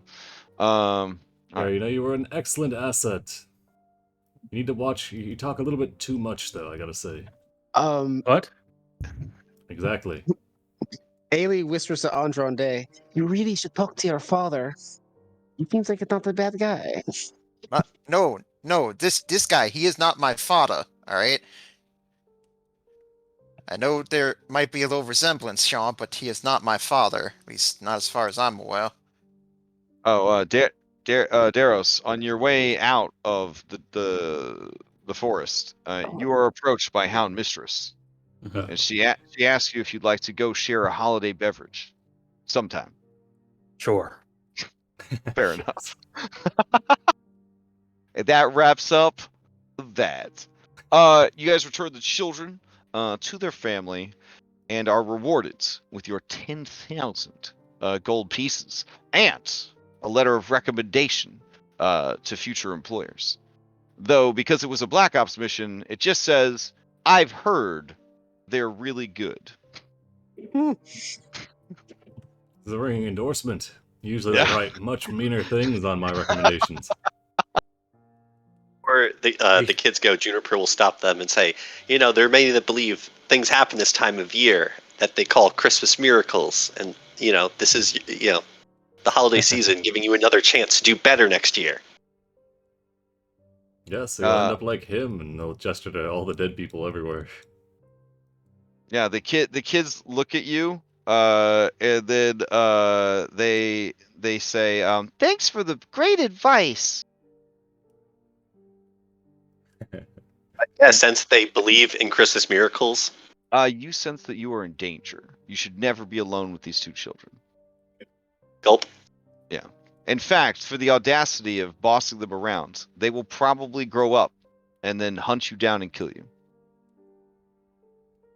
Well, good origin story. That did not go as I intended. Merry Christmas. Wronged by a Fey. Listen, this guy doesn't make mistakes, okay? He's a force of nature. He does exactly what he's programmed to do. But you have rescued the children, and you have been rewarded, both by the Krampus and by their families. And now, the natural order of things can progress. And Krampus might call you up next year to kill Santa Claus. I don't know, because I had 2 Christmas adventures, but I didn't have time to write the other one. So, but the other one was about killing Santa Claus. Like just straight up assassinating him. You just saved Santa Claus. Oh, really? Game. Well, no, he's definitely gonna get killed next year for sure. I got a good feeling about it. I feel there was talk about it in the Discord, but like it'd be really cool, like to have like a adventure that is just Santa Claus hired a bunch of adventurers to do Christmas for him. Oh, that's pretty cool. I would apply. I want a kobold Christmas. Let's see. All right. I have to wake up early and live stream a government meeting. So I'm gonna have to wrap it up here. Thank you guys so much for participating, for supporting Extralife, and for taking some time in this busy holiday season to play this game. I hope it was fun. And if you don't already have a copy of it, hit me up and I will give you. I'll send you a code to download a copy of the adventure. So you have it as well. Nice, thanks for the game. I'm just glad no one died. And if you do have it already and you just want another code because you participated, you want to give the code to someone else, it's like a present, I guess you could do that too. So just hit me up and I'll send the code over to you. Very well. All right. I don't got time for announcements, but it's been a fun game, and I hope everybody has a safe and healthy week. And people want to play this game, where can they find it? Right, shilling, yeah. So this adventure is available on DriveThruRPG. It is partnered with Heroic Maps. You can get just the adventure, or just the map, or you can get it bundled together at a discount. And currently it is on sale. So if you're watching this in the month of December of the year 2022, you could go pick up the adventure and the awesome map for I think like $7 or something like that. If you are watching this VOD in the future, beats me. I don't know how much it is, but you should still buy it because it's a good adventure and it's a great map. So I've used the map for a number of things, including a hag's lair and a Fomorian village, and it's a very versatile map. If you need an evil, fey, like settlement or lair, it's a good map. All right. Hope everybody does well, and I'll talk to you guys later. Thanks for the game. Thank you. All Bye bye. Thank you. Good game. Good night, everybody. Thanks everybody for tuning in. Next time, we'll have announcements and stuff. See you.